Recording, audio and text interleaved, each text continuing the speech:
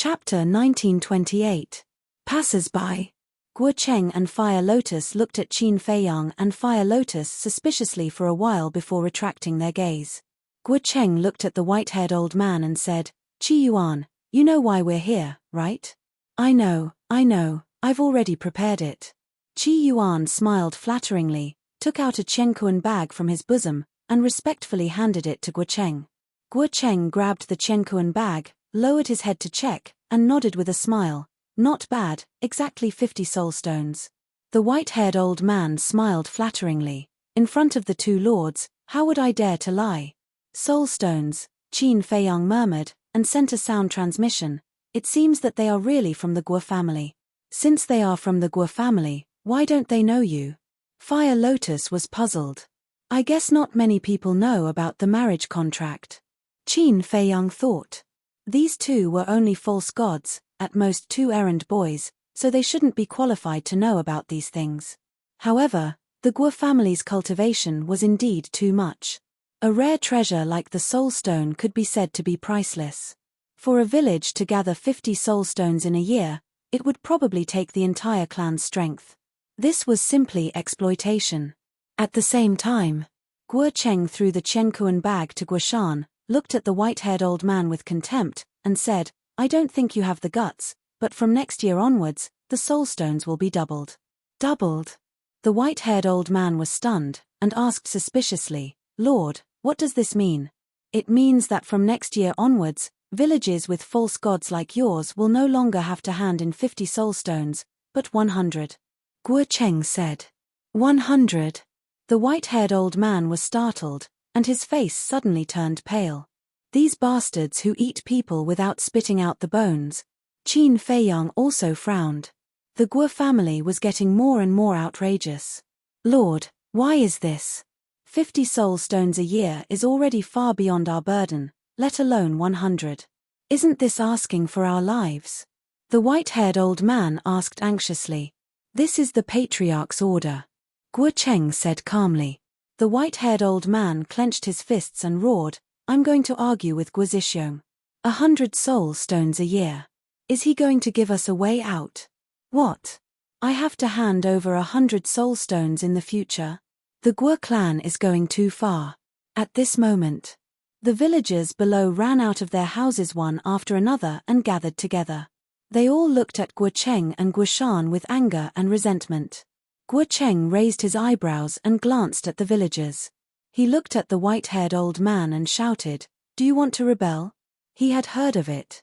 A trace of panic appeared on the white-haired old man's face. But then, he straightened his back and roared, "The government forces the people to rebel.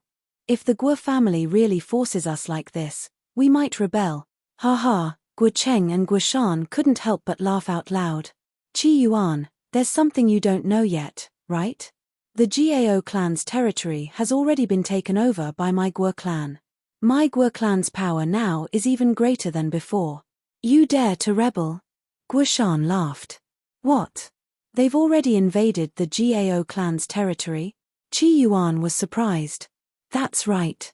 Just yesterday evening, the clan leader led more than 20 war gods and killed their way into the Gao clan. Except for Gao Guofang and Gao Xiaohui, everyone in the Gao clan was wiped out by us. Now say it again. Are you rebelling?" Guo Cheng sneered at the white-haired old man. Hearing this, the white-haired old man's old face turned pale. "Say it. Aren't you very brave? Didn't you even dare to call our clan leader by his name? What? Now that you've heard the news of the Gao clan's destruction, you don't dare to say anything? Old thing, I'm giving you face, but you don't want it." Guo Cheng took a step forward and immediately slapped the white-haired old man's face. A blood-red palm print appeared. Streaks of bright red blood flowed out from the corners of the white-haired old man's mouth. However, the white-haired old man turned a deaf ear to this. His whole person seemed to have become numb. He stood there in a daze, his eyes dim and his face indifferent. The Guo clan's strength skyrocketed after annexing the Gao clan. In the future, their villages would undoubtedly have no way to survive. Suddenly, the white-haired old man looked up at Guo Cheng and said, "Just now, You said that the village with a false god will only have to hand in 100 soul stones? Yes. Guo Cheng nodded. The white-haired old man said, then, will the villages without a false god still have to hand in 50 soul stones like before? Yes. Guo Cheng nodded again. Good. The white-haired old man gritted his teeth and looked at the villagers below. He roared with tears in his eyes, from this moment on, this old man is no longer a person of this village. What? The villagers below suddenly became restless. Guo Cheng was also stunned. Then, he said angrily, old thing, are you playing tricks? This is my home, the people here are also my family. If I wasn't forced to a dead end by you, would I have made such a painful decision? I think, in this world, no one would be willing to abandon a home and the family around them. The white-haired old man cried sadly. Yes. Who wants to leave home? Leave family? But in this world, there are too many helplessness. Qin Feiyang sighed inwardly. The white-haired old man's words deeply touched his heartstrings. However, Guo Cheng and Guo Shan's faces were gloomy. I have abandoned my family and the village. Now that there are no more false gods here, can we only hand in 50 soul stones like in previous years? The white-haired old man looked at the two and said. Ha ha, Guo Cheng and Guo Shan looked at each other and couldn't help but laugh. However, their laughter was full of sarcasm. Old thing, do you think you can reduce the soul stones by playing tricks?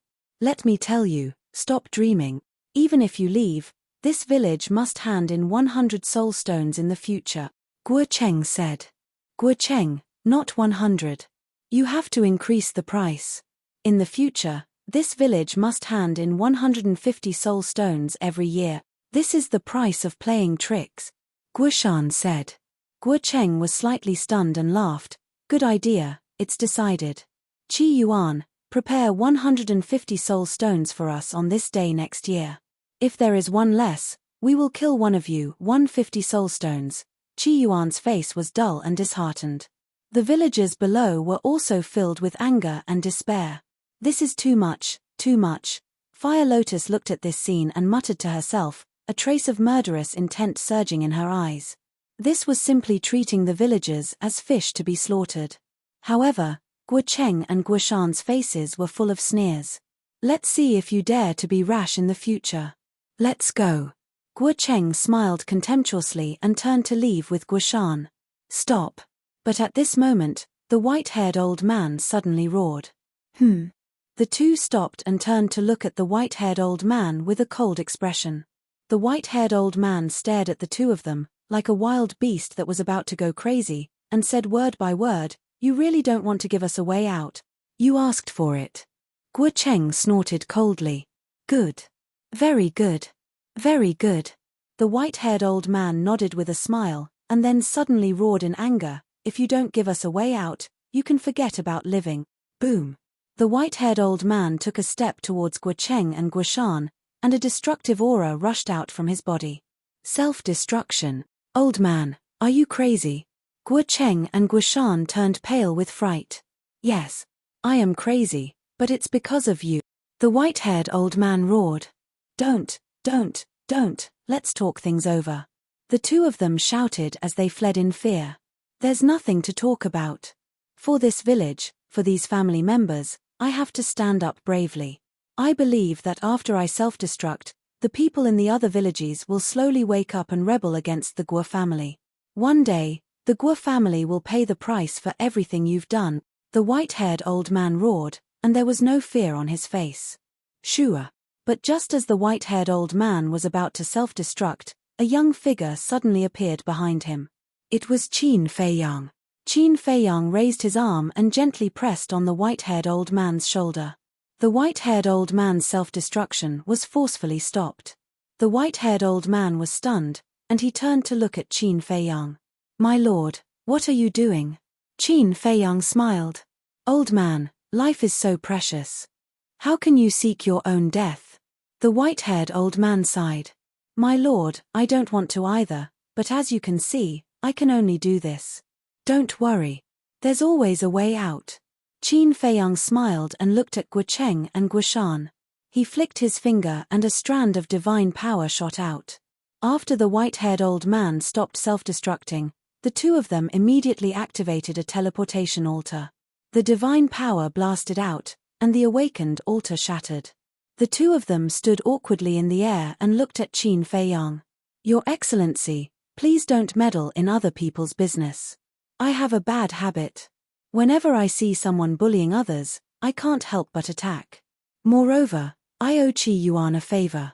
I can't just sit by and watch." Qin Feiyang smiled. Oh. The two of them were suspicious. How could Qi Yuan be related to a war god? However, Qi Yuan himself was also suspicious. Why didn't he know that this young man owed him a favor? Qin Feiyang looked at the two of them and smiled. "Before you came, Qi Yuan gave me a teleportation altar." "What? Giving you a teleportation altar is considered a favor?" The two of them were stunned. Although a teleportation altar is nothing, it's still a favor. A drop of water should be repaid with a gushing spring. Qin Feiyang said. "My lord, you." Qi Yuan looked at Qin Feiyang in a daze. He didn't know what to say. "Leave this to me." Qin Feiyang smiled at Qi Yuan. "Is this okay? They're from the Guo family. The Guo family not only has dozens of war gods, but their patriarch, Guo Zhixiong, is also a great success war god. Moreover, the old patriarch of the Guo family is even stronger. He's a perfect war god." The white-haired old man said worriedly. Literature Center. Chapter 1929. After the white-haired elder finished speaking, before Qin Feiyang could say anything, Guo Cheng and Qi Yuan sneered. "Qi Yuan is right. Not only does our Guo family have dozens of war gods, but we also have a perfected war god. You better think carefully about what you should and shouldn't care about." Once they thought about their backing, the two of them became tough again. "Sir, you should leave. The Guo family has swallowed the Jiao family and is even more powerful than before. Don't get yourself into trouble." Qi Yuan advised earnestly. "If I leave now, what will you do? Continue to self-destruct?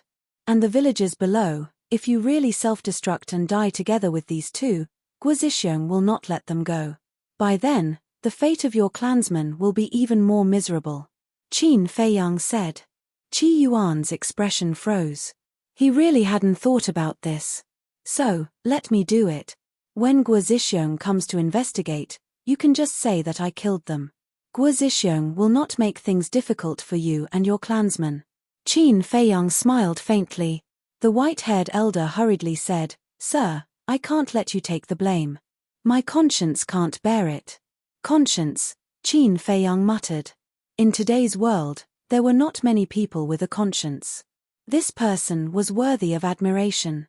Qin Feiyang looked at Guo Cheng and Qi Yuan and smiled. "So what if you're a perfected war god?" His tone was light and his expression was calm. He did not take it to heart at all. Fire Lotus had already told him that this old patriarch was Guo Zhixiong's father. Hearing Qin Feiyang's words, the white-haired elder was stunned. "So what if you're a perfected war god? How could you say such disdainful words? Could it be that this young man is also a perfected war god and is even stronger than the old patriarch of the Guo family?" Guo Cheng and Qi Yuan's expressions froze. It seemed that they had encountered a tough opponent this time. The two of them scanned their surroundings, looking for a way out. "Stop looking, you have no way out." Fire Lotus took a step forward and appeared behind the two of them. The power of the dead rolled out and directly wiped out their souls. Qin Feiyang was stunned. He looked at Fire Lotus helplessly and said, "Oh my god, why are you in such a hurry to kill them? Didn't you want to kill them? I'm just doing it on your behalf." Fire Lotus looked at Qin Feiyang suspiciously.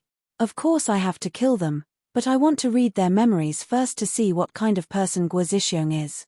Qin Feiyang sighed. Fire Lotus was stunned and said unhappily, "Why didn't you say so earlier?" All right, it's my fault." Qin Feiyang smiled helplessly. He glanced at the two fallen Guo Cheng and said, "However, these two probably don't know much. He really killed him." However, the white-haired old man and the villagers below all looked at Guo Cheng and Guo Shan's corpses in shock. They originally thought that Qin Feiyang and Guo Shan were just scaring Guo Cheng and Guo Shan. But they didn't expect that. In the end, they killed them without any hesitation.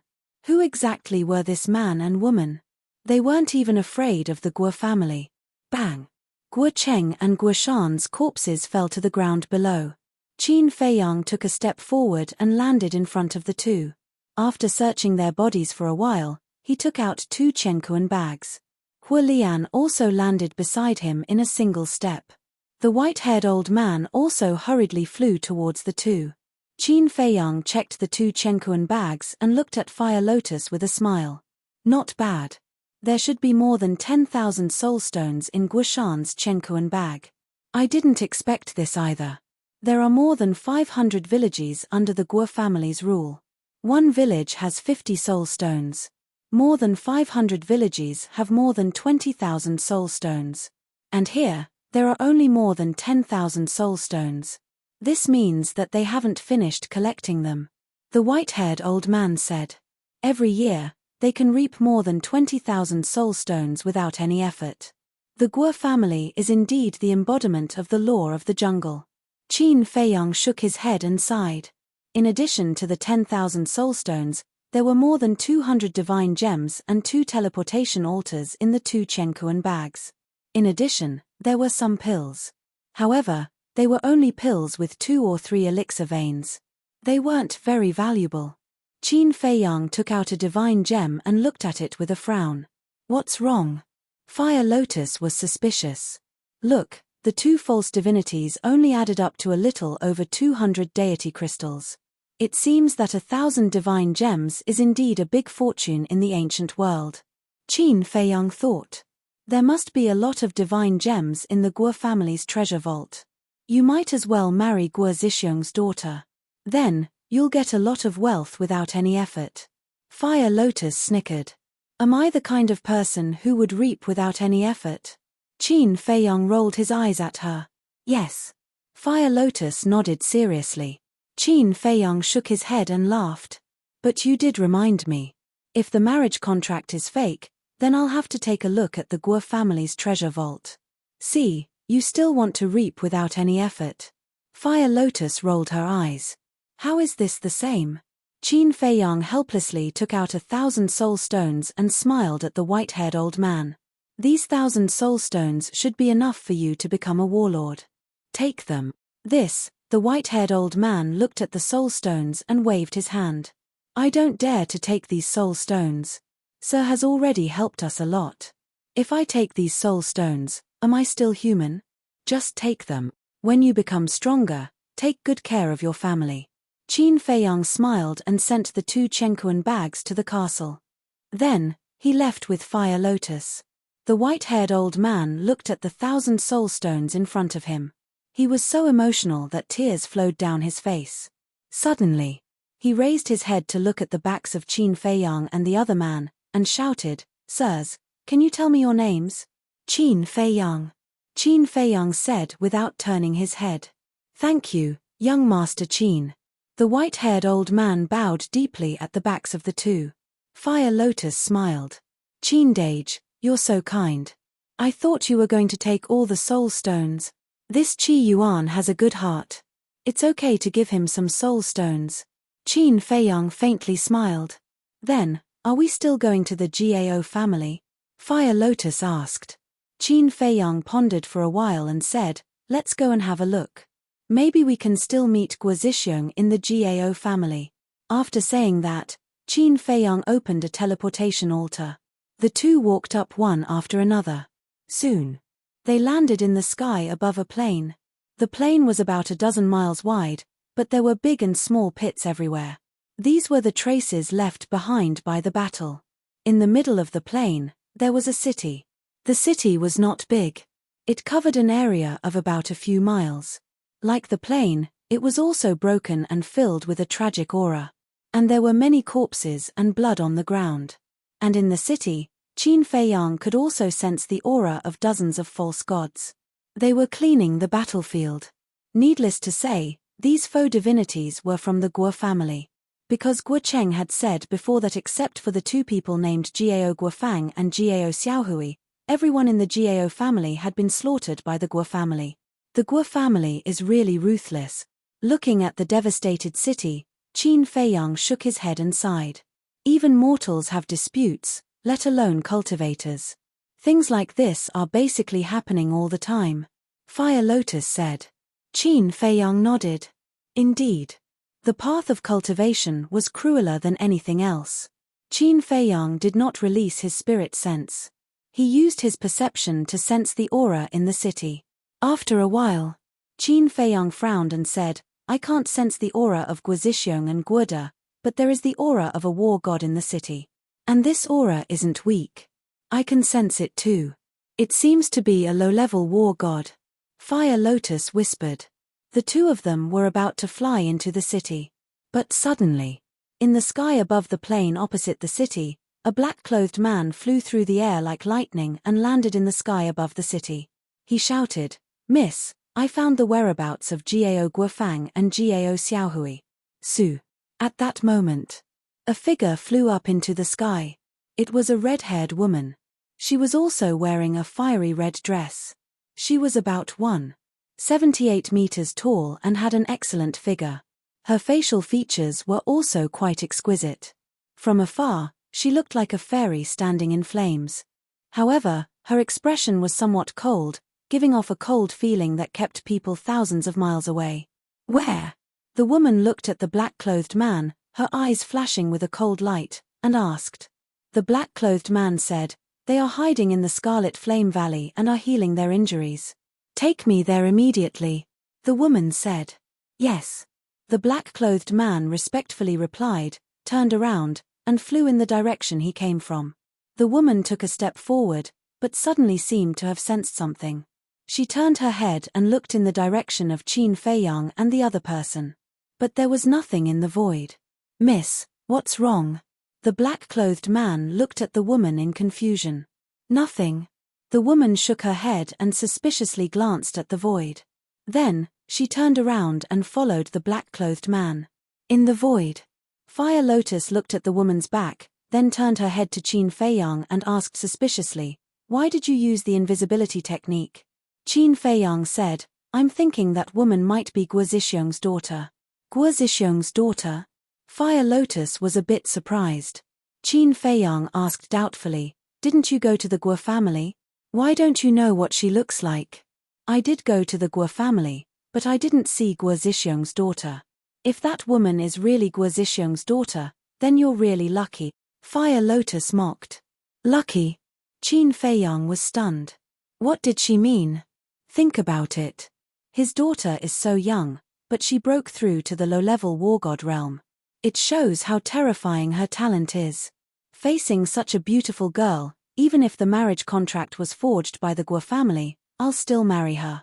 Fire Lotus covered her mouth and laughed. A row of black lines appeared on Qin Feiyang's forehead as he speechlessly said, Then go ahead and marry her. I absolutely won't stop you. Then I'm curious. If you don't plan to marry her, then why are you avoiding her? Fire Lotus said. I just want to see if she's really Guozixing's daughter or not. If she is, then she must know about the marriage contract. If the marriage contract is fake, then I'll just show up. She won't tell the truth. Qin Feiyang said. I see. Fire Lotus suddenly smiled and teased. I thought you were shy because you met your future wife. You really know how to talk nonsense. Qin Feiyang looked at her helplessly. He waved his hand and rolled up Fire Lotus. Then, he used the Xing technique and chased after the woman and the black-clothed man. Literature Center. Chapter 1930. The Xing character formula is a heaven-defying formula. In less than 10 breaths, Qin Feiyang took the Fire Lotus and caught up with the red-clothed woman and the black-clothed man. Then, he followed them. The red-clothed woman and the black-clothed man didn't notice him at all. About 500 to 600 breaths passed. A huge valley came into sight. Around the valley, waves of fire rolled and black smoke curled up. There were no plants within a radius of dozens of miles. Crimson lava flowed and waves of heat surged, turning this place into a huge furnace. The lava came from the valley. In the middle of the valley, there was a crater with a diameter of 5 to 6 meters. Occasionally, lava would spurt out. Miss, they are in a cave on the left side of the crater. The black-clothed man pointed and said in a low voice. The two of them also concealed their presence. The red-clothed woman looked at the direction the black-clothed man pointed, but didn't see the so-called cave. She asked, "Are you sure where they are?" The black-clothed man said, "I'm sure.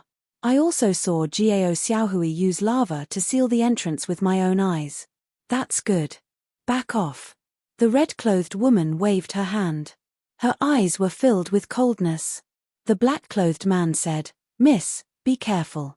"I'm fine." Although Jiao Guofang is a perfect war god, his soul was damaged when he fought grandfather last night. His vitality was greatly damaged. If he had a life pill, he would have recovered by now. Unfortunately, both his and Jiao Xiaohui's universe rings were destroyed last night. So the current Jiao Guofang is nothing to worry about. As for Jiao Xiaohui, although she isn't injured, she is just a beginner war god. "I can kill her with a wave of my hand," the red-clothed woman said with contempt. Perfect war god, Qin Feiyang thought. So the Jiao family also has a perfect war god. No wonder the three young men he met not long ago said that the Jiao family and the Guo family were equal in strength. "Mrs. Mighty," the black-clothed man said flatteringly and then retreated silently. "Jiao Guofang, Jiao Xiaohui," the red-clothed woman muttered. She stepped out and landed on top of the crater. She looked down coldly and said, "Jiao Xiaohui, come out." But after a while, no other sound could be heard. "Looks like you'll only come out if I do it." The woman in red raised her slender finger, and a surge of divine energy suddenly surged out. It turned into a wave of fire that blasted into the valley below. Accompanied by a loud bang, the valley instantly split apart and collapsed crazily. The surging magma was like a fountain as it gushed out from the ground. Black smoke enveloped the entire area. Qin Feiyang looked at Fire Lotus and said with a smile, "Let's back off a little." Fire Lotus nodded. The two of them retreated 50 to 60 miles and stood in the void, watching from afar. To a mortal, it would take several hours to cover a distance of 50 to 60 kilometers even if they ran non-stop. However, to Qin Feiyang and Hua Lian, it was nothing. They could teleport away. Furthermore, with their current eyesight, they could see everything clearly even from tens of thousands of miles away. Just as the two of them retreated, two figures suddenly rushed out of the black smoke. It was an old man and a young woman. Although the old man was old, he had a ruddy complexion and white hair, and his body was quite strong. And the young woman was about the same as the woman in red. Her appearance was also quite good. She was more than 1.7 meters tall and was extremely slender. Her jet black hair was tied together, making her look full of heroic spirit. Her skin was also very soft. However, the old man and the young woman were in a sorry state at the moment. Especially the old man, his body was covered in blood, his eyes were dim and lifeless, and there was a sense of weakness between his eyebrows that couldn't be dissolved. After the two of them appeared, they didn't bother with the woman in red. They didn't even say a word and directly teleported away. However, there was a trace of fear on their faces. "Jiao Guofang, you're a perfect war god. Facing a junior like me, you actually ran away without fighting. Aren't you afraid of being laughed at?" The woman in red said mockingly. She took a step forward and her speed instantly increased by several times. In the blink of an eye, she appeared in front of Jiao Guofang and Jiao Guofang. The two of them braked and stopped in the void. Jiao Xiaohui immediately glared at the woman in red and shouted, "Guozueki, don't go too far." "Guozueki," Qin Feiyang mumbled. So that was the name of the woman in red. Guozueki looked at Jiao Xiaohui expressionlessly and then shifted her gaze to Jiao Guofang. After observing carefully for a while, she said, "As I expected, your divine soul hasn't been repaired. Even if it hasn't been repaired, it's not something that a little kid like you can block." Jiao Guofang shouted furiously, and there was a hint of anger in his tone. His divine power was like a tide that carried a terrifying aura as it rushed toward Guozueki. Guozueki's eyes flickered. She seemed to be hesitating whether to fight head-on. Suddenly, a cold light flashed across her eyes. She raised her hand and a flame-like divine power appeared. It roared in the sky and collided with Jiao Guofang's divine power. Boom! A loud explosion that shook the sky suddenly exploded. A wave of destructive energy surged out in all directions. The land within a radius of tens of thousands of miles was razed to the ground. Dust and smoke covered the sky. Qin Feiyang also went to the Black Tortoise world with the Fire Lotus. This was because once they were affected by the fluctuations of battle, the concealment technique would disappear. However, it was different in the Black Tortoise world. No matter how Guozueki and the other two fought, even if they self-destructed, it wouldn't affect them. Outside, when the dust settled, Guozueki was pushed back dozens of miles. Her face was pale and there was a trace of blood at the corner of her mouth. The skin on her arm was also cracked. Blood dripped down from her fingertips. However, Guozueki ignored this injury and stared at Jiao Guofang, who was standing in the void opposite her. Jiao Guofang stood firmly in the void and didn't even move a step. He didn't look any different from when he first appeared. The aura exuding from his body was extremely terrifying. How is this possible? Last night, I saw with my own eyes that his divine soul was damaged and he could only use the strength of a beginner god of war. But now, he actually pushed me back. Could it be? His divine soul has been repaired. Guozueki muttered to herself and looked at Jiao Guofang with a face full of shock. Jiao Xiaohui glanced at Guozueki and ran to Jiao Guofang's side and asked, "Grandpa, are you okay?" Jiao Guofang waved his hand and said with a hoarse smile, "Don't worry, Grandpa is fine." Guozueki raised her eyebrows and said, "Your Qian Kuan ring was destroyed and you didn't have the life elixir. How could you repair your divine soul so quickly? Little girl, you are still too young. Although the Qian Kuan ring was destroyed, the life elixir is such an important elixir. I will definitely store it elsewhere." Jiao Guofang sneered. Damn it. Guozueki cursed in her heart. If Jiao Guofang's divine soul hadn't been repaired, she wouldn't be afraid at all. However, once Jiao Guofang's divine soul was repaired, it would be easy for him to kill her with his cultivation as a perfect god of war. Immediately, she had the thought of retreating. Wait.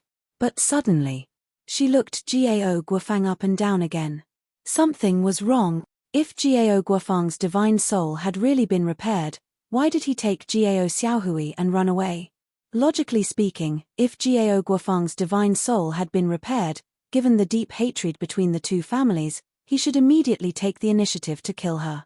Or take her captive and use her as a bargaining chip to threaten the Guo family.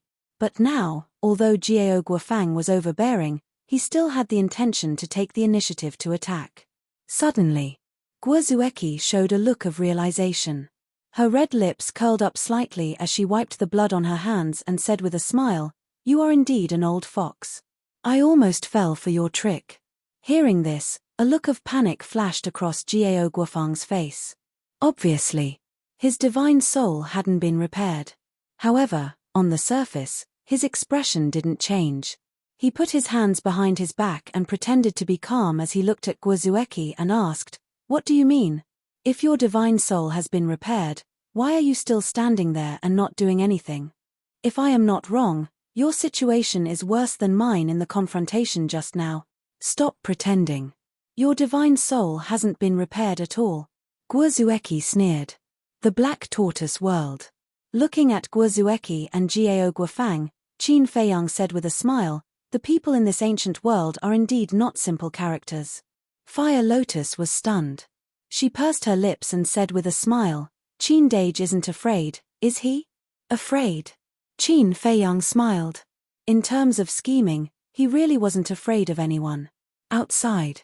Hearing Guozueki's words, Jiao Guofang's expression still didn't change. His aura became more and more terrifying. He had to continue pretending. Because only by scaring away Guozueki could he and his granddaughter Jiao Xiaohui live. However, his weak body didn't allow it. Puff. The blood that had been held in his throat suddenly spurted out. His face instantly became pale. His body kept shaking. Even standing seemed to be very difficult. Jiao Xiaohui's expression changed. She quickly stretched out her hands and grabbed Jiao Guofang's arm. "Finally, you can't pretend anymore." Guo Zueki's face was full of ridicule. Jiao Guofang smiled bitterly and turned to look at Jiao Xiaohui. He said with a face full of guilt, "Xiaohui, I'm sorry. Grandpa is too useless. I can't even protect you." "Grandpa, don't say that. I'm the useless one." Jiao Xiaohui shook her head and tears flowed down. "The Jiao family only has today's achievements and status because of our ancestors' hard work. But I didn't expect that it would all be destroyed by my hands overnight. Xiaohui, Grandpa is the sinner of the Jiao family." Jiao Guofang cried out in grief. "Grandpa, cheer up. You still have me." Jiao Xiaohui cried out. Then she turned around and protected Jiao Guofang behind her. She said without turning her head, "Grandpa, I will protect you." Looking at his granddaughter in front of him, Jiao Guofang undoubtedly blamed himself. He actually needed his granddaughter to protect him? He was a perfect war god. Where was his face? Jiao Guofang pushed Jiao Xiaohui away and roared, "Xiaohui, you are our Jiao family's only hope now. You can't die here. Grandpa will hold her back. Run and find your brother. Ask him to avenge us. No one can escape." Guo Zueki smiled coldly. Chapter 1931. Accompanied by a loud clanging sound, a world-destroying sharpness appeared in front of him. Following that, a thin red sword appeared in Guo Zueki's hand. The thin sword looked like it was made of magma. The fire dragon was engraved on the sword hilt. The fire dragon divine sword. Looking at the thin sword, Jiao Guofang's face changed. He shouted anxiously, "Xiaohui, don't hesitate. Hurry. I can't leave you behind, grandfather." Jiao Xiaohui shook her head. Looking at Jiao Guofang and Guo Zueki, there was a trace of fear for the fire dragon divine sword, but more than that, there was a reluctance to leave Jiao Guofang. Clang. The fire dragon divine sword in Guo Zueki's hand had awakened. The aura was shocking, like a tide, covering the sky and shattering the earth. High-grade divine weapon. Black tortoise world. Qin Feiyang's eyes lit up. Even the Guo family's patriarch, Guo Zixiong, only has a middle-grade divine weapon, but this girl has a high-grade divine weapon. Looks like Guo Zueki's status in the Guo family isn't low. Qin Dage, if you really become the Guo family's son-in-law, your future will be limitless. Fire Lotus said with a smile. Qin Feiyang heard this and felt helpless.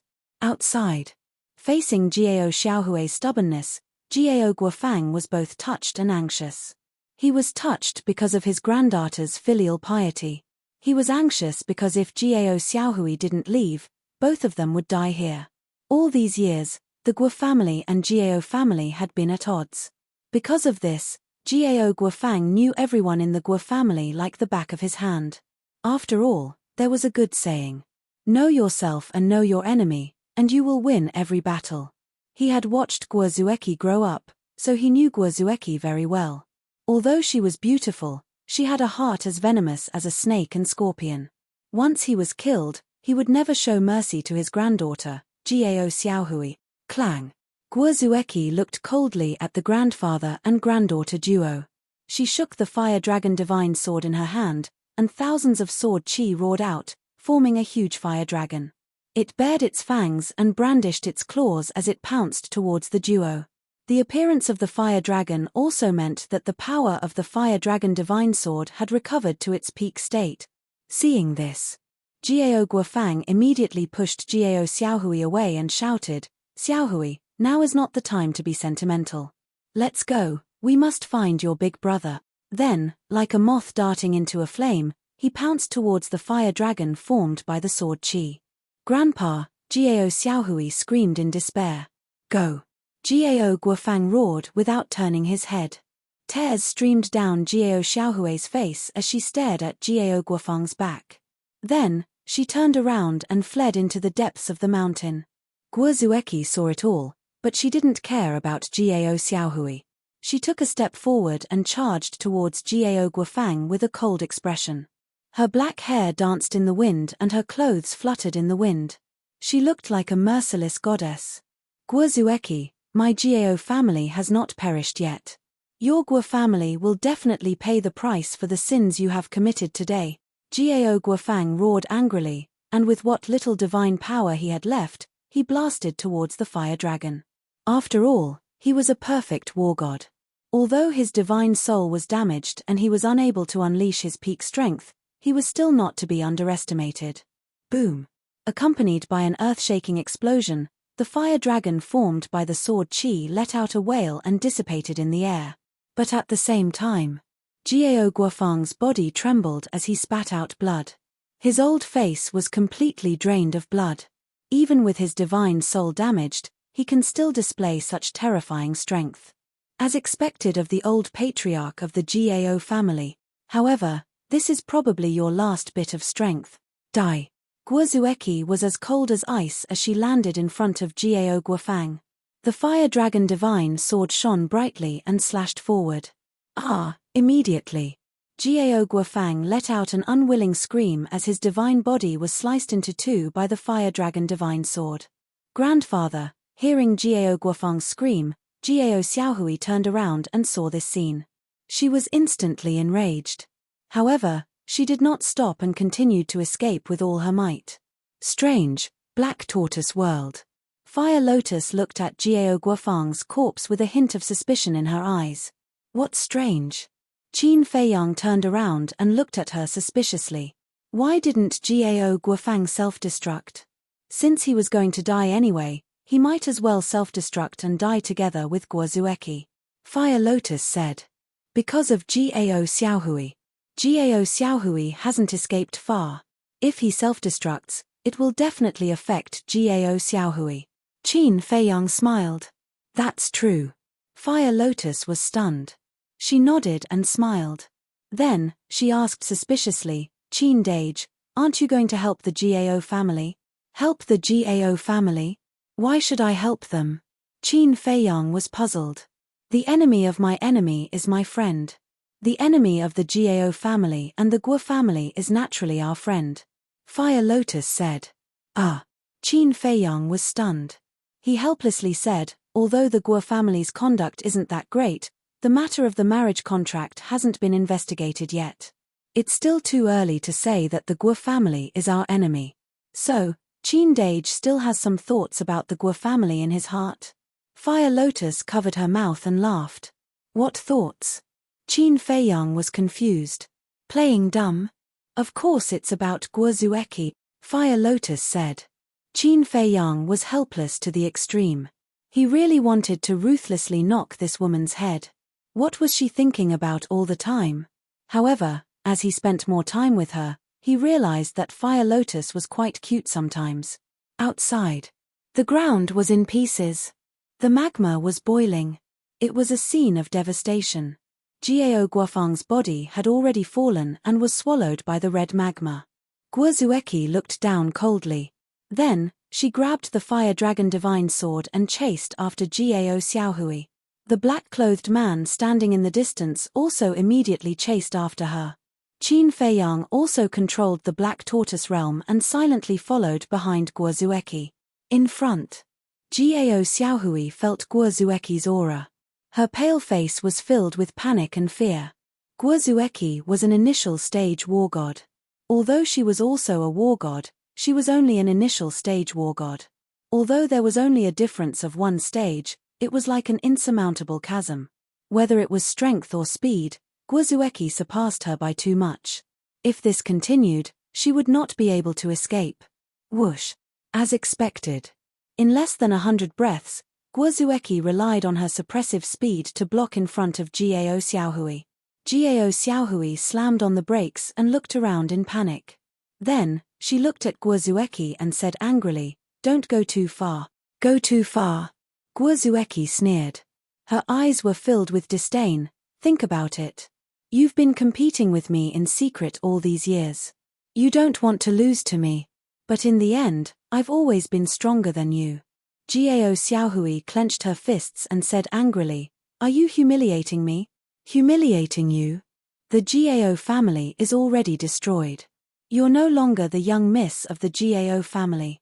You're not worthy to be my opponent. What's the point of me humiliating you?"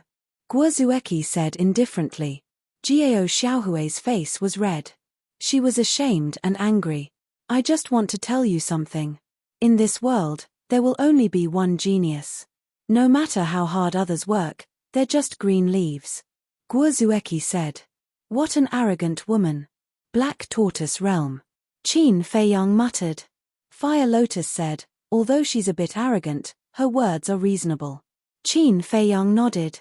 Outside, the black-clothed man also caught up and blocked Jiao Xiaohui's path. Jiao Xiaohui glanced at the black-clothed man, then looked at Guozueki and said, Today, I'm in your hands. You can kill me or torture me. But there's a question that I can't figure out. The black-clothed man sneered, Young miss, don't talk nonsense with her. Guozueki glanced at the confused Jiao Xiaohui and waved her hand at the black-clothed man. Then, she looked at Jiao Xiaohui and said, Speak. The strength of our two families has always been on par. But why was my father's army wiped out in the land of the dead? Jiao Xiaohui said. Hearing this, Guozueki lowered her head. Her eyes flickered. Seeing that Guozueki was silent, the black-clothed man stared at Jiao Xiaohui arrogantly and said, Nonsense. Of course it's because the Guo family is stronger than the Jiao family. Impossible. In this battle in the land of the dead, both our families have the same number of people and divine weapons. Even if the Jiao family loses, it's impossible for them to be wiped out. Jiao Xiaohui shouted. Battle? Qin Feiyang was stunned. What was going on? Originally, he had thought that the Guo and Jiao families were fighting over something in the land of the undead, and that was why they were fighting. But he did not expect it to be a battle. Then why did these two great clans want to fight? To fight for territory? That seemed to be the case. Because now, all the villages controlled by the Jiao family had been taken over by the Guo family. Guozueki was silent for a long time. Then, she looked up at Jiao Xiaohui and said coldly, A loss is a loss. Why are you still asking so many questions? Jiao Xiaohui shouted, I don't believe that the Guo family has the ability. So, you must have used some despicable means. How dare you? The Guo family is upright. How can we use despicable means as you think? Guozueki said angrily. Jiao Xiaohui said, Since you are upright, why are you beating around the bush? I'm not. Guozueki shook her head. Haha, Guozueki, I didn't expect there to be something that you can't talk about. It seems that the Guo family's victory is not glorious. Jiao Xiaohui laughed out loud, his face full of mockery. Hearing this, Guozueki clenched her fingers and said in a low voice, Fine, I'll tell you. The reason why the Jiao family was wiped out in the land of the dead was because of one person. Because of one person? Jiao Xiaohui was stunned. She said angrily, Who is so capable? My Guozueki took a deep breath and said, My fiancé. Fiancé? Jiao Xiaohui's face was full of surprise. She asked, Why didn't I know that you have a fiancé? I didn't know before. Grandfather and father only told me about it recently. Guozueki sighed. Fiancé, Jiao Xiaohui murmured and smiled sadly. I didn't expect that the Guo family would have such a powerful person. Shut up. I, Guozueki, don't need to rely on anyone. Even without him, with my talent, I can destroy the Jiao family sooner or later. Guozueki shouted. Literature Center. Chapter 1932. Qindage, why do I feel like your fiancé is a disgrace in her eyes? Fire Lotus looked at Guozueki and asked suspiciously. She's not only an arrogant woman, she's also a very conceited and prideful woman. She doesn't want people to say that the Guo family relied on me to get rid of the Jiao family. So, when Jiao Xiaohui said that the Guo family had hooked up with a powerful person, to her, the word hooked up is a disgrace. Qin Feiyang smiled faintly. So you're saying that she's unhappy that you interfered with the Guo and Jiao family in the land of the dead? Fire Lotus was stunned. Qin Feiyang nodded. She really doesn't know what's good for her.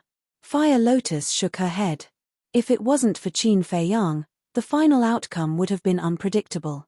Actually, I don't care about any of this. I just want to know if the marriage contract is real or fake. But now it seems that Guozueki doesn't know either. Qin Feiyang frowned. Outside. Jiao Xiaohui looked at Guozueki and said, I have no more questions, please give me a quick death. Okay. Guozueki nodded. The fire dragon divine sword in her hand emitted a destructive aura. However, just as she raised the fire dragon divine sword, just as Jiao Xiaohui was about to die under the sword, she suddenly disappeared without a trace. Guozueki's arm froze. The fire dragon divine sword stopped in the air and immediately released her divine sense in all directions. At the same time, the black-robed man's expression changed greatly and he also released his divine sense. But the two of them searched tens of thousands of miles and didn't find the aura of a stranger, nor any traces of a spatial divine object. Miss, what's going on? The black-robed man ran in front of Guozueki and exclaimed. Strange. Guozueki didn't answer. She looked around at the void, her bright eyes full of suspicion. The Black Tortoise World. A woman suddenly appeared in front of Qin Feiyang and Fire Lotus. It was Jiao Xiaohui. That was right. The person who saved Jiao Xiaohui from Guozueki's sword was Qin Feiyang. At this moment, Jiao Xiaohui also sized up this unfamiliar place with a look of surprise and bewilderment. Fire Lotus glanced at Jiao Xiaohui and asked through telepathy, Qin Dage, why are you saving her again? Qin Feiyang secretly laughed and said, the heavens are virtuous. When Fire Lotus heard this, she pouted. Who are you? Where is this? At this moment, Jiao Xiaohui retracted her gaze and looked at Qin Feiyang warily. Don't worry. If we wanted to harm you, we wouldn't have saved you just now. Qin Feiyang said with a smile. Jiao Xiaohui did not let her guard down because of this. She asked curiously, why did you save me? I don't even know you. We really don't know each other, but saving a life is better than building a 7-floor pagoda. Just think of me as a good person. Qin Feiyang said. Good person? Jiao Xiaohui sized up the two and said with a flattering smile, don't pretend. What is your purpose? Just tell me. In this world, who wasn't selfish? How could there be a good person? It's so hard to be a good person. It's really frustrating. Qin Feiyang shook his head. Fire Lotus covered her mouth and laughed. It's not that it's hard to be a good person, it's just that you look like a bad person. Qin Feiyang was stunned and shook his head helplessly. He looked at Jiao Xiaohui and said, take us to the Guo family. The Guo family? Jiao Xiaohui was slightly surprised and said, why are you going to the Guo family? Did these two have a grudge against the Guo family? That's none of your business. As long as we go to the Guo family, I will let you go. Qin Feiyang said. Jiao Xiaohui was taken aback and quickly asked, really? A gentleman never goes back on his word. Qin Feiyang said and looked up at the image in the sky. Guozueki had already left with the man in black. Jiao Xiaohui also looked at Guozueki's back and asked suspiciously, brother, where are we now? Why can't Guozueki's immortal will find us? Here, Qin Feiyang's eyes twinkled and said with a smile, you are in my divine dimension item. Divine dimension item. Jiao Xiaohui looked around in shock and mumbled, a divine dimension item can escape the detection of immortal will? Maybe it's because my divine dimension item's level is a bit high, so immortal will can't find it. Qin Feiyang smiled. A divine dimension item that immortal will can't find? What level is it? Jiao Xiaohui was so shocked that she couldn't close her mouth. Fire Lotus was speechless, she actually believed your nonsense. How naive is this girl? How can anyone who has reached the divine war realm be naive? She didn't believe me at all. She's just pretending to be naive because she's in our hands. Qin Feiyang said telepathically.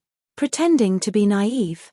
Fire Lotus glanced at Jiao Xiaohui and her eyes twinkled. There's no need to expose her. Qin Feiyang said and then looked at Jiao Xiaohui with a smile, I'm a man of my words. Lead the way.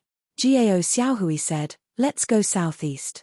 Qin Feiyang immediately controlled the Black Tortoise World and under Jiao Xiaohui's guidance, it took them half an hour to arrive at a city. The city was located in the middle of a mountain and was about a dozen miles in size. Every street in the city was bustling with activity. Looking at the city outside through the Black Tortoise World, Gao Xiaohui's eyes were filled with hatred. Do you hate the Guo family? Qin Feiyang asked with a smile. Of course. My Gao clan used to be as prosperous as this, but in a single night, we were all massacred. The Guo family is despicable. Guo Zueqi's fiancé is even more despicable. Gao Xiaohui clenched her fists and said. Qin Feiyang was stunned and asked calmly, why do you hate Guo Zueqi's fiancé? If it wasn't for him, would my father and the others have been wiped out in the land of the dead? If my father and the others hadn't died, would the Guo family have slaughtered my people and destroyed my family's land? Gao Xiaohui said angrily. You can't blame him for this. After all, he's Guo Zueqi's fiancé.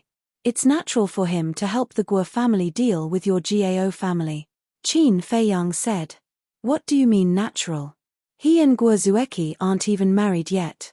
What right does he have to interfere with the grudges between our families? Gao Xiaohui glared at Qin Feiyang and said. Okay. Take it that I've said too much. Forget it. Qin Feiyang hurriedly waved his hand and drove the Black Tortoise realm into the city. Wait. Didn't you say that you would let me go after we arrived at the Guo family? Gao Xiaohui said hurriedly.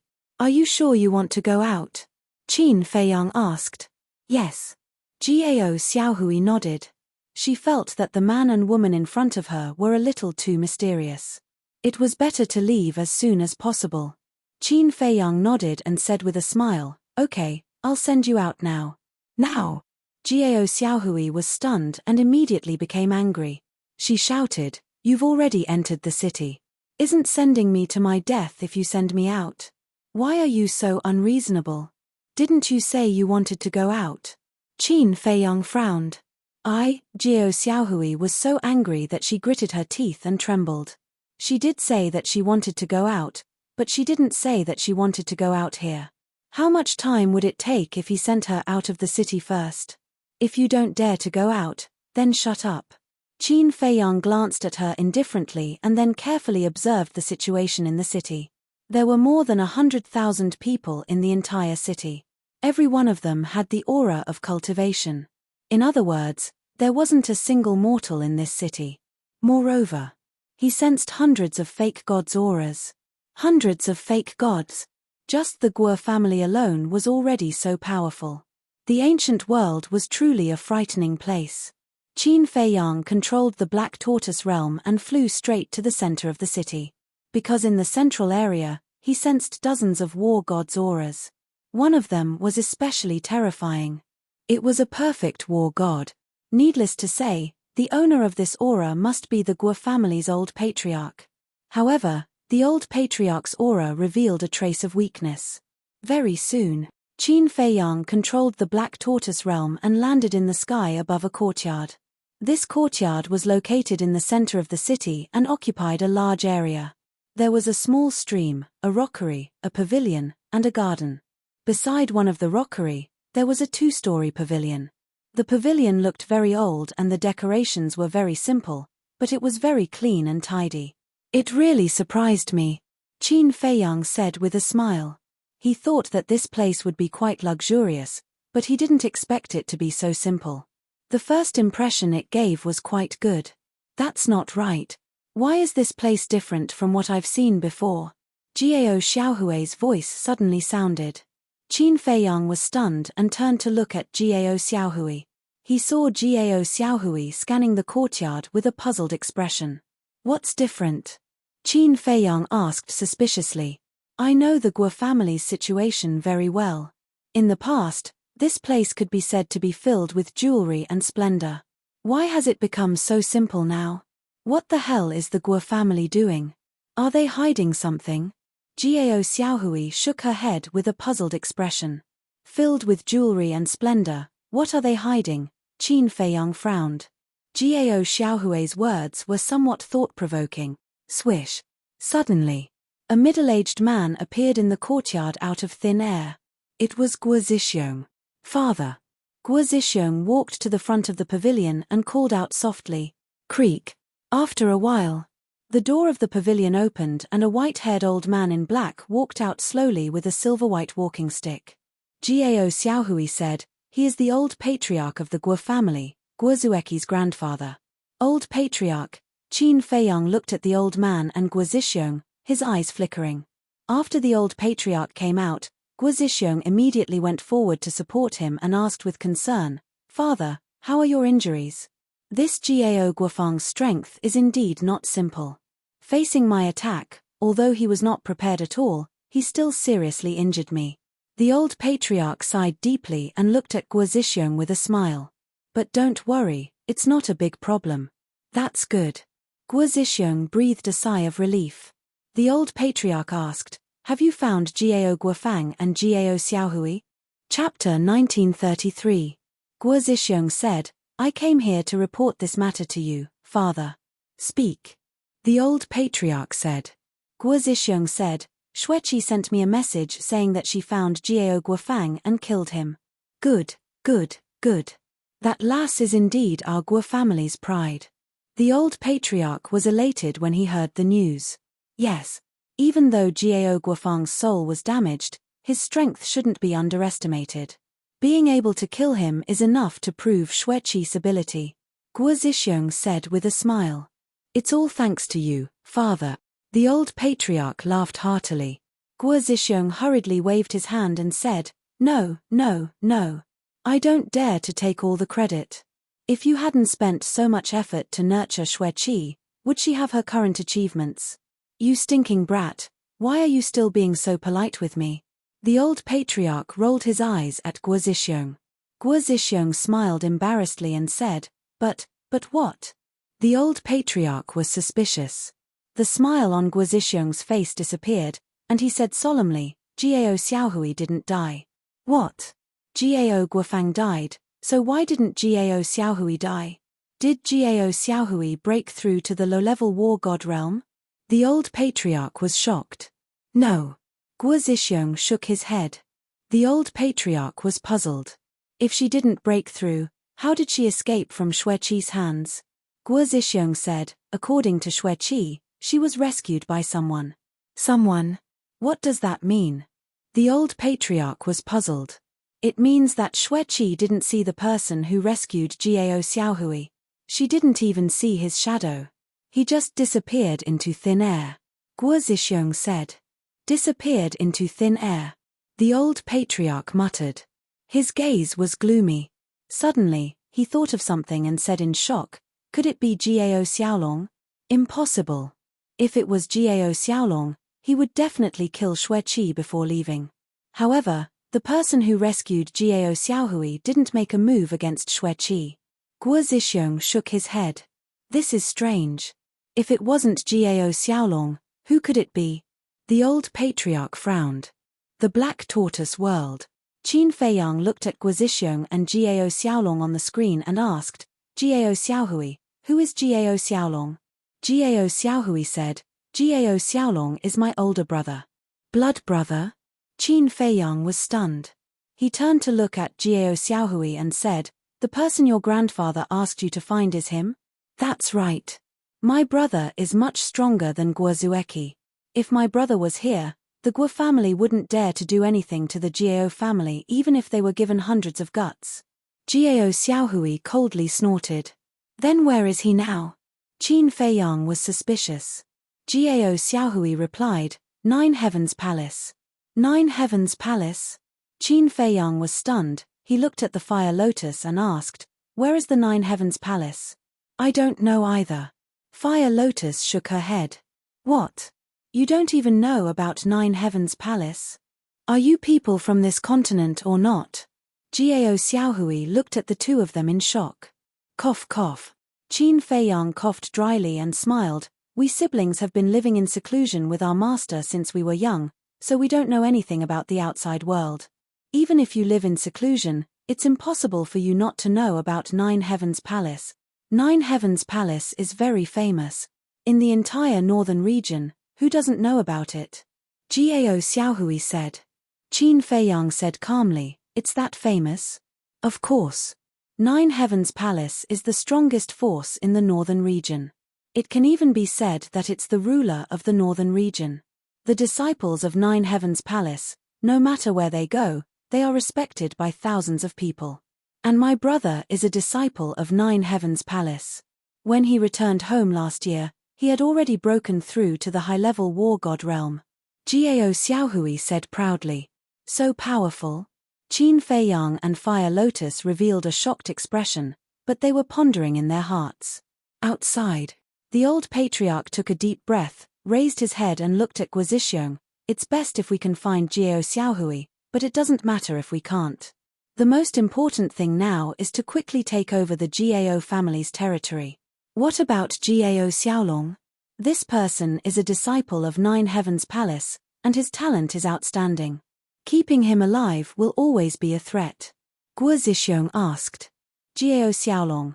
The old patriarch pondered for a moment, a cold light flashed across his eyes, and he sneered, "Don't worry, this old man has already made arrangements."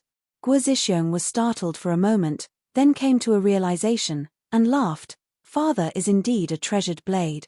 "Ha ha," the old patriarch laughed, and said, "Go and do your work." "Yes." Guozixing respectfully replied, then turned and left. "Wait." But suddenly, the old patriarch called out to Guozixing again. Guozixing turned his head and asked suspiciously, "Father, do you have any other orders?" The old patriarch said, "Is there still no news of Qin Feiyang?" "No." Guozixing shook his head. "It's already been a few days, why is there still no news of him? Could it be that he has already died in that mountain range?" The old patriarch was bewildered. "I don't know," Guozixing said. The old patriarch thought for a moment, then gritted his teeth and said, "No, this old man must go and take a look personally." "Father, you mustn't. There are ferocious beasts everywhere in that mountain range. Not to mention that you are injured now, even if you were in your peak condition, once you set foot in there, it would be difficult for you to escape unscathed." Guozixing's face changed, and he hurriedly said, "Of course, this old man knows. But you know how important Qin Feiyang is to our Guo family. If something happens to him, then our efforts will be in vain." The old patriarch said in a low voice. "I know." Guozixing nodded, and after a moment of silence, he smiled. "Father, how about this? You rest well, and I will go and look for him." "Okay." The old patriarch nodded and said, "You must find him, and make sure that he and Xueqi get married smoothly." "I understand." Guozixing nodded. The old patriarch waved his hand, indicating for Guozixing to leave, but then he suddenly said, "Oh, by the way, does Xueqi have any objections to this marriage?" Guozixing sighed and said, "This lass is somewhat resistant to it. For the sake of our Guo family's future, even if she is resistant, she must get married. After all, that marriage contract was forged with great difficulty by imitating Qin Baishan's handwriting, and it was also with great difficulty that I managed to make Qin Feiyang believe it. So, we mustn't let this lass's stubbornness ruin all of our efforts." The old patriarch said, "I understand, and I will try my best to persuade her." Guozixing nodded and replied, "Moreover, only Guode, you, and I know whether the marriage contract is real or fake. You mustn't tell anyone else, especially Xueqi. Go." After the old patriarch spoke, he waved his hand. "I will take my leave." Guozixing bowed respectfully, then turned around and left with large strides. This marriage contract is really fake. The Black Tortoise whirled. Qin Feiyang clenched his fists, and his eyes flashed with shocking killing intent. "So, Guo Xueqi's fiancé is Qin Feiyang. That damned bastard. He harmed my Gao family. I will not let him off." Just as Qin Feiyang was feeling vexed, Gao Xiaohui's voice suddenly rang out. Qin Feiyang turned to look at Gao Xiaohui and saw that her face was filled with resentment. Qin Feiyang could not help but smile bitterly in his heart. He did not expect to get into so much trouble as soon as he arrived in the ancient world. What a headache. Fire Lotus glanced at Gao Xiaohui and said telepathically, "Qin Dage, the Gao family is really innocent." Qin Feiyang sighed and said, "It's my fault. I acted rashly without investigating properly." "Then, what should we do now?" Fire Lotus asked in her heart. "Since they dared to trick me, they will have to pay the price." Qin Feiyang's eyes flashed with a cold light. "I am asking Gao Xiaohui how to deal with this matter." Fire Lotus said in her heart. Qin Feiyang glanced at Jiao Xiaohui and frowned. Jiao Xiaohui did not know that the enemy she was looking for was right next to her. She lowered her head and frowned. There was a trace of suspicion on her face. Qin Feiyang sighed in his heart and asked with a smile, "Miss Xiaohui, what are you thinking about?" Jiao Xiaohui glanced at Qin Feiyang and said indifferently, "I am thinking that the name Qin Batian sounds familiar." Familiar? Qin Feiyang was stunned. He hurriedly grabbed Jiao Xiaohui's hand and asked, "Are you sure?" Jiao Xiaohui was taken aback by this sudden turn of events. She immediately shouted, "What are you doing? Let go of me." Qin Feiyang was stunned. He quickly let go of Jiao Xiaohui and smiled apologetically, Sorry. I was impulsive. Don't misunderstand. What's wrong with you? Why are you so surprised? Let me tell you, I am not that kind of woman. Don't even think about hitting on me." Jiao Xiaohui looked at Qin Feiyang with disgust. It seemed that she had misunderstood Qin Feiyang. Qin Feiyang was not in the mood to explain. He asked again, "Miss Xiaohui, are you sure you have heard of the name Qin Batian?" Jiao Xiaohui looked at Qin Feiyang suspiciously and asked, "Why? Do you know this Qin Batian?"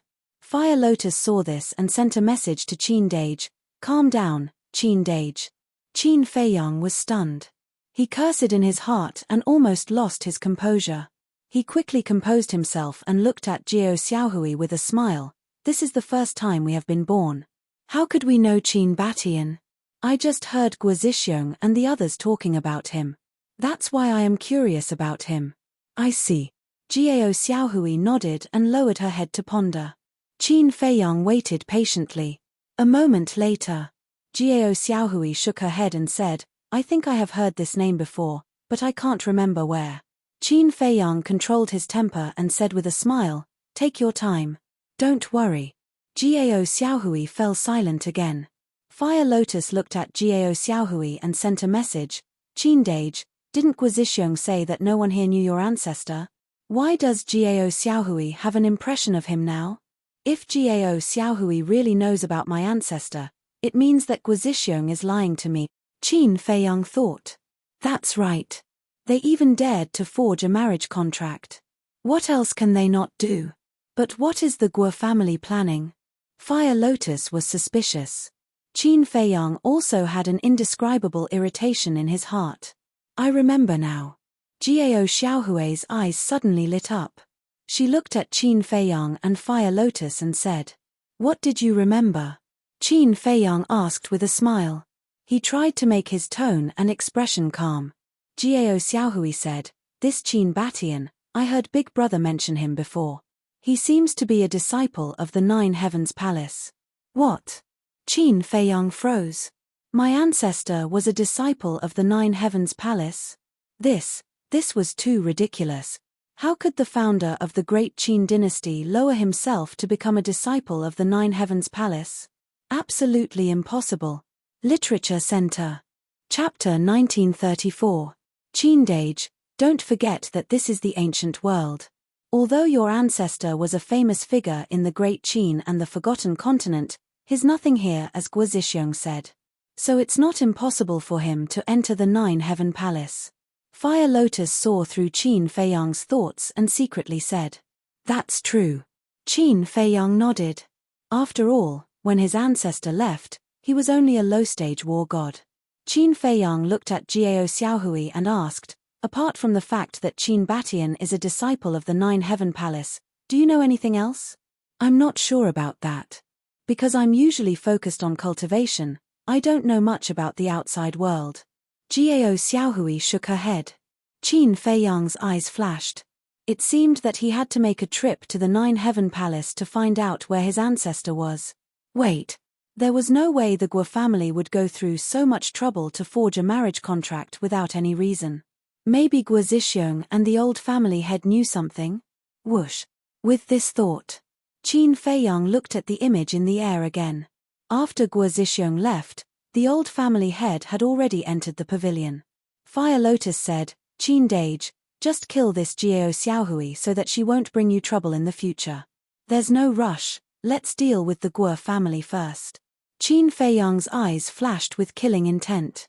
He controlled the Black Tortoise realm and silently entered the pavilion. Soon, he found the old family head.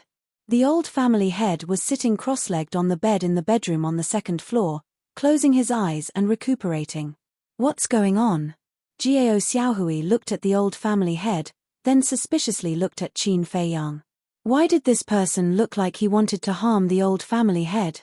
But wasn't this the first time this pair of brother and sister came out? Why did they have a grudge with the Guo family? No. This man and woman's identity definitely wasn't that simple. Thinking of this, Jiao Xiaohui's eyes flashed. Who? Qin Feiyang stared at the old patriarch and took a deep breath. He then turned to Fire Lotus and said, "Keep an eye on Jiao Xiaohui." "All right." Fire Lotus nodded. Qin Feiyang waved his hand, and the image in the void disappeared. Then, a blood-red sword light emerged from his palm. Jiao Xiaohui's body began to tremble. What was that? How could it contain such a terrifying killing intent? Outside, the old clan leader's expression was serene. He did not notice that danger was approaching at all. Whoosh! Suddenly, a terrifying killing intent surged. The old patriarch was shocked and immediately opened his eyes. However, the moment he opened his eyes, he felt a sharp pain in his lower abdomen. He looked down and saw that there was a bloody hole in his lower abdomen. Immediately after, that heart-wrenching pain caused him to cry out in pain. At the same time, inside a large hall, Guo Zixiong and Guo De stood opposite each other. Guo Zixiong said, "Second uncle, I'm going to look for Qin Feiyang. Help me deal with the matters of the clan first." "Okay, be careful," Guo De reminded. Guo Zixiong nodded and opened an altar. However, at this moment, the two of them suddenly felt a terrifying killing intent and the scream of the old patriarch. What's going on? The two of them were surprised. Not good, it's father's voice. "Second uncle, quick!" Guo Zixiong exclaimed. The two of them immediately rushed out of the hall and rushed towards the courtyard. One of them was a greater success war god and the other was a lesser success war god. Naturally, their speed was extraordinary. In just 2 blinks of an eye, they reached the top of the attic and directly rushed into the old patriarch's bedroom from the balcony on the second floor. However, there was no one in the bedroom. "Father!" Guo Zixiong called out anxiously. Guo De immediately released his divine sense to search the courtyard. His face gradually turned pale as he looked at Guo Zixiong and said, "I can't find any trace of your father. Second uncle, Lord Father might have met with misfortune. Look." Guo Zixiong pointed at the bed. There was a pool of blood on it. How could this be? Guo De looked at the blood and his eyes trembled.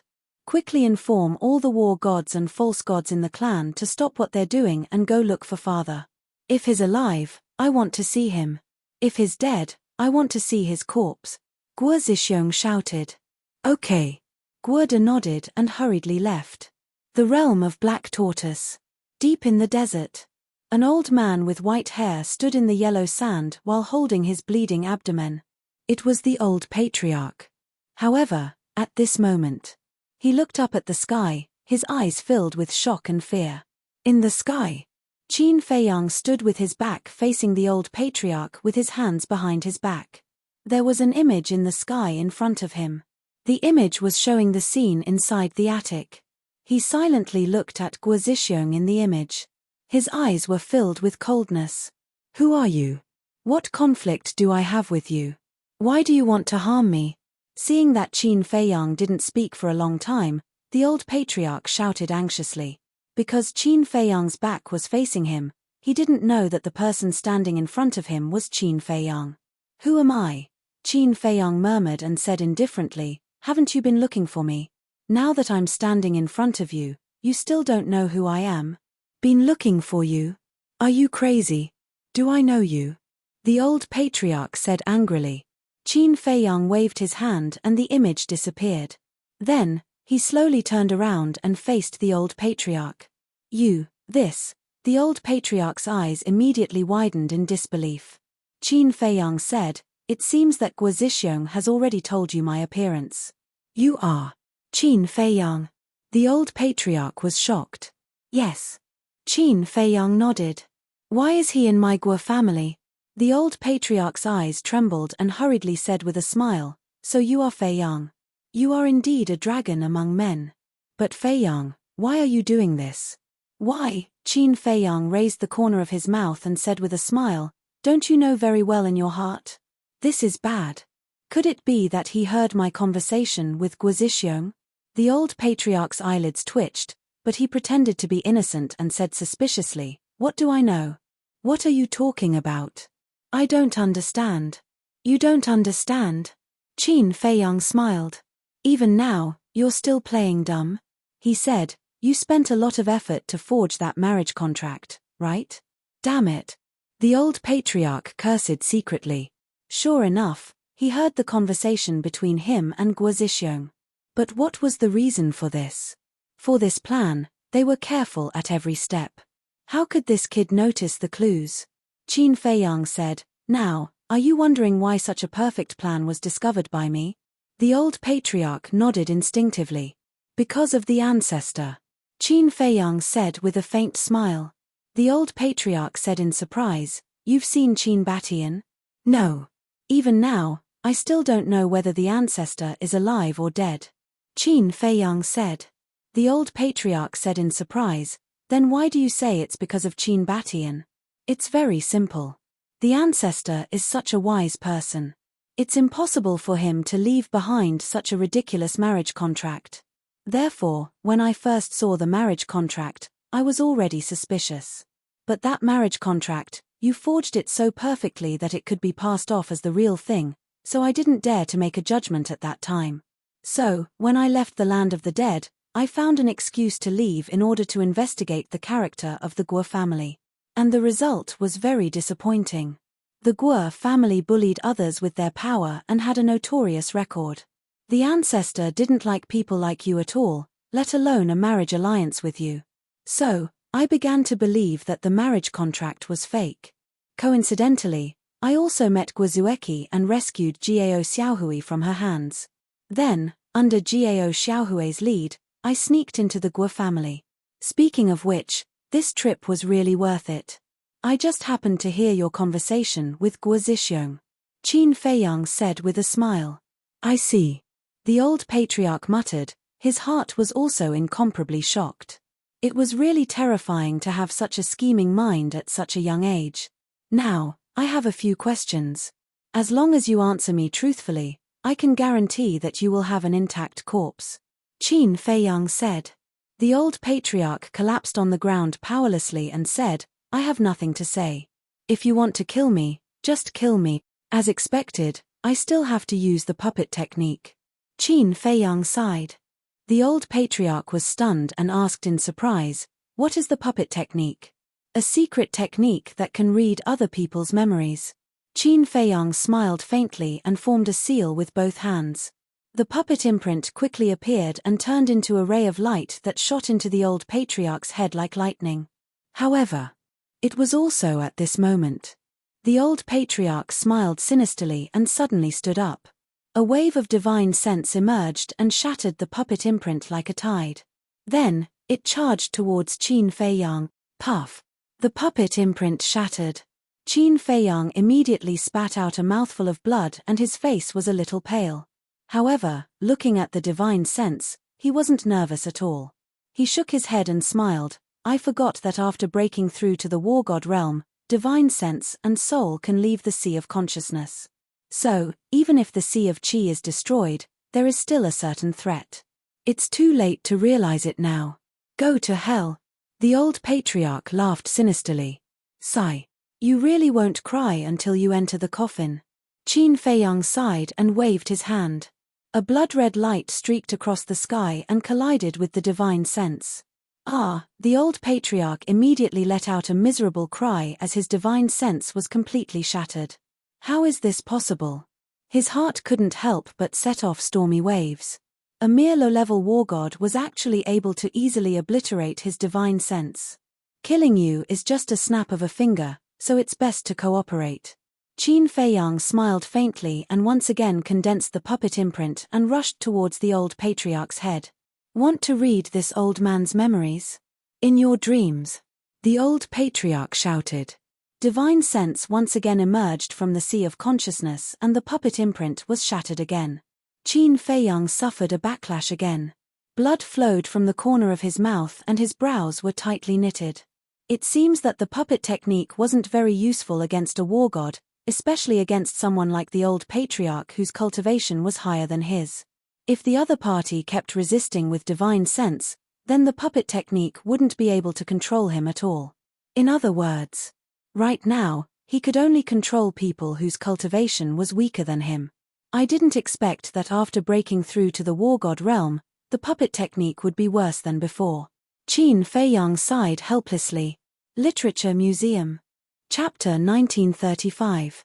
Before reaching the war god realm, as long as his sea of qi was destroyed, he could control the other party no matter how high their cultivation was. Because at that time, his soul hadn't evolved into a divine soul. But now, it was different. On one hand, he had to consider his cultivation. On the other hand, he had to consider his divine soul. In short, he couldn't use a divine art like the puppet art as easily as before. Even the seal of enslavement was the same, unless the other party was willing. Looks like I have to resort to some extreme measures. Qin Feiyang wiped the blood from the corner of his mouth and looked at the old patriarch with a smile. The Gao family must have suffered a terrible fate. What do you want to do? The old patriarch's body trembled as he roared. Since the Gao family is gone, there's no need for the Guo family to exist. I might as well help Gao Xiaohui take revenge for the extermination of her clan. Qin Feiyang faintly smiled. You, the old patriarch glared at Qin Feiyang and said, don't forget that you have something to do with the destruction of the Gao family. That's right. But I didn't kill anyone from the Gao family. Even in the land of the dead, I only destroyed the patriarch's cultivation. In the end, he died in the hands of Guo Zhixiong. Plus, as long as the Guo family is gone, no one will know about it. Qin Feiyang smiled. You devil, aren't you afraid of being punished? The old patriarch roared. If you're not afraid, why should I be? Qin Feiyang said with a faint smile. Fine. I'll tell you everything you want to know. Just let my family go. After all, we gave you a lot of soul stones. The old patriarch stared at Qin Feiyang coldly, but in the end, he compromised. He had to compromise. He had seen Qin Feiyang's strength with his own eyes. If he really attacked, no one in the Guo family could stop him. Don't make it sound so righteous. If you didn't want to harm me, why would you give me soul stones? Even if I kneel on the ground and beg you, you won't give me a single soul stone. But then again, I really have to thank you. If it weren't for the soul stones you gave me, I wouldn't have been able to break through to War God so quickly. Now, I'm afraid I can only be at your mercy. Qin Feiyang said with a smile. Hearing this, the old patriarch was so angry that he vomited blood. His intestines were green with regret. If he had known this would happen, he would never have given this human soul stone to him. He sat weakly on the ground and said, Ask away. I asked you to answer before, but you didn't. Now, I don't want to ask anymore. It's a waste of time.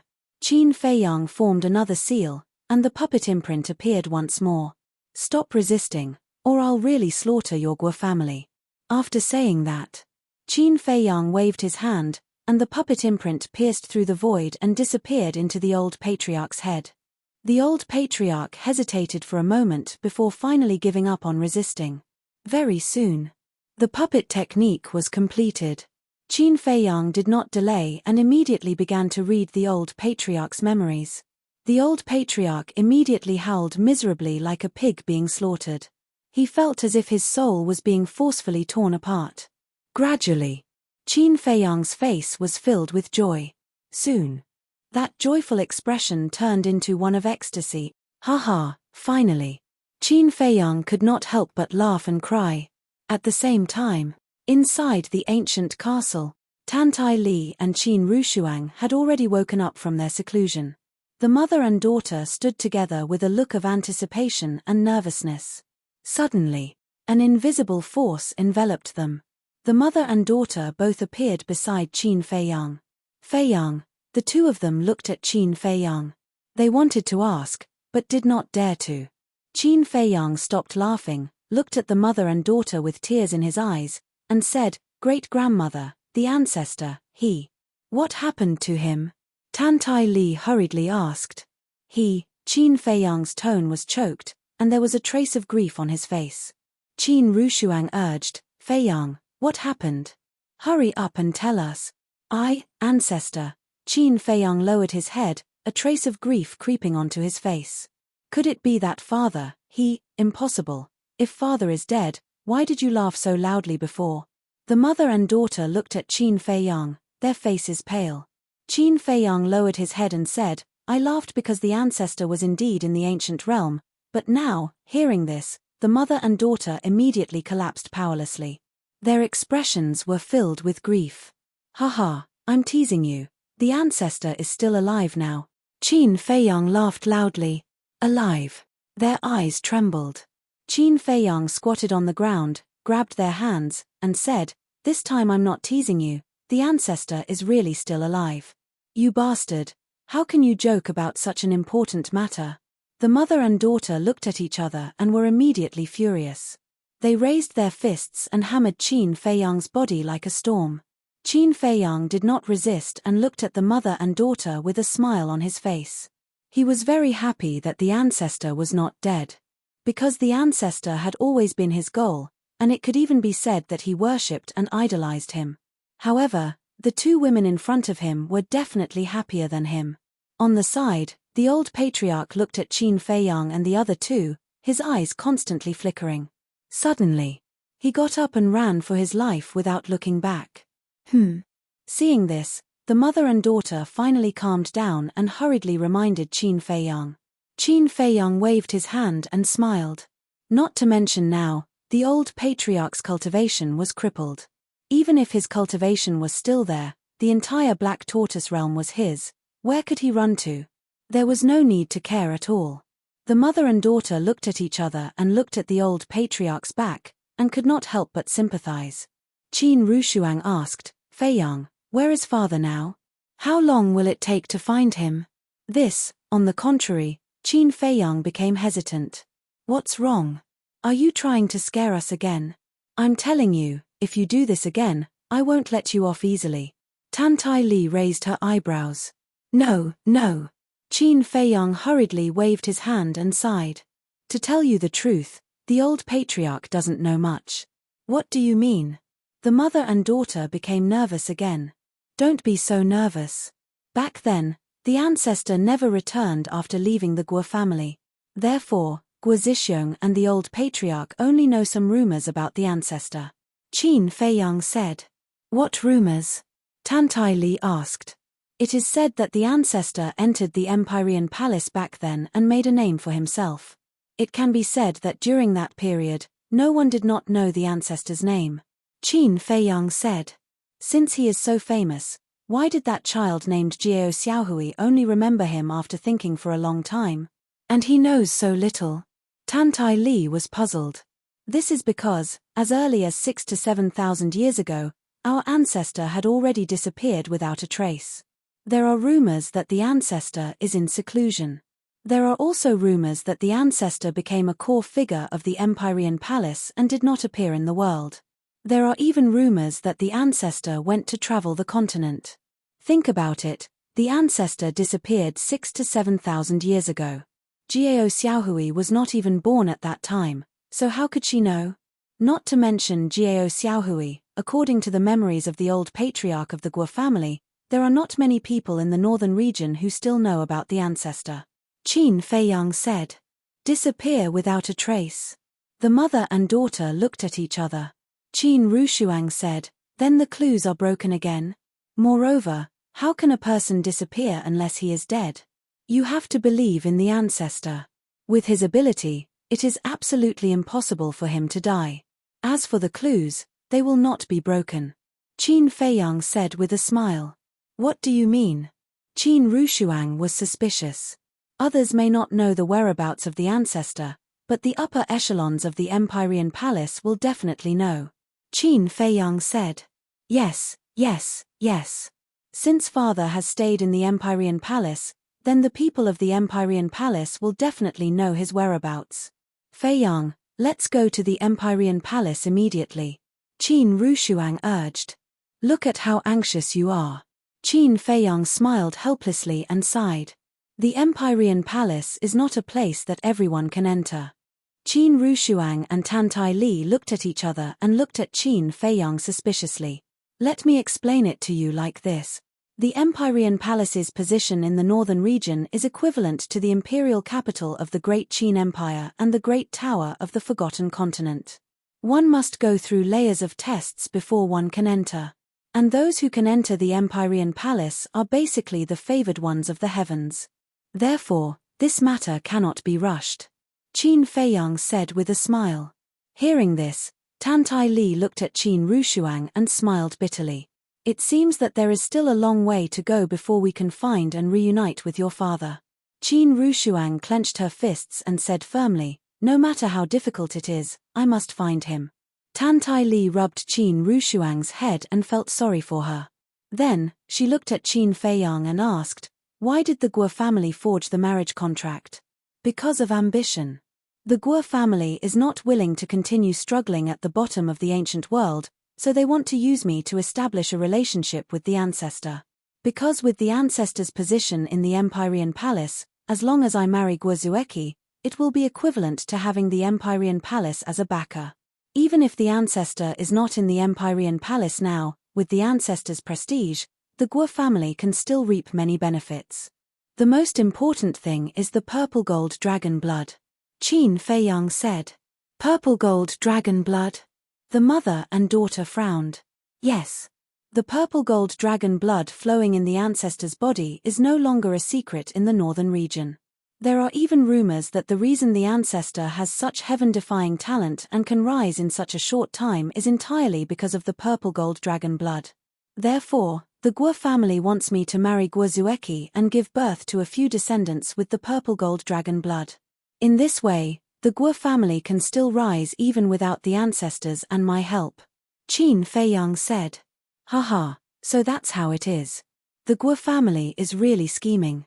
They are completely using you as a tool to give birth to children. Qin Rushuang covered her mouth and laughed. Qin Fei Yang's face was full of helplessness. Tantai Li said, does Guo Zueki know about this? No. Qin Fei Yang shook his head. She can't even control her own marriage. She doesn't even know anything. What a pitiful child. Tantai Li shook her head and sighed. After pondering for a while, she said, by the way, how is the relationship between your ancestor and the Guo family? Literature Museum. Chapter 1936. Qin Fei Yang pondered for a while and frowned. I can't explain their relationship. Didn't you read the old patriarch's memory? Why can't you explain it clearly?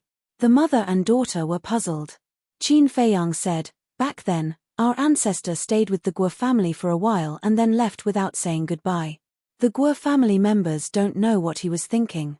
Left without saying goodbye. Tantai Li frowned. Mother, did you think of something? Qin Rushuang asked. Tantai Li said, your father has a good character.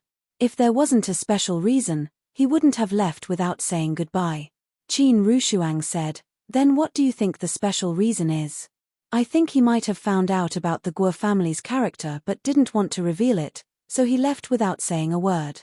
Tantai Li said.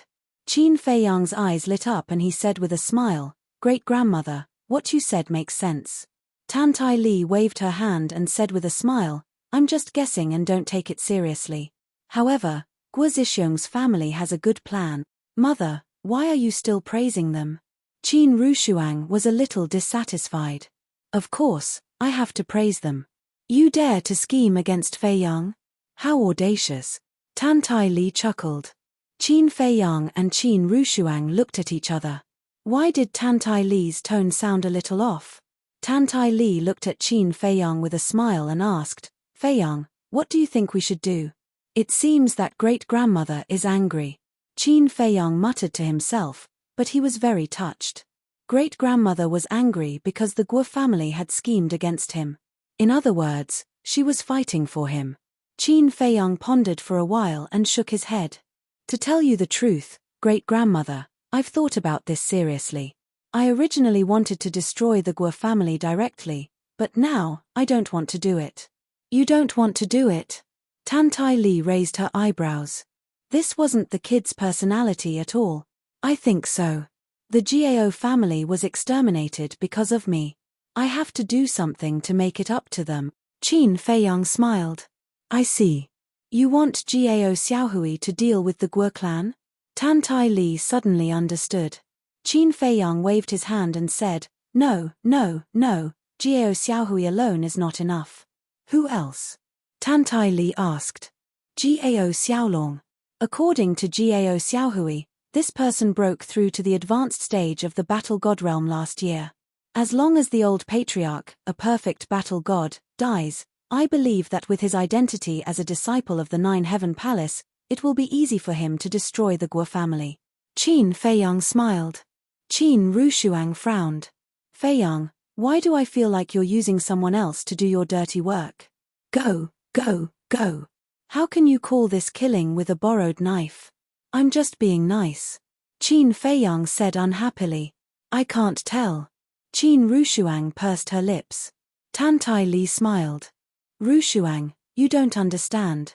Feiyang is doing this to prepare for entering the Nine Heaven Palace. What do you mean? Qin Rushuang was suspicious. Think about it. We are strangers in the ancient world. Who will help us enter the Nine Heaven Palace? But it's different with Gao Xiaolong.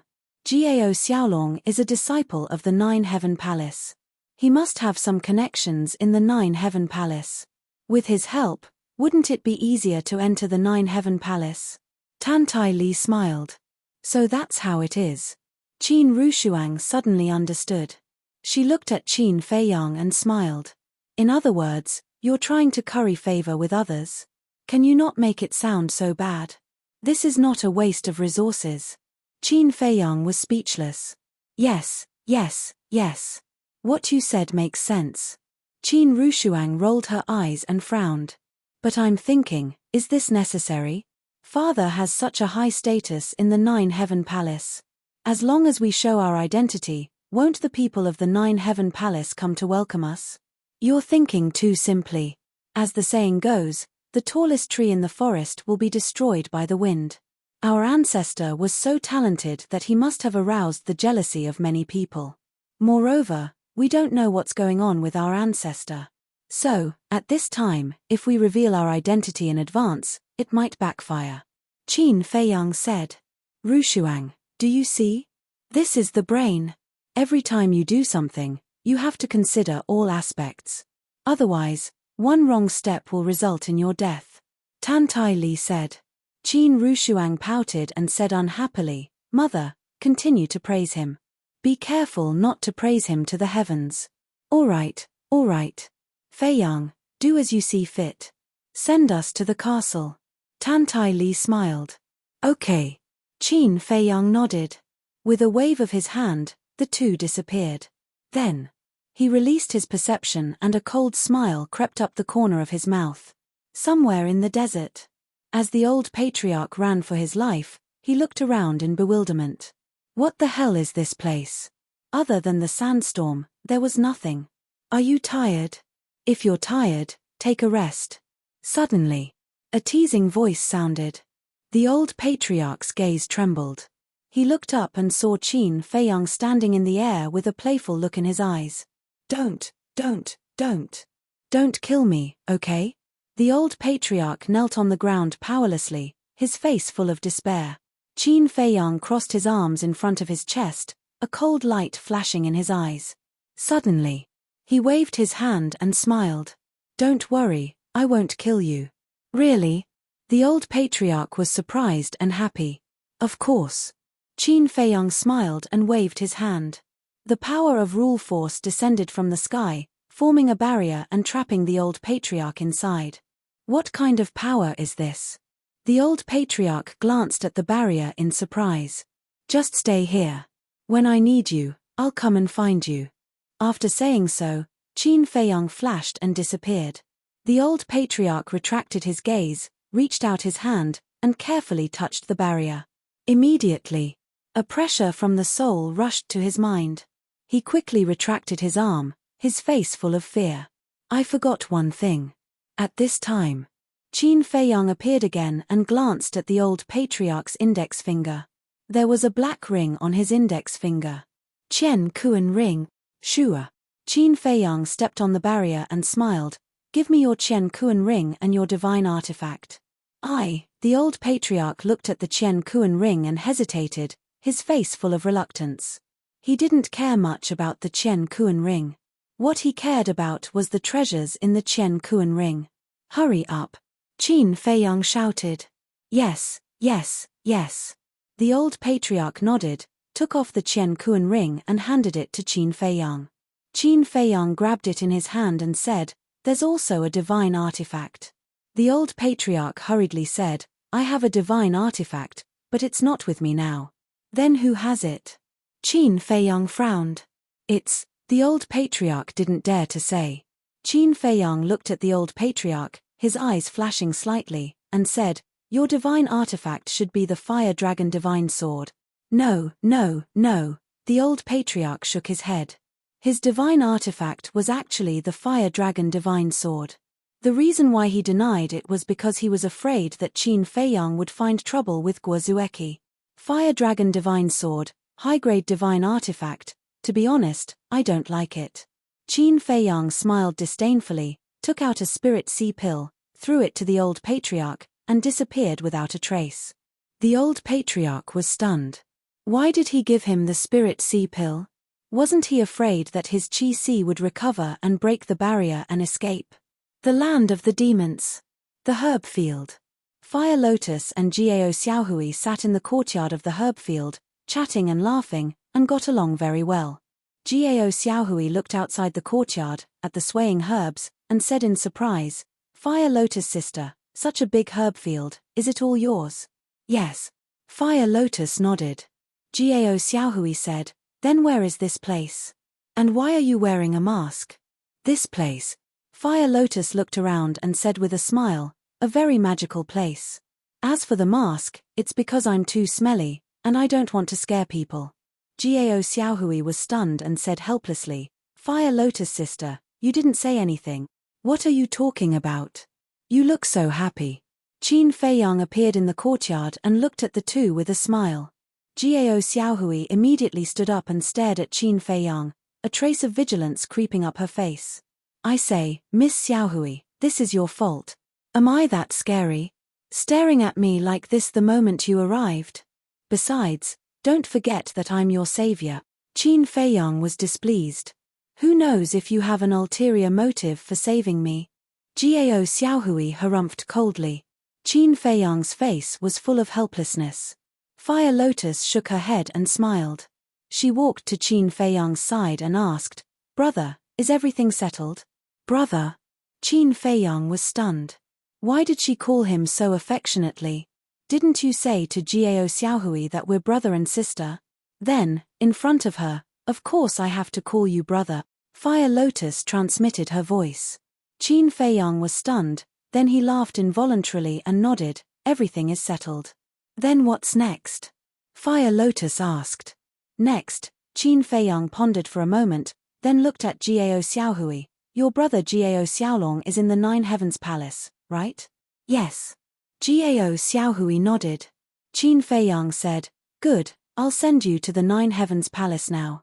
You're sending me to the Nine Heavens Palace? Jiao Xiaohui was stunned, then she waved her hand. Thank you for your kindness, but there's no need, I can go by myself. You really don't need to guard against me like this. On the contrary, the one you should be worried about is your brother. Qin Feiyang said. Jiao Xiaohui sneered, My brother is a disciple of the Nine Heavens Palace, why should I be worried about him? I say you're stupid, you're really stupid. Didn't you hear the conversation between the old patriarch and Guo Zhixiong? At that time, Guo Zhixiong mentioned your brother, saying that your brother is a threat. Does that mean he wants to get rid of your brother? But the old patriarch told Guo Zhixiong not to worry, saying he has his own plans. What do you think the old patriarch's plans are? Qin Feiyang teased. This, Jiao Xiaohui was dumbfounded. Qin Feiyang said, Let me tell you, there is only one plan, and that is to spend money to buy your brother's life. Now, tell me, should I be worried about your brother? Yes, yes, yes, Gao Xiaohui nodded repeatedly, then looked at Qin Feiyang in a daze, asking, then, what should I do now? Literature Museum. Chapter 1937. Is there a need to ask? Contact your elder brother immediately. Qin Feiyang said. Yes, yes, yes. Gao Xiaohui nodded, but her face suddenly stiffened. She looked at Qin Feiyang and said bitterly, my Chenkuan bag and image crystal were destroyed by the Guo family. I can't contact my elder brother. Qin Feiyang frowned. When he was at the volcano, he seemed to have heard Guo Zueki and the black-clothed man say that Gao Xiaohui and Gao Guofang's Chenkuan bags and Chenkuan rings were destroyed. This was a bit difficult. Qin Feiyang asked, is there no one else who can contact your elder brother? No. Those who can contact my elder brother have been killed. Gao Xiaohui shook her head. Qin Feiyang pondered for a while and said, it seems that we can only go to the Ninth Heaven Palace first and find a way to find your elder brother. Then let's go quickly. Gao Xiaohui urged. Qin Feiyang's eyes flashed slightly and said, before we set off, I still need to do something. What is it? Gao Xiaohui was suspicious. It has nothing to do with you. Qin Feiyang glanced at her indifferently. With a wave of his hand, an image appeared in the void. In the image, Guo Zhixiong stood in front of the bed, looking at the bloodstains on the bed with a gloomy face. Swish. Suddenly, a woman in red appeared next to Guo Zhixiong out of thin air. Looking at this woman, Gao Xiaohui's eyes flashed with hatred. Because this woman was Guo Zueki. Father, what's going on? As soon as Guo Zueki appeared, she saw the bloodstains on the bed and asked Guo Zhixiong. I don't know either. Just now, I was going to look for Qin Feiyang, but suddenly I heard your grandfather's scream. When your second uncle and I rushed here, there was nothing but these bloodstains. Guo Zhixiong shook his head. What about grandfather? Guo Zueki's face turned pale and asked. He's also missing. Guo Zhixiong clenched his hands and shouted, damn bastard, who is it? Come out. Missing. Could it be the same person who saved Gao Xiaohui? If that's really the case, then what is his motive for saving Gao Xiaohui and now kidnapping Grandpa? Guo Zueki muttered. Not good. Suddenly, Guo Zhixiong exclaimed and immediately turned to run downstairs. Guo Zueki was stunned for a moment before she hurriedly followed him. Qin Feiyang also controlled the Black Tortoise realm and quietly flew down. When he arrived at the hall on the first floor, Guo Zhixiong glanced around and walked straight to a vase. Then, he gently turned the vase. Crack! The ground in the corner of the hall slowly split open, revealing a dark passage. Following closely, Guo Zhixiong and his daughter entered the passage. Brother, where does it lead to? Fire Lotus asked suspiciously. The Guo family's treasure vault. The corners of Qin Feiyang's mouth lifted slightly. He controlled the Black Tortoise realm and flew in. So this is what you want to do. Fire Lotus suddenly smiled. Gao Xiaohui couldn't help but size up Qin Feiyang and his daughter. She asked suspiciously, what grudge do you have with the Guo family? You won't even let go of the treasure vault. Qin Feiyang laughed, we just came out of seclusion. What grudge could we have with the Guo family? We are helping you vent your anger. Gao Xiaohui was stunned. They were not related to her, helping her vent her anger? That's bullshit. The secret passage was not long. Soon, they saw a stone door in front of them. The stone door was tightly shut and emitted a strong aura. Guo Zhixiong ran to the stone door and pressed down on a stone brick beside the stone door. The stone door immediately opened. A secret room about 100 feet wide appeared in front of them. Inside the secret room, there were rows of iron shelves neatly placed on top of which were thousands of Chenkuan bags. So many Chenkuan bags, how many treasures are there? Fire Lotus was dumbfounded. Apart from the Chenkuan bags, there were also some knives, spears, sticks, jade boxes, and iron boxes. Gao Xiaohui snorted, how can the Guo family have so many treasures? Half of the treasures here belong to the Gao family. You are from the Gao family? Fire Lotus was stunned. Qin Feiyang laughed. Fire Lotus, Think about it. After the Guo family gets rid of the Gao family, will they let go of the Gao family's treasure vault? Fire Lotus was slightly taken aback and laughed. Looks like we are quite lucky to get the treasures of two families. Qin Feiyang was also full of smiles. There must be a lot of soul stones and divine crystals here. Wait. Didn't you say you would help me vent my anger? But why does it sound like you want to take all the treasures here? Gao Xiaohui hurriedly said. Qin Feiyang said, since we are here, we must take them all. No. If you are helping me vent my anger, then you should return the treasures to the Gao family, Gao Xiaohui said.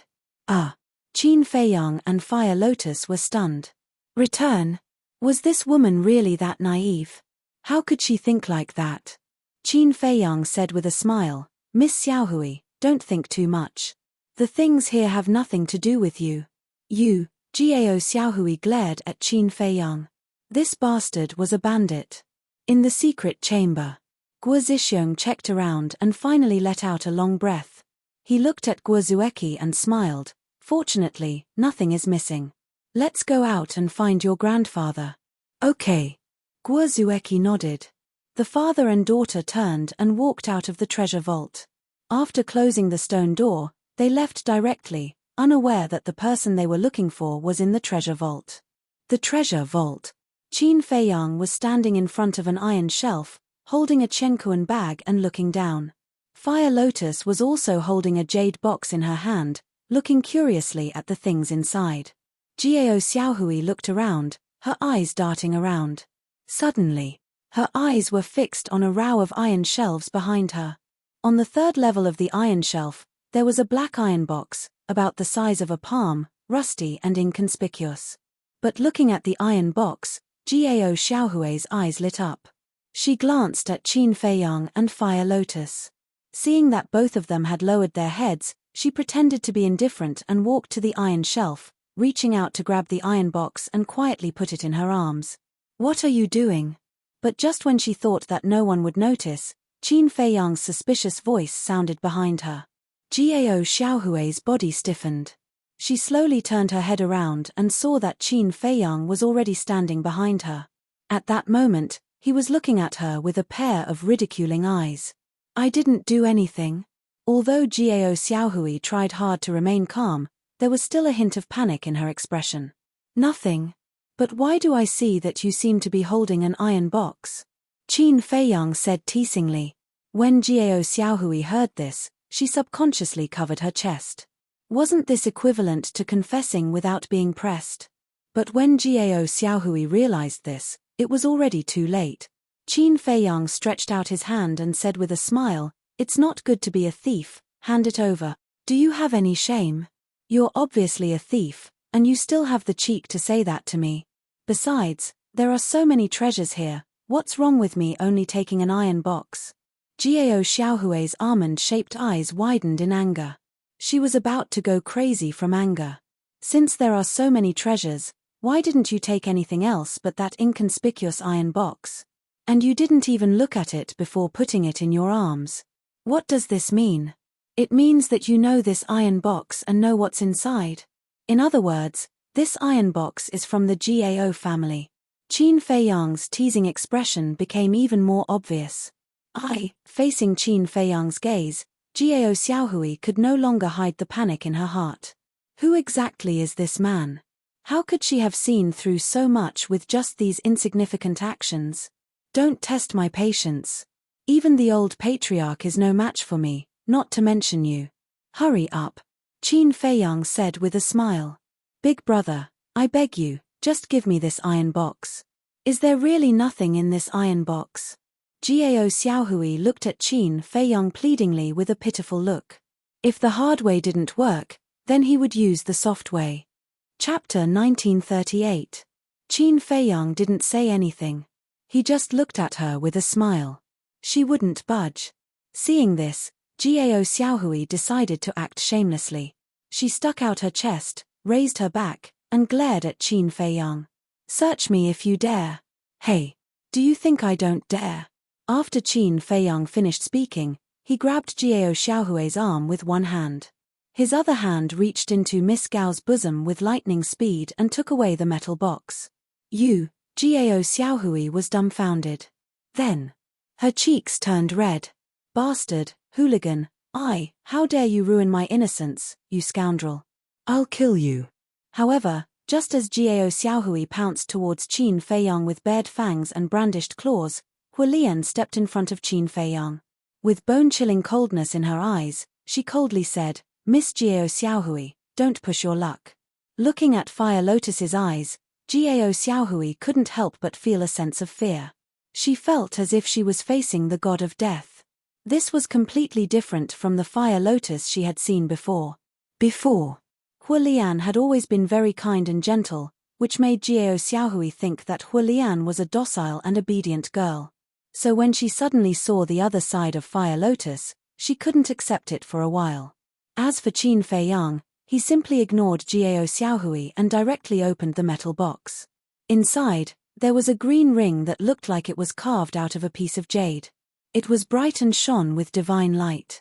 Qin Feiyang took out the ring and looked at it curiously. He found that it was an interspatial ring. An interspatial ring could only be opened and used after it was owned by a drop of blood. Qin Feiyang glanced at Miss Gao and entered the Black Tortoise realm alone. He cut his finger and a drop of purple gold dragon blood fell on it.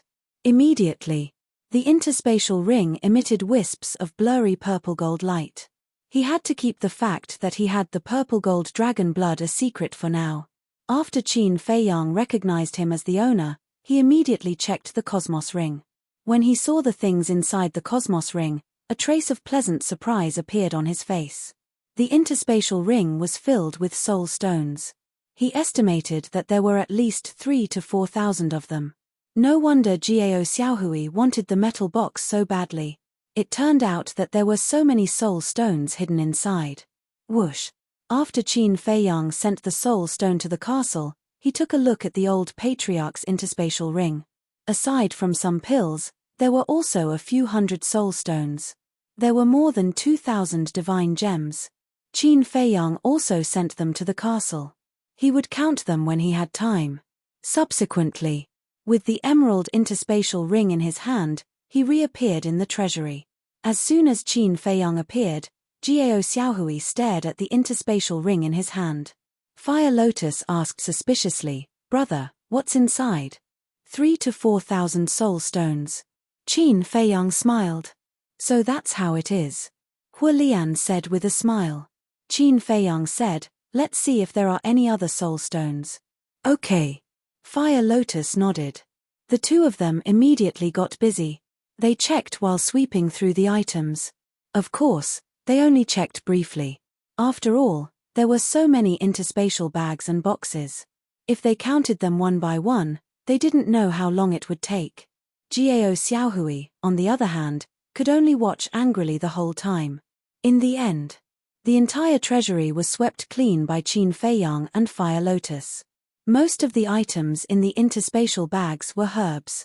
The jade box and the metal box were mostly battle arts and divine arts. And the sabers, spears, sticks, and sticks were also divine artifacts. However, there weren't many divine arts or divine artifacts in them. Of course, they wouldn't know the details until they counted them. They also found a lot of divine gems, at least 100,000. But they didn't find a single soul stone. In other words, there were only 3,000 to 4,000 soul stones in the entire treasury. Miss Xiaohui, there are thousands of villages under your Gao family and Guo family's rule. They give you offerings every year. This number is not small. But why are there only so few soul stones you have accumulated over the years? Qin Feiyang walked to Gao Xiaohui and frowned. What do you know? Both of our families have dozens of war gods and hundreds of false gods. Each of them needs soul stones. The soul stones handed over by those villages aren't enough for us, so it's not easy to accumulate 2,000 to 3,000, 3,000 to 4,000. Gao Xiaohui snorted. That's true. Qin Feiyang nodded, thought for a moment, and said, Then this time, why did you two families want to fight? The Guo family provoked the battle. According to our investigation, it seems that the Guo family gave the soul stones to someone and didn't have any savings, so they wanted to challenge our Gao family. The loser will hand over all their savings and territory. Gao Xiaohui said. I see. Qin Feiyang was enlightened. Fire Lotus snickered. Qin Dage, so you're the fuse of this battle. Me? Qin Feiyang was dazed. Yes.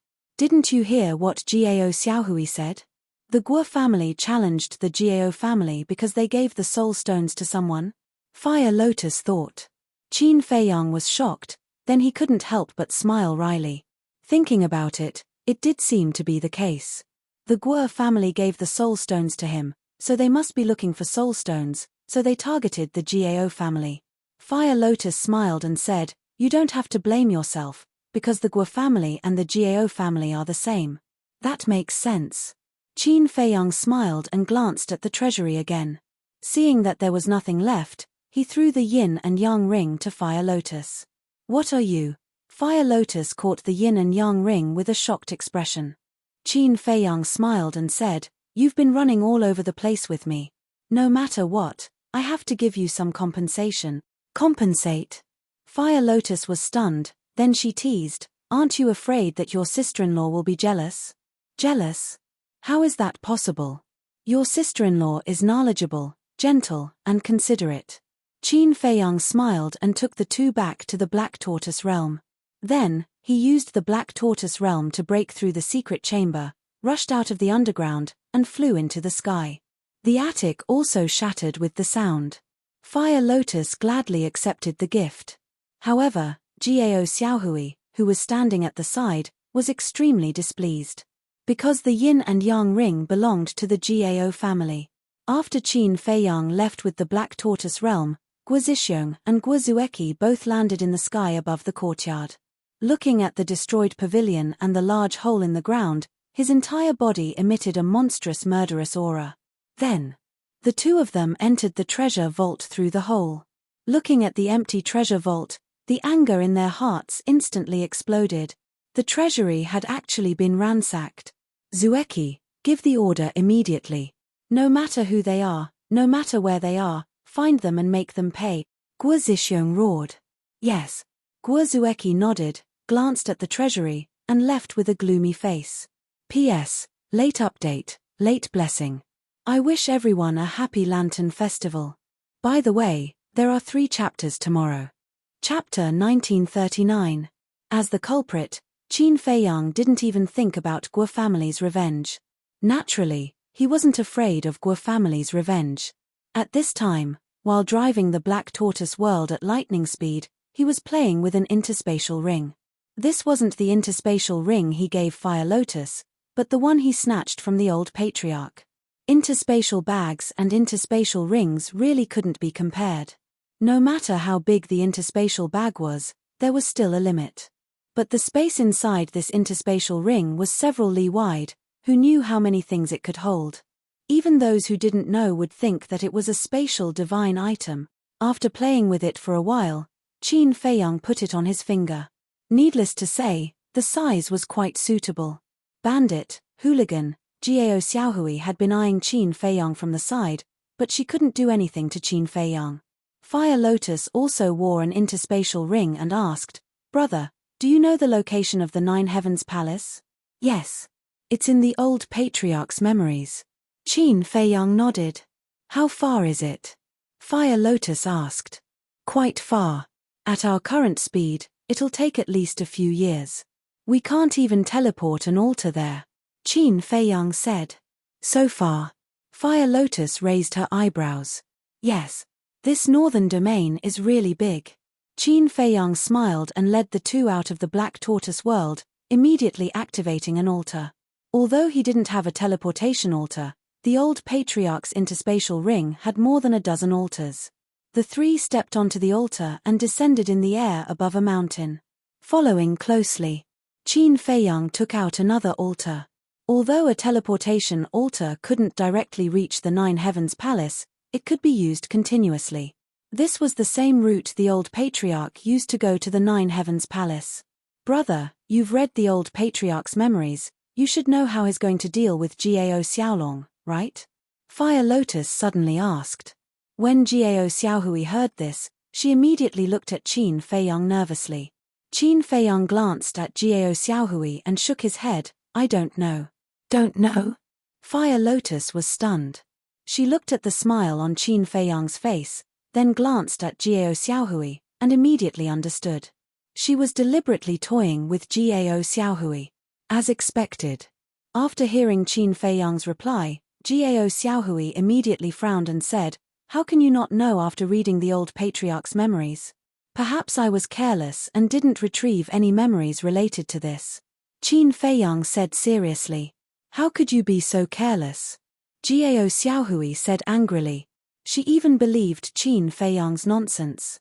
This has nothing to do with me. Why should I care so much? Qin Feiyang looked at her indifferently, then stepped onto the altar.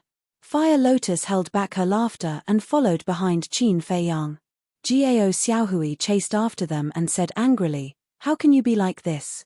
Haven't you heard of the saying, when you help someone, help them to the end? Accompanied by Jiao Xiaohui's angry voice, the three of them appeared in the air above a desert. In the desert, a sandstorm filled the sky. One after another, terrifying auras made one's hair stand. Obviously. In this desert, there were many terrifying fierce beasts hiding. However, Qin Feiyang didn't stop. Activating another altar, he left the desert and appeared in the air above an ice field. The cold wind was biting cold, bone-piercing. Not there yet? Fire Lotus asked. Soon. Qin Feiyang took out another altar. Throughout the entire process, Qin Feiyang activated a total of 10 altars. Finally, a vast mountain range entered their line of sight. In the mountain range, there were overlapping mountains and old trees with roots.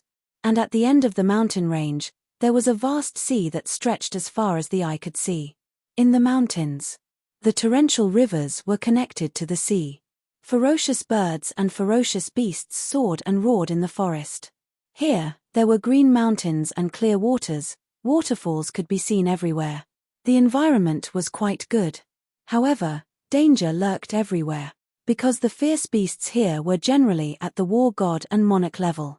Qin Feiyang even felt an existence that surpassed the monarch level, and at the peak of the tallest mountain in the mountain range. That giant mountain was more than 10,000 zhong tall. The peak of the mountain was covered in white fog. In the fog, an ancient stairway to heaven could be vaguely seen. Qin Feiyang looked up at the peak of the mountain and said, The 9 heaven palace that the old patriarch knew ended here. Fire Lotus said, You mean, the old patriarch only came here? That's right. According to his memories, the stairway to heaven at the peak of the mountain leads to the 9 heaven palace. Although the entrance is right in front of you, other than the disciples of the 9 heaven palace, everyone can only stop here. Whoever dares to trespass will be killed without mercy, Qin Feiyang said. Then what should we do? Jiao Xiaohui looked helplessly at Qin Feiyang. If they couldn't enter the 9 heaven palace, they wouldn't be able to contact her big brother, Jiao Xiaolong. Qin Feiyang said, Wait for me here, I'll go up and take a look. Then you have to be careful. Fire Lotus warned. Qin Feiyang nodded and soared into the sky, flying towards the mountain peak. At the same time, he took off his universe ring and put it in his clothes. He also took out a set of shabby clothes from his universe bag and put them on, pretending to be a country boy who had never seen the world. This way, if the people of the 9 heaven palace asked, he could pretend not to know. The mountain peak. It was as if a giant axe had flattened it, and it was paved with a layer of black stone bricks that had been there for a long time. The stairway to heaven was located in the middle of the mountain peak, slanting upwards, extending into the clouds. Qin Feiyang landed on the mountain peak and immediately saw an old man in white sitting cross-legged beside the stairway to heaven, motionless like a stone statue. The old man had white hair and a white beard, and his face was wrinkled. His eyes were closed, and no aura could be sensed from him, as if he was just an ordinary old man. But Qin Feiyang didn't dare to underestimate him. Because it didn't take a genius to figure out that this old man was sitting cross-legged here to guard the stairway to heaven. In other words, he was the gatekeeper of the 9 heaven palace. How could the gatekeeper of the 9 heavens palace be a simple character? Qin Feiyang was on high alert as he raised his head to look at the stairway to heaven. The stairway to heaven was more than 10 meters wide. It was pure white as if it was made of divine jade, exuding a sacred and ancient aura. At the end of the stairway to heaven, above the clouds, a huge island could be vaguely seen. Although he was unable to see it clearly, the majestic aura that was imperceptibly emitted had already given Qin Feiyang a feeling of impact and shock. This is the 9 Heaven Palace. Unrelated people, leave at once. Suddenly, a hoarse voice broke the silence in this place. The tone was calm and indifferent, without any ripples. Qin Feiyang quivered and hurriedly looked at the old man in white. Because the one who spoke was this old man, but he didn't open his eyes and his expression didn't change. "Greetings, senior." Qin Feiyang cupped his hands and said. The old man in white didn't speak again, nor did he open his eyes to look at Qin Feiyang, as if Qin Feiyang was air. Qin Feiyang said, "Senior, Junior is here to see someone. I hope Senior can accommodate me." The old man in white said indifferently, "Use the image crystal to contact him."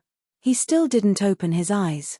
Although his words were very calm, there was a kind of majesty that couldn't be disobeyed. Qin Feiyang raised his eyebrows and said, "Senior, the person Junior is looking for has not established a contract with Junior, so I hope Senior, let's go." But before Qin Feiyang finished, the old man in white opened his mouth.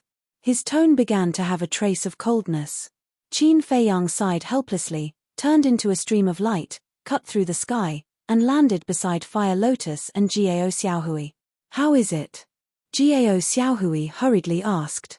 "There's no chance at all." Qin Feiyang shook his head. "What should we do?" Jiao Xiaohui was burning with anxiety. "It's definitely impossible to enter the 9 Heaven Palace. We can only try our luck nearby and see if we can meet someone who knows your big brother."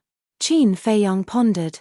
"Then let's go quickly," Jiao Xiaohui urged. "What's the hurry? There are beasts everywhere here. If we run around like headless flies, we will definitely encounter a lot of trouble." After Qin Feiyang finished speaking, he released his divine sense in all directions.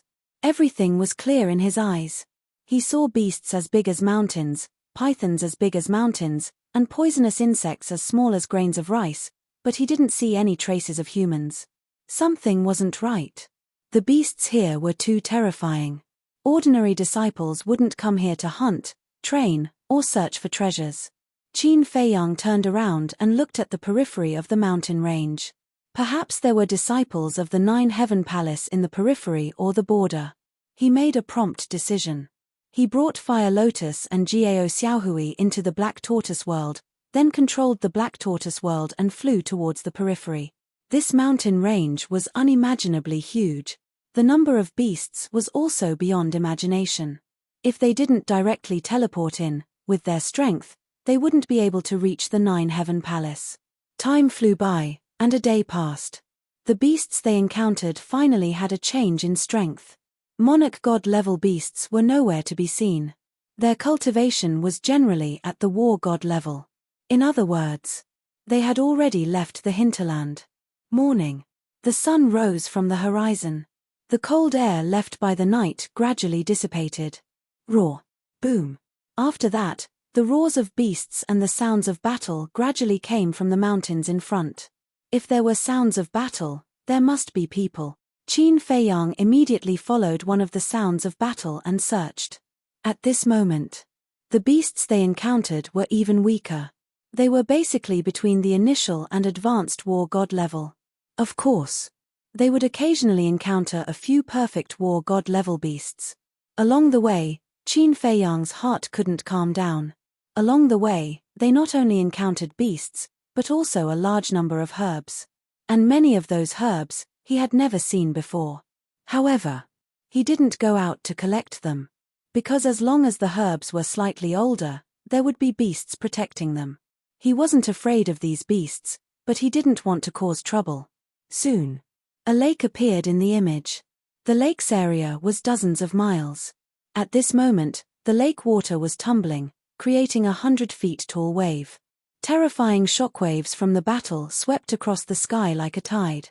And in the sky above the lake, a man and a beast were crazily fighting. It was a young man.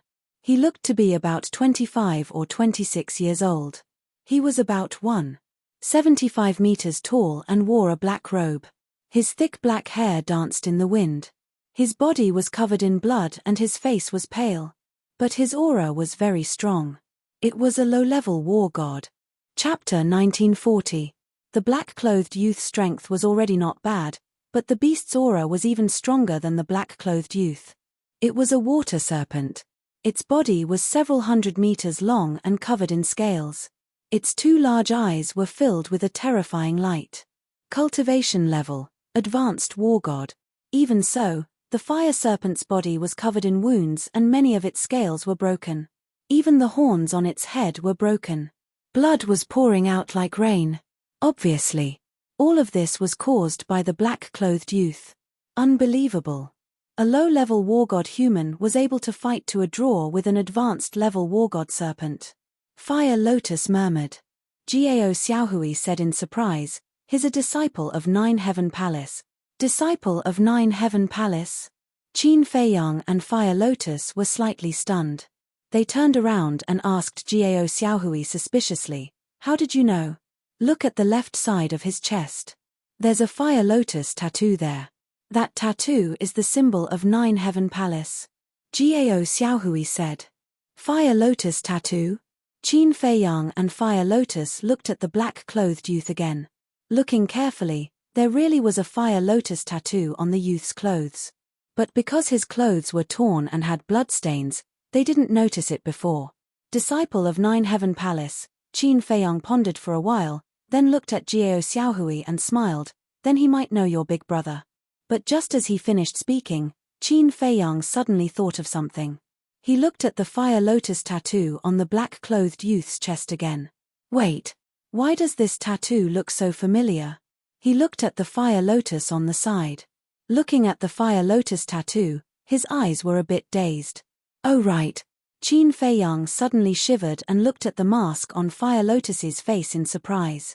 If he didn't remember wrongly, the Fire Lotus mark between his brows was very similar to the Fire Lotus pattern on the black-clothed young man's clothes. Fire Lotus transmitted her voice, "Qin Dage, could it be that I'm from the Nine Heavens Palace? Don't jump to conclusions just yet. Take off your mask and let me confirm it." Qin Feiyang thought. "There's no need to confirm. I've taken a closer look. The two Fire Lotus patterns are exactly the same." Fire Lotus said. "Exactly the same," Qin Feiyang murmured. Was Fire Lotus really from Nine Heavens Palace? Then what was her status in the Nine Heavens Palace? "My head hurts," suddenly.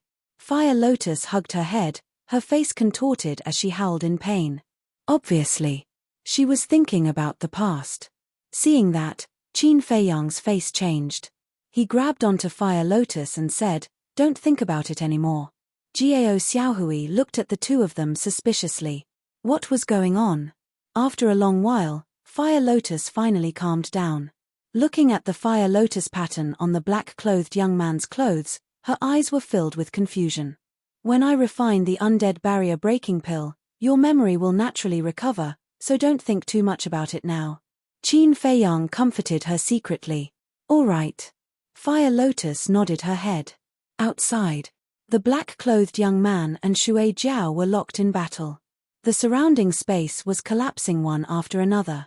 "You guys stay here. I'll go out and ask." Qin Feiyang reminded the two girls and with a flash, he appeared above the lake. He did not hide his aura. The black-clothed young man and Shui Jiao immediately noticed him. They stopped at the same time and looked at Qin Feiyang. Qin Feiyang coughed dryly, a friendly smile appeared on his face, and he walked towards the black-clothed young man. Seeing that, the Shui Jiao immediately became ferocious. Looking at the black-clothed young man, it roared, "You despicable human, you actually have a helper." Boom. Then it raised its huge tail and smashed it towards the black-clothed young man. The black-clothed young man's face changed and he quickly shouted, "Wait, I don't know him at all." "If you don't know him, why would he smile at you?" The Shui Jiao roared and its huge tail crazily swung down. The black-clothed young man was also very depressed, but now was not the time to think too much. Divine power surged out and he threw a punch at the huge tail. Boom! The man and the beast were equally matched in strength. After the collision, they were both sent flying, blood flowing out. Looking at this scene, Qin Feiyang's expression was rather stunned. The black-clothed young man looked at Qin Feiyang and shouted, "No matter who you are, stay away from us first, in case this beast says that I called for a helper." "Okay." Qin Feiyang was stunned and nodded in response. He stepped aside, crossed his arms, and watched quietly. "Did you see that?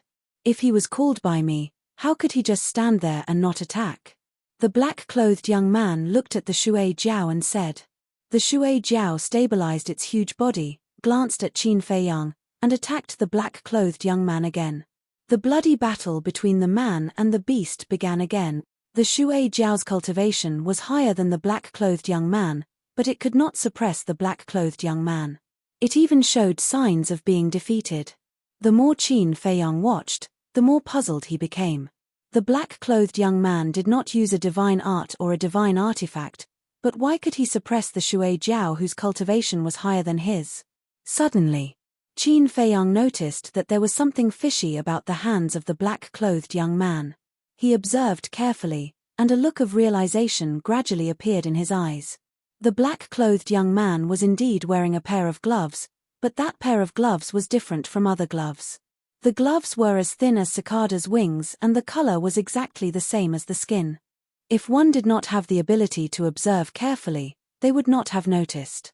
It seems that it is also a divine artifact, otherwise it would not be able to withstand the power of the Shui Jiao. Qin Feiyang murmured. The strength of a beast was naturally stronger than that of a human. Especially this kind of water dragon that was closest to a divine dragon, its physical strength was enough to suppress a human of the same realm. And now, the Shui Jiao was gradually suppressed by the black-clothed young man, which meant that the gloves were at least a middle-grade divine artifact. Bang! Bang! Bang! The man and the beast seemed to have some kind of agreement. Not only did they not use a divine art or divine artifact, they did not even activate their fighting souls. It was a battle of physical strength. About a few hundred breaths later, the Shui Jiao was losing more and more. What is going on? I have the body of a flood dragon, but I can't even defeat a mere human? The Shui Jiao roared. A human's physical body and strength are not to be underestimated. The black-clothed young man snorted and attacked more fiercely. The Shui Jiao looked at the black-clothed young man who was imposing and looked at Qin Feiyang who was watching coldly from the side. The Shui Jiao roared unwillingly and turned around to escape. "Don't go. We have an agreement. Are you trying to go back on your word?" The black-clothed young man was stunned and hurriedly shouted. "You even called your helper. What's the point of talking about an agreement?" The Shui Jiao said without looking back. The black-clothed young man said angrily, "I have said that I did not call him here. I don't know him at all. If you don't know him, why would he listen to you and retreat to the side just because you asked him to? Don't think that I am a fool. This emperor will not let go of today's debt. Just you wait." The Shui Jiao sneered and quickly disappeared into the vast mountains. Damn it, damn it. The black-clothed young man flew into a rage. He turned around and glared at Qin Feiyang. "Who are you? Why did you run out? Do you know that I was just one step away from winning?" Qin Feiyang was innocent. The black-clothed young man took a deep breath and tried to calm down. He looked at Qin Feiyang expressionlessly. "Speak, what do you want?" Qin Feiyang smiled. "Brother, don't be angry. I don't have any other intentions. I just want to ask you about a person." "Who?" The black-clothed young man was suspicious. "Gao Xiaolong," Qin Feiyang said. "Gao Xiaolong?" The black-clothed young man was stunned and shook his head. "I don't know him." The black-clothed young man turned around and flew in the direction the Shui Jiao had escaped. Qin Feiyang quickly chased after him. "He is also a disciple of your Nine Heavens Palace. There are countless disciples in the Nine Heavens Palace. If he isn't famous, who would know him? I still have things to do. Don't follow me." The black-clothed young man shouted impatiently. Qin Feiyang couldn't help but feel helpless. The departed spirit flower was about to fall into my hands, but a stupid idiot came out to mess things up. Damn it, I'm so unlucky. The black-clothed young man cursed under his breath without turning his head. Departed spirit flower? Qin Feiyang was stunned. He raised his head and looked at the black-clothed young man. If he remembered correctly, the departed spirit flower was one of the 4 ingredients needed to refine the departed spirit barrier-breaking pill. This was really a pleasant surprise. Brother, Qin Feiyang quickly chased after him. The black-clothed young man stopped in the void and turned around to glare at Qin Feiyang. He raised his eyebrows and said, "What else do you want? Do you believe that I won't be polite to you? Calm down, calm down. I heard you mention the departed spirit flower. I think I can help you." Qin Feiyang smiled. "You heard it." The black-clothed young man frowned. His eyes were filled with killing intent. Don't. Although I heard it, I don't have any thoughts about the departed spirit flower. Moreover, you are a disciple of the 9 Heaven Palace. You have a noble status. Even if I have thoughts about it, I wouldn't dare. Qin Feiyang laughed. At least you have some self-awareness. The black-clothed young man smiled coldly. He shook his head and sighed. However, you can't help me because the departed spirit flower is in the hands of the water serpent. It's just a water serpent. Just kill it. Qin Feiyang said. The water serpent was only a god of war in the greater success stage. He could easily kill it alone. However, when he heard Qin Feiyang's words, the black-clothed young man's expression changed. He hurriedly said, "You can't kill it. You can't kill it." Qin Feiyang was startled. He asked suspiciously, "What do you mean?" The water serpent's strength isn't that great, but its parents are very strong. Both of them are half-step divine lords. Do you think they will let us go if we kill the water serpent? The black-clothed young man sighed. I see. Qin Feiyang nodded. Therefore, we can only use our wits to get the departed spirit flower. I had an agreement with it. We won't use any divine techniques, divine weapons, or battle souls. If it loses to me, it will give me the departed spirit flower. I was about to succeed, but in the end, you messed it up. Don't you think I'm angry? The black-clothed young man glared at Qin Feiyang and said angrily, "It's my fault. It's my fault." Qin Feiyang nodded. He felt guilty. Chapter 1941. Forget it. I'm not such a petty person. I know you didn't do it on purpose. But can you stop following me? I really don't know that dragon you're talking about. The black-clothed youth looked at Qin Feiyang in annoyance. It doesn't matter if you don't know him. You're all disciples of 9 Heaven Palace anyway. As long as you help me ask around, I'm sure you'll find out. I won't let you work for nothing. I'll think of a way to get you the departed spirit flower. Qin Feiyang said. The black-clothed youth looked at Qin Feiyang and frowned. Then tell me, what method do you have? Qin Feiyang asked, is the departed spirit flower with the anaconda? Yes. The black-clothed youth nodded. Qin Feiyang said, okay, I'll go kill it and get you the departed spirit flower. Kill it? The black-clothed youth was shocked and said angrily, did you hear what I just said? Its parents are both half-step monarch god existences. Killing it is the same as seeking death. It's fine. You don't have to do anything. Even if its parents find out, they'll look for me. They won't implicate you. Qin Feiyang smiled. The black-clothed youth was stunned. He looked at Qin Feiyang and asked, are you sure? Qin Feiyang nodded. Okay.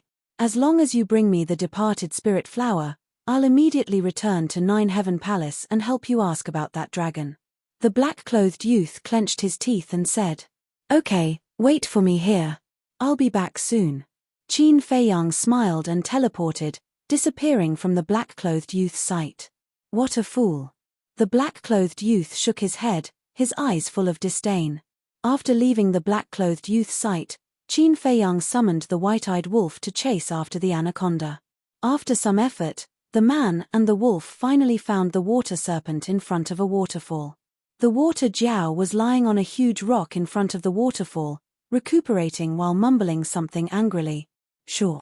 Qin Feiyang, together with the white-eyed wolf, flew above the water flood dragon and greeted it with a smile. The Shui Jiao was slightly taken aback. It raised its head to look at the man and the wolf. It didn't pay any attention to them at all. It immediately withdrew its gaze. The white-eyed wolf was stunned. This guy had a lot of guts. He actually dared to ignore them. The man and the wolf landed in front of the white-eyed wolf. The wolf grinned and said, "Aren't you afraid that we'll kill you?" "Kill me?" Shui Jiao was stunned on the spot, but soon after, his eyes were filled with mockery. He looked at Qin Feiyang and said, "You're not a disciple of the Nine Heavens Palace, are you?" "No." Qin Feiyang shook his head.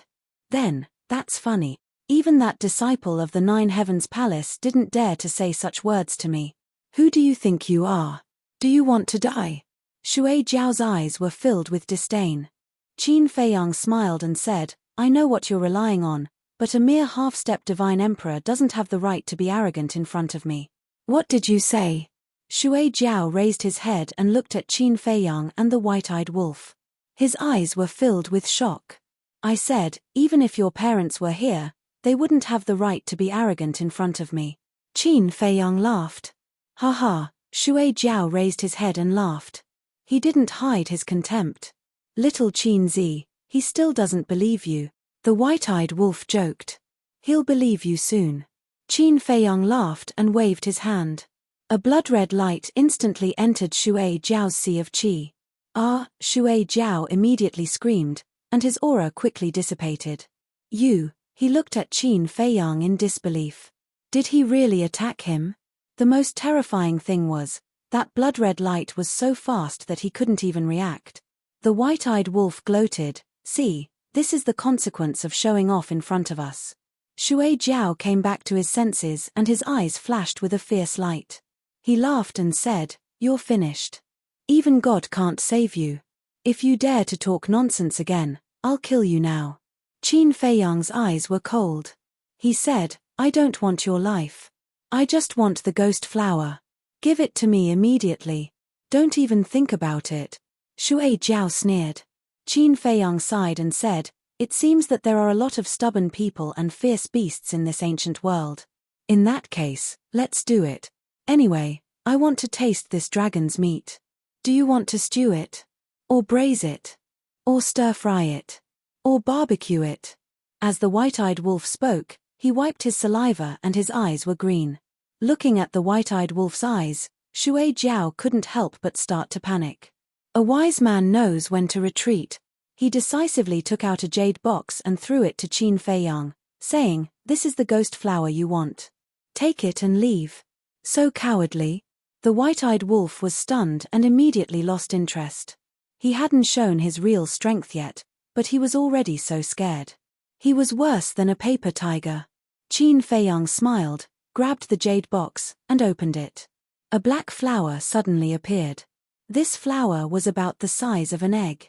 It had a total of 4 petals, like a small trumpet. It was pitch black and emitted a trace of black mist. This kind of black fog gave off a gloomy and eerie feeling. "This is the ghost flower." The white-eyed wolf was curious. "It's exactly the same as what's recorded in the scripture of pills. It should be good." According to the scripture of pills, the ghost flower can only be born in places with extremely strong yin energy. In other words, places like cemeteries or 10,000 burial mounds. Therefore, the ghost flower is an item of extreme yin energy. If it's not refined and consumed directly, it will take one's life. Qin Feiyang said. "Then, this thing can't be touched." The white-eyed wolf swallowed his saliva. Qin Feiyang said, "So, you'd better keep your thoughts to yourself and don't have any ideas about this ghost flower." "Did I?" The white-eyed wolf was stunned and laughed dryly. "It seems like you didn't, but what are you thinking now?" "I know very well." Qin Feiyang rolled his eyes. Seeing that his thoughts were seen through, the white-eyed wolf smiled embarrassedly. Qin Feiyang put away the jade box and looked at Shui Jiao. "Where did you find this ghost flower?" "I don't know." Shui Jiao turned his head away. Boom. A terrifying murderous aura roared out of Qin Feiyang's body. He said word by word, "I must know. Little Qin Zi, why do you care so much?" The white-eyed wolf was puzzled. There's something you don't know. Death fruit, ghost wood, and the ghost flower are all items of extreme yin energy. Therefore, the place where the ghost flower is born is likely to have death fruit and ghost wood. Qin Feiyang transmitted his voice. I see. The white-eyed wolf nodded and stared at Shui Jiao. Tell us, and we'll leave immediately. But if you dare to be stubborn, we'll stew you now. Why am I so unlucky to meet two bastards who don't care about their lives? Shui Jiao wailed and said helplessly, I don't know where the ghost flower came from. You don't know? Qin Feiyang raised his eyebrows. I really don't know. Some time ago, I killed a disciple of the Ninth Heaven Palace. I found the ghost flower in his interspatial ring. Shui Jiao said. Hearing this, Qin Feiyang smiled helplessly and looked at the white-eyed wolf. Let's go. The man and the wolf rushed into the sky.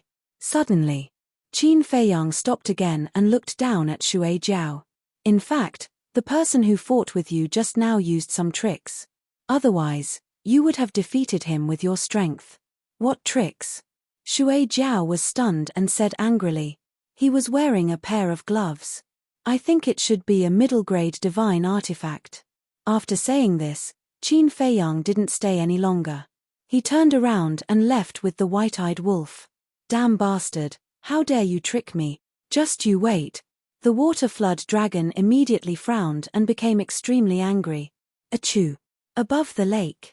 The young man in black sneezed, rubbed his nose and murmured suspiciously. Who's cursing me behind my back? Whoosh.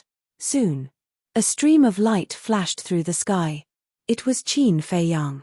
As for the white-eyed wolf, he had already gone to the castle to cultivate in seclusion. Brother, how was it? When the young man in black saw Qin Feiyang, he greeted him enthusiastically. Qin Feiyang smiled and waved his hand. A jade box appeared. The young man in black immediately grabbed the jade box and opened it. His eyes lit up. Ghost flower. I finally got it. The young man in black was extremely excited. Qin Feiyang asked calmly, Brother, what do you want this ghost flower for?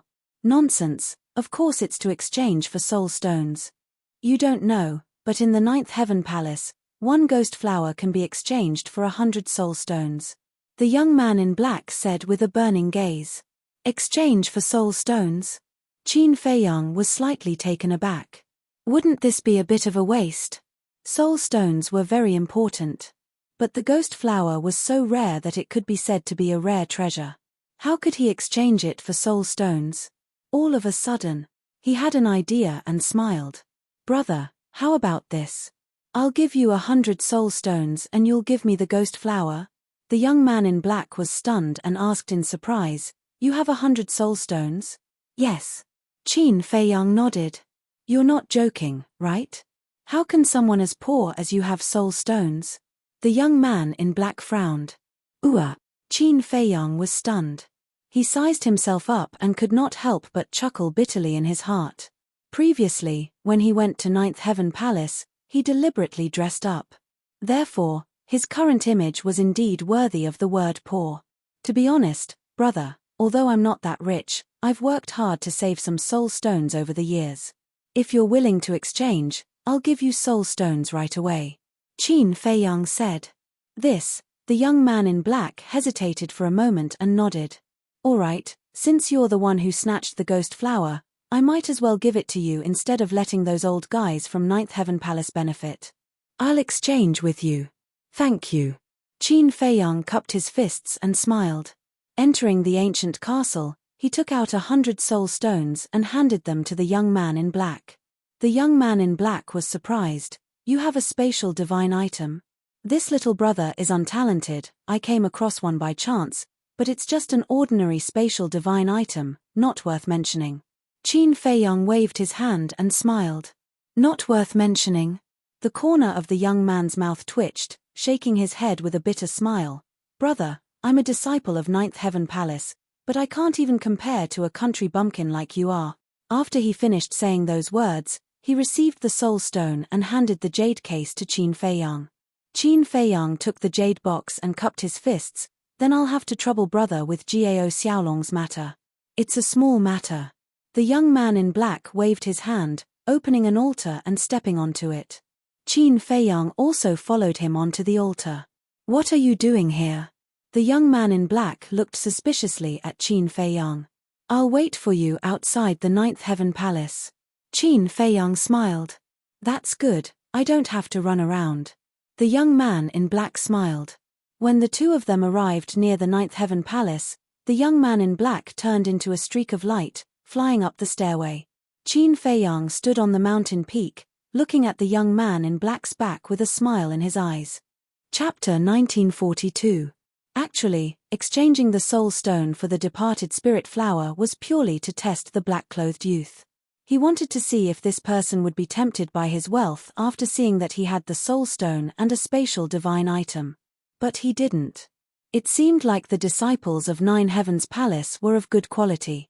However, as time passed, the black-clothed youth still hadn't appeared. This made Qin Feiyang irritated.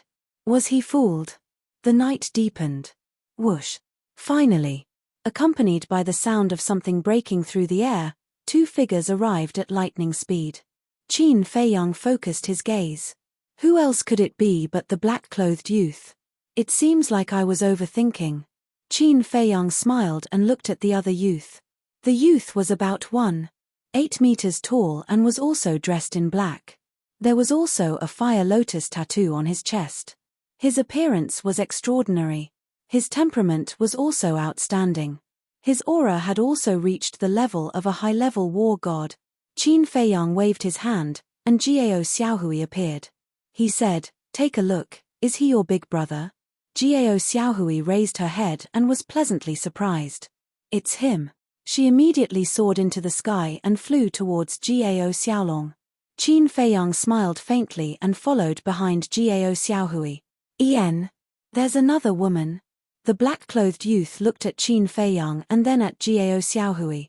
He was slightly stunned. The four of them met in the sky. The black-clothed youth cupped his hands and apologized. Brother, sorry for making you wait. It's fine. Qin Feiyang waved his hand and smiled. As for Jiao Xiaohui, she threw herself into Jiao Xiaolong's arms and cried. However, Jiao Xiaolong's expression was one of shock and confusion. He glanced at the black-clothed youth beside him from time to time as if he was asking for help. Wait. Something's wrong. Qin Feiyang looked at Jiao Xiaolong's expression and a light flashed in the depths of his eyes. One must know. Jiao Xiaolong and Jiao Xiaohui were biological siblings. Shouldn't the elder brother be happy to see his biological sister come looking for him? But why did he reveal such an expression now? Moreover, when they met, he didn't even say a word of concern or inquiry. Something was very wrong. This Jiao Xiaolong is acting as if he doesn't know Jiao Xiaohui. The young man in black looked at Jiao Xiaohui and then looked at Qin Feiyang suspiciously. Brother, who is this girl? Qin Feiyang's eyes flashed. This Jiao Xiaolong didn't react at all. What did this mean? This proved that this person wasn't Jiao Xiaolong. Otherwise, how could he not recognize his own sister? Alas. Seems like the people from Nine Heavens Palace aren't anything good. Qin Feiyang sighed, his heart filled with disappointment. He had thought that Zhongxian was a decent person, but who could have thought that he would be able to conceal his strength so well? Qin Feiyang looked at Jiao Xiaolong, smiling without batting an eyelid. You're Jiao Xiaolong? It's me. Jiao Xiaolong nodded. Qin Feiyang said, then who is the girl in your arms? Do you know? Jiao Xiaolong lowered his head to look at Jiao Xiaohui, the confusion in his eyes deepened. Jiao Xiaohui raised her head to look at Jiao Xiaolong, anxiously saying, Big brother, I'm Xiaohui. Don't you recognize me? Jiao Xiaolong was stunned for a second, but he quickly smiled. Xiaohui, of course I recognize you. I was just joking with you, don't be angry. Looking at Jiao Xiaolong's reaction, Qin Feiyang already had an idea. This person was definitely not Jiao Xiaolong. But these two people, pretending to be Jiao Xiaolong, what were they trying to do? Wait a minute. Could it be? Thinking of this, Qin Feiyang couldn't help but sigh in his heart. There was no knowing what was in a person's heart. This saying was indeed true. No matter where he went, he couldn't easily trust anyone. But Gao Xiaohui didn't suspect anything. She wept bitterly as she said to Gao Xiaolong, "Big brother, grandfather, father, mother, and our clansmen, they're all dead." "What?" Gao Xiaolong's face changed, asking, "Who did it?" "Guo family." Gao Xiaohui said, her eyes filled with hatred. "This Guo family really deserves to die." Gao Xiaolong was filled with grief and indignation, but he quickly comforted her with a gentle voice. "Xiaohui, don't be sad, Big brother will definitely avenge them. Let's go find the Guo family for revenge now." Gao Xiaohui said. "Now?" Gao Xiaolong was stunned. He glanced at the black-robed young man beside him. The black-robed young man's eyes turned, looking at Gao Xiaohui, smiling. "Xiaohui, the matter of revenge can't be rushed, it must be prepared in advance. How about this? We'll first bring you to Sky Dragon City to settle down, then we can slowly plan." But Gao Xiaohui was anxious. Gao Xiaolong said, "Xiaohui, listen to us, it won't be wrong." "All right." Gao Xiaohui looked at Gao Xiaolong, then at the black-robed young man, nodding her head. Watching the two of them singing the same tune, Qin Feiyang shook his head and sighed, "I really can't watch this anymore." The black-robed young man and Gao Xiaolong were stunned, looking suspiciously at Qin Feiyang. "I'll bring you to a place." Qin Feiyang smiled, and with a wave of his hand, the four of them disappeared without a trace. Black Tortoise World. Above the herb field. Qin Feiyang stood facing the wind.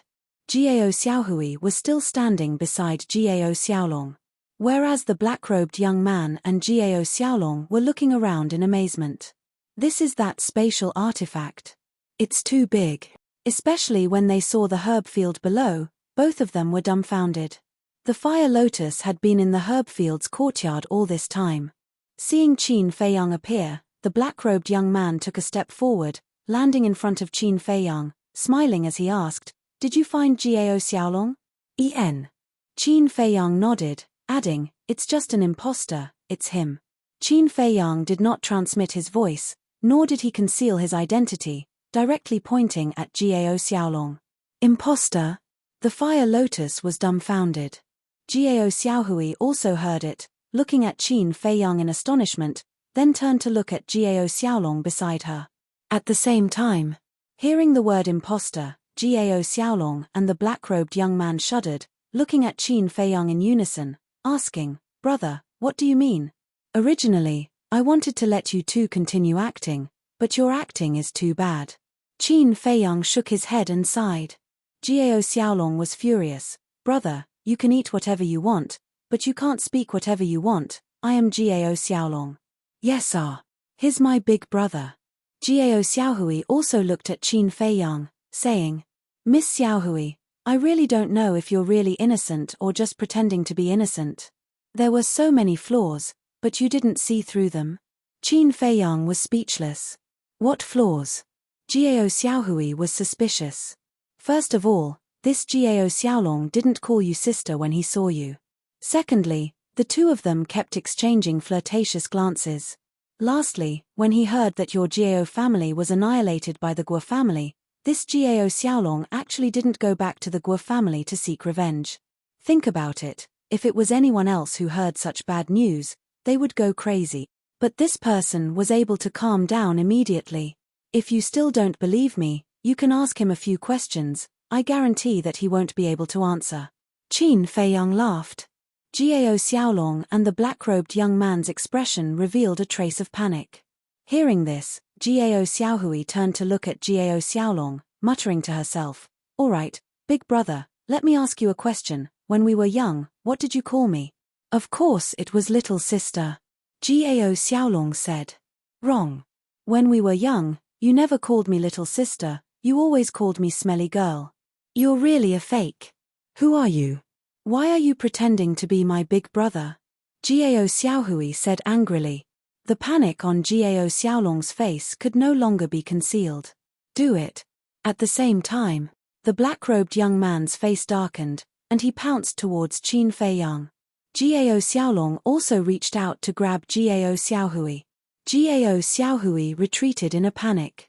However, The fire lotus suddenly landed in front of Gao Xiaohui, and undead energy surged out like a tide, drowning Gao Xiaolong in an instant. Ah! A painful scream resounded through the sky. The undead energy was everywhere, rushing into Gao Xiaolong's sea of consciousness, crazily nibbling away at his soul. At the same time, Qin Feiyang also raised his arm and punched towards the black-robed young man. One must know. Qin Feiyang's physical body had been tempered by heavenly lightning, and could easily crush a mid-grade divine artifact, not to mention this black-robed young man. In terms of physical strength, Qin Feiyang completely crushed the black-robed young man. Ah! Accompanied by a miserable scream, the black-robed young man was sent flying, and his arm was shattered, blood and flesh splattered everywhere. So strong. The black-robed young man's face changed, and he looked at Qin Feiyang in horror, and without caring about Gao Xiaolong, he turned and fled. In here, even if you have the ability to fly, you can't escape from my palm. Qin Feiyang said contemptuously, and the power of law fell, forming a barrier, trapping the black-robed young man inside. The fire lotus snorted, retracting her undead energy, and kicked Gao Xiaolong into the barrier. Then, the two of them madly bombarded the barrier within the barrier. Qin Feiyang didn't stop them, and he crossed his arms, watching with a smile. In the end, the two of them were exhausted, sweating profusely, but the barrier didn't even tremble. Are you bored? Then, can we have a good chat now? Qin Feiyang looked at the two of them with ridicule. The two of them raised their heads and looked at Qin Feiyang. Gao Xiaolong suddenly ran in front of the barrier, looked at Qin Feiyang, and begged, "Brother, this has nothing to do with me, it's him." Gao Xiaolong pointed at the black-robed young man behind him, and said, "He was greedy for the spatial divine artifact and soul stone on you, so he asked me to pretend to be Gao Xiaolong. I was instigated by him, please let me go." No, he was the one who instigated me." The black-robed young man's face changed, and he quickly ran over, looking at Qin Feiyang. "Bastard! Don't you dare slander me!" Gao Xiaolong roared. "I didn't. Brother, you have to believe me, I really want to help you find Gao Xiaolong." The black-robed young man looked at Qin Feiyang, and anxiously cried. "You really want to help me?" Qin Feiyang's eyes were full of ridicule, and he said, "Your plan was good, and you hid it well, so much so that I thought you were a good person. Unfortunately, you didn't expect Gao Xiaolong's sister to be by my side." Qin Feiyang looked at the two of them, and said, "But these are not important, I just want to know, where is the real Gao Xiaolong?" Literature Hall. Chapter 1943. The black-robed young man said, "I've been looking for him all day." Qin Feiyang waved his hand, interrupting the black-robed young man, "I don't want to hear the process, I only want the result." Fine, I'll tell you the result. I heard that this Gao Xiaolong was already invited out last night." The black-robed young man said. "Who invited him out?" Qin Feiyang frowned. "Young noble Feng." The black-robed young man said. "It really is him." Qin Feiyang's eyes glimmered. There was information about this young noble Feng in the old patriarch's memories. This person had a great background in the Nine Heavens Palace. His elder sister and elder brother were both geniuses in the Nine Heavens Palace. His parents were also Nine Heavens Palace's enforcement elders. Whether it was strength or status, they left others in the dust. However, the most terrifying person was his grandfather. According to the old patriarch's memories, this young noble Feng's grandfather was the Nine Heavens Palace's resource hall master. In other words, all the Nine Heavens Palace's resources were under his control. And the old patriarch used soul stones to bribe this young noble Feng to get rid of Gao Xiaolong. Moreover, the amount wasn't small, no less than 3,000 soul stones. Fire Lotus frowned, looking at Qin Feiyang. "Brother, this Gao Xiaolong, could it be?" Before Fire Lotus could finish, Gao Xiaohui shook her head. "No, my big brother is definitely fine." "Miss Xiaohui, last night your big brother was invited out by young noble Feng. Now, a whole day has passed, do you think there's still hope?" Fire Lotus said. Gao Xiaohui lowered her head, tears flowed uncontrollably, her delicate body trembling. Qin Feiyang smiled. "We can't jump to conclusions too early, maybe there's an accident." "Yes. Life is unpredictable, maybe there really is an accident. Jiao Xiaohui's spirit rose, saying. Qin Feiyang felt a little helpless. These were just words to comfort Jiao Xiaohui, she actually believed it. Looks like this woman is really naive. Qin Feiyang pondered for a moment, looking at the black-robed young man. This young noble Feng, has he returned yet? I went to look for him, he hasn't returned yet. The black-robed young man shook his head. He didn't come back. Qin Feiyang was taken aback. An entire day had passed, and he still hadn't returned. Could there really be a turning point? Fire Lotus asked, how strong is this Gongzi Feng? The black-clothed youth said, Gongzi Feng is also a high-level war god. Advanced war god, his cultivation is the same as Big Brother's. In that case, it won't be easy for him to kill Big Brother. Jiao Xiaohui hurriedly said. Qin Feiyang shook his head and sighed. He really couldn't bear to break Jiao Xiaohui's hopes. Although Gongzi Feng's cultivation was the same as Jiao Xiaolong's, Gongzi Feng had a backer. In other words, whether it was divine arts or divine artifacts, Jiao Xiaolong and Gongzi Feng couldn't be compared. In short, this Jiao Xiaolong was most likely dead. Who? Qin Feiyang let out a long sigh and looked at the black-clothed young man and the black-clothed man. I want to ask you something else. Tell us, as long as you let us go, we'll tell you everything. The two smiled flatteringly. Qin Feiyang asked, do you know a person called Qin Batian? Qin Batian? The black-clothed young man and the black-clothed man looked at each other and suspicion crept into their eyes. You don't know? Qin Feiyang frowned. The black-clothed young man quickly waved his hand and said, no, we've heard of this person, but why are you asking about him? Anyone would be curious about such a legendary figure. Qin Feiyang smiled faintly. That's true. This Qin Batian is indeed a legendary figure. It's said that when he entered the Nine Heavens Palace, he only took a few hundred years to break through to the monarch god realm and become the blazing sun of the Nine Heavens Palace. Later, he became an elder, disciplinary elder, palace master, and I heard that he even became the vice palace master of our Nine Heavens Palace. The black-clothed young man said with envy in his eyes. What? Vice palace master? Qin Feiyang and Fire Lotus looked at each other. Of course, this is only a rumor. It's been too long, and we disciples don't know if it's true or not. The black-clothed young man said. Qin Feiyang asked suspiciously, then why did this Qin Batian disappear? There are many different theories about his disappearance, and we don't know either.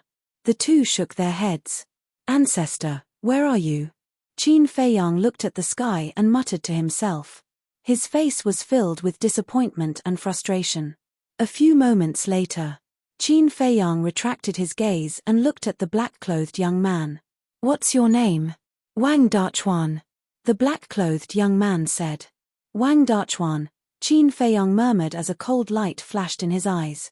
Two strands of law energy entered the black-clothed young man and Jiao Xiaolong's forehead. Accompanied by two blood-curdling screams, their souls were annihilated, and they died on the spot. Why did you kill them? They are disciples of the Nine Heavens Palace. Jiao Xiaohui looked at Qin Feiyang in shock. How dare they scheme against me? Not to mention disciples of the Nine Heavens Palace, even if they are elders of the Nine Heavens Palace, I will make them pay the price. Qin Feiyang smiled coldly and grabbed the two's cosmos pouches. The barrier shattered with a loud bang, and the power of rules swarmed over. The two's corpses were directly smashed into pieces, turning into a bloody mist. Looking at this scene, Jiao Xiaohui couldn't help but shudder. The Nine Heavens Palace's position in the northern region was unshakable. And the disciples of the Nine Heavens Palace were like emperors in the outside world. No one dared to offend them. But this man in front of her killed them without mercy. And he killed two of them at once. This was too terrifying.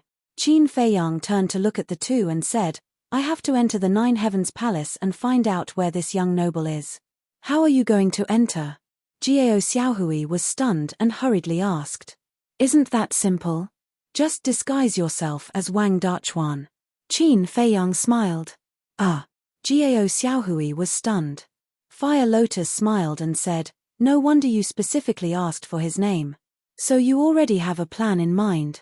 Qin Feiyang laughed.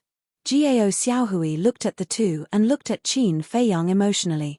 She bowed and said, "You have helped us brother and sister so much. I really have no way to repay you." "Help you?"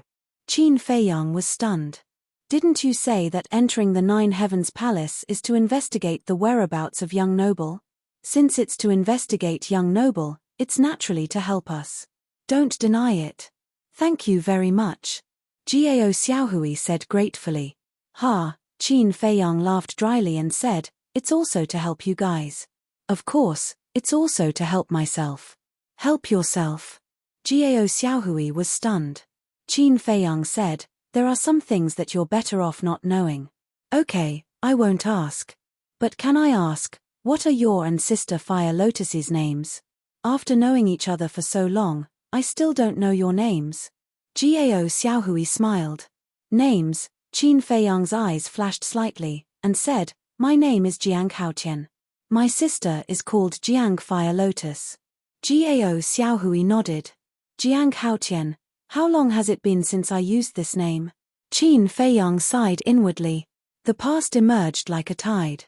Thinking back to the spiritual state, the name Jiang Haotian was also famous. Shaking his head, Qin Feiyang took out a phantom pill and changed his appearance. Then, he took out a set of black robes from Wang Dachuan's Chenkuan bag and put them on neatly. On the clothes, there was a flame pattern. Immediately after, Qin Feiyang sent the two Chenkuan bags to the ancient castle. Then, with a flash, he appeared in the sky above the mountain range outside. The waning moon was in the void. In the dead of night, the giant mountain that led to the Ninth Heaven Palace was like a giant beast standing on the ground. Qin Feiyang looked up at the top of the mountain with a determined light in his eyes. He murmured, "Even if it's a dragon's pool or a tiger's den, I must find out the reason for the disappearance of my ancestor." Whoosh! Taking a deep breath, Qin Feiyang turned into a stream of light and flew towards the top of the mountain. The top of the mountain in the dark night was dead silent. Beside the sky stairway, the white-haired old man was still sitting in his original position like a stone statue, not moving at all. Qin Feiyang landed on the top of the mountain. He didn't disturb the white-haired old man, nor was he nervous at all. He calmly passed by the white-haired old man. The white-haired old man didn't stop him. Finally, Qin Feiyang stood at the bottom of the sky stairway, looked up, and stepped onto the first step. But just as his foot landed, the stone stairs under his feet suddenly shook and released a dazzling light.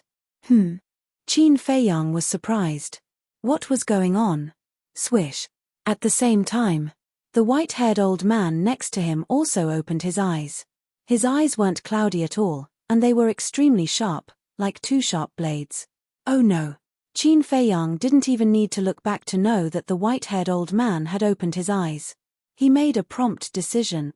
Without any hesitation, he directly entered the Black Tortoise world, then controlled the Black Tortoise world and flew away without looking back.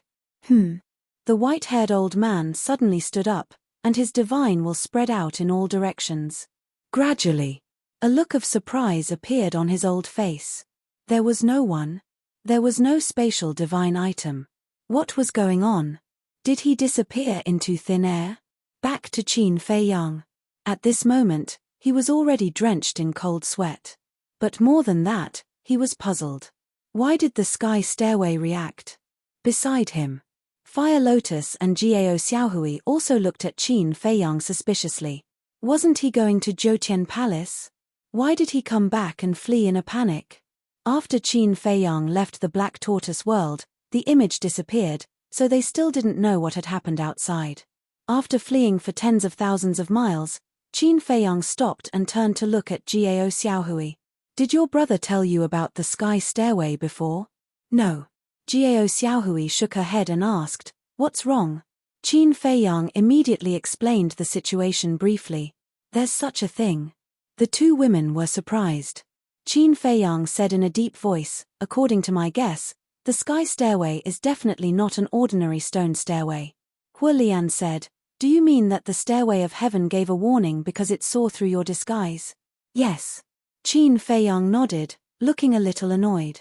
I should have directly read Wang Dachuan's memories just now. Literature Museum.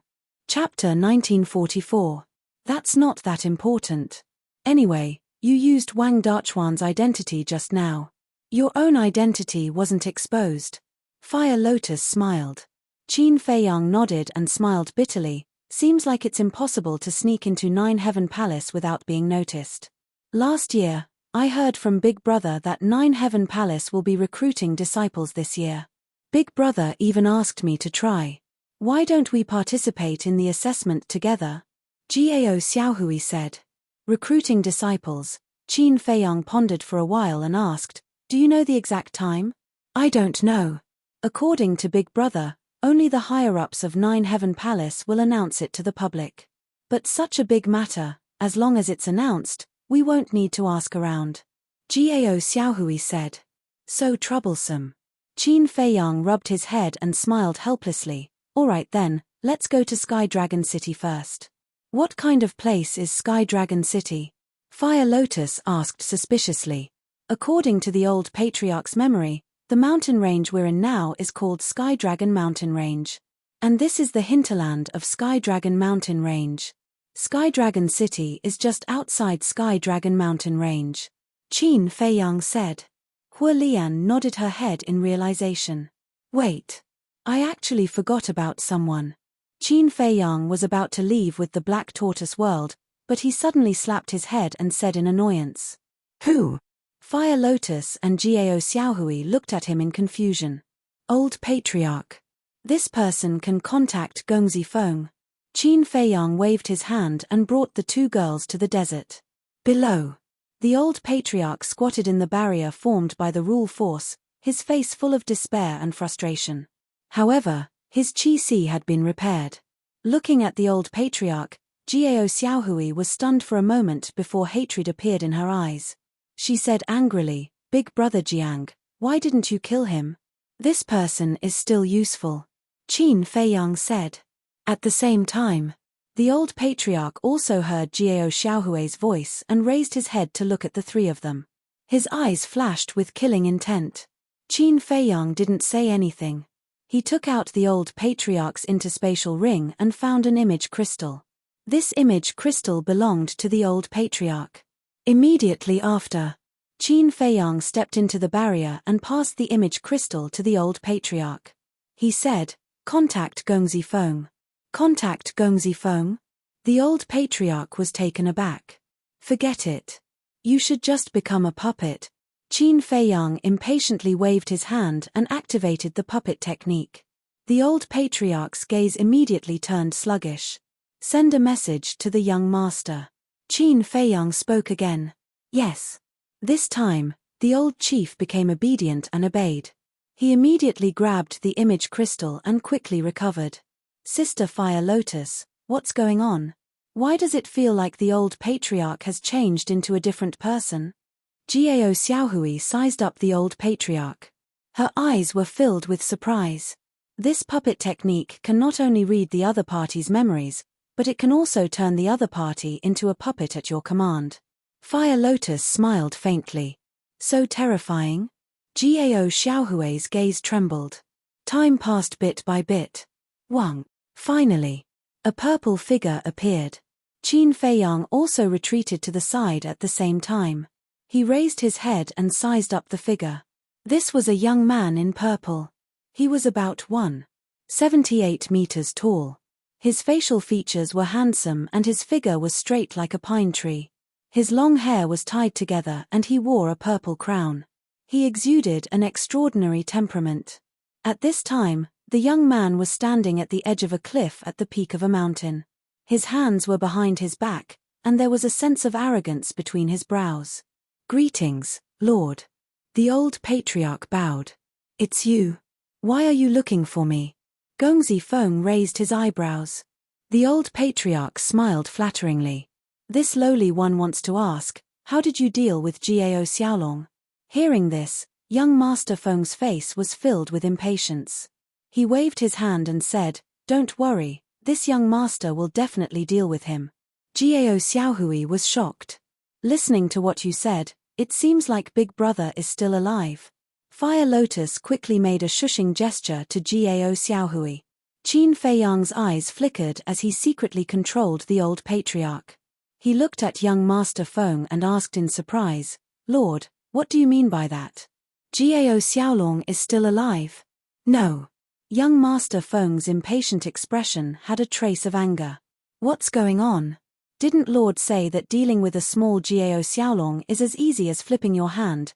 the old patriarch said. "I already said that this young master will deal with him." "Aren't you annoying?" Young Master Feng shouted. Yes.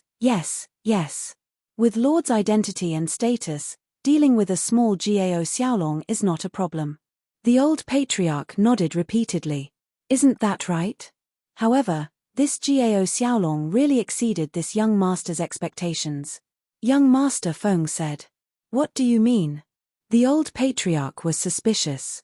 This young master invited him out last night to deal with him in one fell swoop, but he actually guessed that this young master wanted to harm him. Before this young master could make a move, he escaped. Young Master Feng said angrily. "Then, have you found him yet?" the old patriarch asked. "Not yet." Young Master Feng shook his head. "No." The old patriarch was stunned, and he hurriedly said, "Lord, you can't let him return alive. Don't worry, he will never be able to return. Because he entered the Sky Dragon Sea." Young Master Feng sneered. "That's good." The old patriarch nodded and sighed in relief. "All right, after dealing with him, this young master will contact you. Don't send me any messages in the future. If my old man knows that this young master is doing this kind of thing, he will definitely not forgive this young master." Young Master Feng said. "Okay." The old patriarch respectfully replied. Soon after, young Master Feng's shadow disappeared. "Let's go to the Sky Dragon Sea." Qin Feiyang also immediately confiscated the old patriarch's image crystal, controlled the Black Tortoise realm, and broke through the sky. Fire Lotus asked doubtfully, "Where is the Sky Dragon Sea?" Qin Feiyang said, "The sea at the end of the Sky Dragon mountain range is the Sky Dragon Sea, and it is also the largest forbidden area in the northern region." "The largest forbidden area?" Fire Lotus was shocked. That's right, in the old patriarch's memories, there is information related to the Sky Dragon Sea. The Sky Dragon Sea is boundless, and there are countless sea beasts. And the most terrifying thing is that in the Sky Dragon Sea, there is no way to open the altar, nor is there any way to send messages to the outside world. Qin Feiyang said. "Unable to send messages?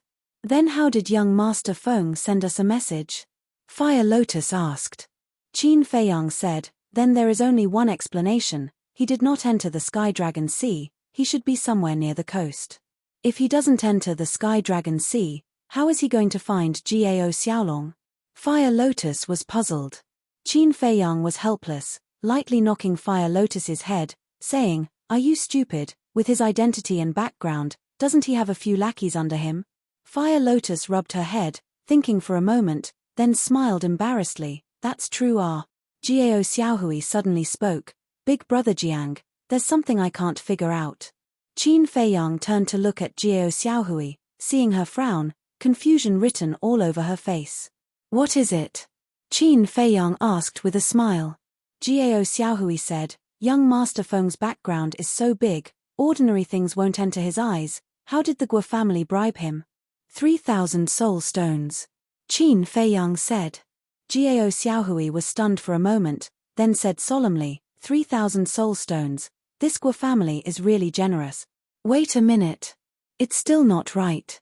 Gao Xiaohui shook her head again, pondering for a moment before saying, "Big Brother Jiang, Sister Fire Lotus, think about it, 3,000 soul stones is indeed not a small amount to us, but this young Master Feng's family members are all famous figures in the Nine Heavens Palace. Would he lack this little bit of soul stones?" Qin Feiyang and Fire Lotus looked at each other, both frowning. Fire Lotus said, "I think what Xiaohui said makes sense. It's my negligence. This young Master Feng's grandfather is the Resource Hall's Hall Master, controlling the entire Nine Heavens Palace's resources. Not to mention 3,000 soul stones, even 30,000 soul stones wouldn't be a problem for him. There must be a reason behind this." Qin Feiyang said. Did the old patriarch give young Master Feng other things? Fire Lotus asked. Qin Feiyang said, I can confirm this. No, only 3,000 soul stones. Then that's strange. Fire Lotus was suspicious. It seems like we can only get the answer from young Master Feng's mouth. Qin Feiyang said in a low voice. While the three of them were talking, the Sky Dragon Sea entered the screen. In the dark night, the Sky Dragon Sea didn't look any different from the Sky Dragon mountain range. A gentle breeze blew, waves splashed. It was very peaceful. Only a few sea beasts would occasionally rush out of the sea, letting out roars. It was hard to imagine that such a peaceful sea was the Northern Domain's biggest forbidden area. Pay attention. Qin Feiyang reminded, his gaze sweeping over the screen, not letting go of any place. Earlier, when they were communicating with young Master Feng, he was standing at the edge of a cliff. Perhaps he was on one of the nearby peaks. Since it was related to Jiao Xiaolong's safety, Jiao Xiaohui didn't dare to be negligent, carefully searching every corner. They were getting closer to the shore of the Sky Dragon Sea. Literature Hall. Chapter 1945. Finally. Fire Lotus seemed to have discovered something as she looked at a certain spot on the left side of the screen in surprise. There was a mountain peak that was about 1,000 feet tall. The peak of the mountain was covered with rocks and weeds. And on one of the rocks, there seemed to be a black figure standing. The distance was too far and she couldn't see clearly. Could he be Gongzi Feng? Noticing Fire Lotus's abnormality, Jiao Xiaohui also looked over with a trace of suspicion in her eyes. Why don't we go and take a look? Qin Feiyang smiled and controlled the Black Tortoise Realm to fly towards the peak of the mountain. Soon. The Black Tortoise Realm entered the sky above the peak of the mountain. The three of them took a closer look. If it wasn't Gongzi Feng, who else could it be? He was wearing a gorgeous purple robe that fluttered in the wind. He was like a son of God, showing off his extraordinary temperament. But at this moment, his entire body was emitting a gloomy aura. It seems that not killing Jiao Xiaolong has made him very angry. Fire Lotus whispered. For the sake of soul stones, he killed the innocent. One look and I can tell that he isn't a good person. Jiao Xiaohui snorted. Qin Feiyang glanced at Jiao Xiaohui and said indifferently, actually, don't make it sound so bad. If it was your Jiao family, you would also exterminate the Guo family. I won't. Jiao Xiaohui said angrily. You won't, but your family will. Your brother Jiao Xiaolong will too. Actually, everyone is the same. We all want to survive, but the methods are different. Qin Feiyang said. Jiao Xiaohui fell silent. She couldn't find a reason to refute this point. Fire Lotus glanced at Jiao Xiaohui and looked at Qin Feiyang. Let's not talk about this first. Now that we have found Gongzi Feng, what should we do next? Wait. Qin Feiyang said. Late at night, in the sky above the heavenly Dragon Sea, two black figures flashed through the sky and landed on the peak of the mountain. They were two muscular men in black. They looked middle-aged and were more than 9 meters tall. Their upper bodies were bare and muscular, filled with a valiant aura. The aura they exuded was also extremely strong. They were two perfect war gods. However, there was no flame symbol of the 9 Heavens Palace on their clothes. Obviously, they were not disciples of 9 Heavens Palace. Young Master. The two of them landed on the mountain peak and bowed respectfully to young Master Feng. Yes. Gongzi Feng nodded. He looked at the two of them and asked, have you found him? The two of them nodded. One of the muscular men waved his hand, and a young man covered in blood immediately appeared at Gongzi Feng's feet. Big brother, Jiao Xiaohui shouted, her eyes filled with anger. That's right.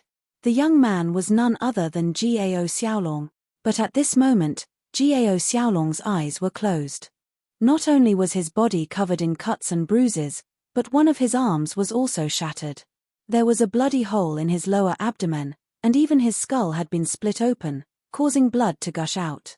As for his life force, it was so weak that it was almost undetectable. Looks like there's no need to enter the sea of heavenly dragons. Qin Feiyang murmured. Outside, when Gongzi Feng saw Jiao Xiaolong, a trace of viciousness crept into his eyes, and he ruthlessly kicked Gao Xiaolong in the chest as he sneered, "Bastard, I'll let you escape." But Gao Xiaolong was lying motionless on the ground, already unconscious. Gao Xiaohui looked at Qin Feiyang and begged, "Big brother Jiang, I beg you, please save my big brother, or he will really die." Qin Feiyang remained silent. Gao Xiaohui's heart was burning with anxiety, and she looked at Fire Lotus. "Don't worry." Fire Lotus comforted her softly. Outside, Gongzi Feng glanced at Gao Xiaolong, then looked at the two muscular men and asked, "Did anyone see him?" The Sea of Heavenly Dragons was right beside the Nine Heavens Palace, thus there were many Nine Heavens Palace disciples training in the Sea of Heavenly Dragons. "No." The two of them shook their heads. "Very good." Gongzi Feng nodded, and a cold light flickered in his eyes as he ordered, "Kill him and destroy the evidence." "Yes." The two of them responded respectfully and prepared to make a move on Gao Xiaolong. But at this moment, Gao Xiaolong, who was lying in front of them, disappeared without a trace. "Where is he?" The three of them were bewildered, and they immediately released their divine sense to cover the surroundings. The two muscular men looked at each other. There was actually no one. "Damn it, who is it?" Gongzi Feng was furious. He didn't expect that there would be someone else hiding here. Swish. Suddenly, a black-robed young man appeared beside the three of them. Gongzi Feng and the two muscular men immediately looked at the black-robed young man, and killing intent surged in their eyes. "The three of you, don't be angry, I don't mean any harm." The black-robed young man waved his hand and smiled. Gongzi Feng asked solemnly, "Are you the one who saved Gao Xiaolong?" "Yes." The black-robed young man nodded. "Who are you?" "Such a big dog egg, how dare you interfere with this Gongzi's matter?" Gongzi Feng shouted gloomily. "I am Wang Dachuan." The black-robed young man smiled faintly. "That's right. This person was Qin Feiyang." However, in order to not expose his true face, he came out to meet Gongzi Feng with the identity of Wang Dachuan. Wang Dachuan, Gongzi Feng sized up Qin Feiyang, and when he saw the flame pattern on Qin Feiyang's clothes, he frowned and said, "You are also a disciple of the Nine Heavens Palace, don't you know my identity?" "Of course I know. The grandson of the Resource Hall Master, the son of the two law enforcement elders, and your big brother and big sister are also monstrous existences. This identity is not ordinary." Qin Feiyang laughed. Gongzi Feng shouted, "Then you still dare to go against this Gongzi?" "No, no, no. I am not going against you. On the contrary, I am here to help you." Qin Feiyang laughed. "Help me?" Gongzi Feng raised his brows. "Gongzi, this person's intentions are unclear, please be careful." The two muscular men stood in front of Gongzi Feng and transmitted their voices with vigilance. Gongzi Feng's eyes flickered as he looked at Qin Feiyang and said, "Then I am really curious, what do you want to help me with?" Qin Feiyang laughed and said, "You have such a powerful family background, yet you are still doing such a murderous thing outside. I think you must have some hidden troubles." Gongzi Feng clenched his fists when he heard this, and the hostility between his brows intensified. Qin Feiyang said, "Based on my guess, it should be related to your family, right?" "You are investigating me?" Gongzi Feng said coldly. "No, no, no. I have never investigated you, it is purely a guess. Actually, I don't know the real reason either. But you can tell me, maybe I can really help you." Qin Feiyang laughed. "With a mere low-level martial god like you?" Gongzi Feng's face was filled with disdain. "Even an ant can move an elephant," Qin Feiyang said. Gongzi Feng frowned and asked, "Then tell me, why do you want to help me? I don't believe that there is such a kind-hearted person in this world. Of course, I have conditions. First, let Gao Xiaolong go. Second, I want to ask about a person." Qin Feiyang said, "I have already taken the Guo family's soul stone. If you ask me to let Gao Xiaolong go, aren't you asking me to break my promise?" Gongzi Feng said angrily, "We are all sensible people, don't say break your promise. Moreover, even if you don't care, what can a mere Guo family do to you?" Qin Feiyang laughed. "Ha ha," Gongzi Feng laughed and said, "You are quite an interesting person. Then the second one, who do you want to ask about?" "Qin Batian." Qin Feiyang said. "What?" You want to ask about Qin Batian? Gongzi Feng was shocked. Yes. Qin Feiyang nodded. What is your relationship with Qin Batian? Gongzi Feng looked at Qin Feiyang suspiciously. Nothing much, I am just curious. Qin Feiyang smiled. Gongzi Feng sneered. Do you think I will believe your nonsense? It doesn't matter if you believe it or not, in short, it won't do you any harm, right? Qin Feiyang said. That's true. Gongzi Feng nodded and pondered for a while, then shook his head and said, This Qin Batian, I have heard rumors about him, but I don't know much about him. Maybe my grandfather knows more about him. Qin Feiyang said, Then I will have to trouble you to help me ask around. You are looking for the wrong person. If you ask my brothers and sisters, there might be hope, but Gongzi Feng shook his head and laughed at himself. Qin Feiyang's eyes flickered and he said, So, your relationship with your grandfather is not that good. Yes. Although on the surface, I have a powerful background, but in reality, my life is worse than a dog's. Otherwise, I wouldn't be willing to be an executioner for a mere 3,000 soul stones. Gongzi Feng sighed. I would like to hear the details. Qin Feiyang cupped his fists and said. Gongzi Feng fell silent. After a long time, he sneered, We are not that close. I can spare Jiao Xiaolong's life, but you must make him keep his mouth shut. If this matter is leaked, not only will he die, but you will also die. Seeing that Gongzi Feng did not answer directly, Qin Feiyang was a little disappointed. He nodded and smiled. All right, don't send any messages to the old patriarch. He is in my hands now. Let's go. Gongzi Feng looked deeply at Qin Feiyang, then waved his hand and left with the two strong men. Qin Feiyang also entered the Black Tortoise world. Wang Dachuan, Gongzi Feng frowned along the way. Gongzi, why didn't you kill him? Seeing that they were about to reach the Nine Heavens Palace, the two strong men couldn't help but ask Gongzi Feng. He was able to save Jiao Xiaolong in front of us without us noticing. Do you think he's a simple person? Gongzi Feng raged. One of the strong men said, He's just an ordinary disciple of the Nine Heavens Palace. It shouldn't be that simple. When this Gongzi returns, I will investigate this person's background. You guys should return to the Sky Dragon City and hide.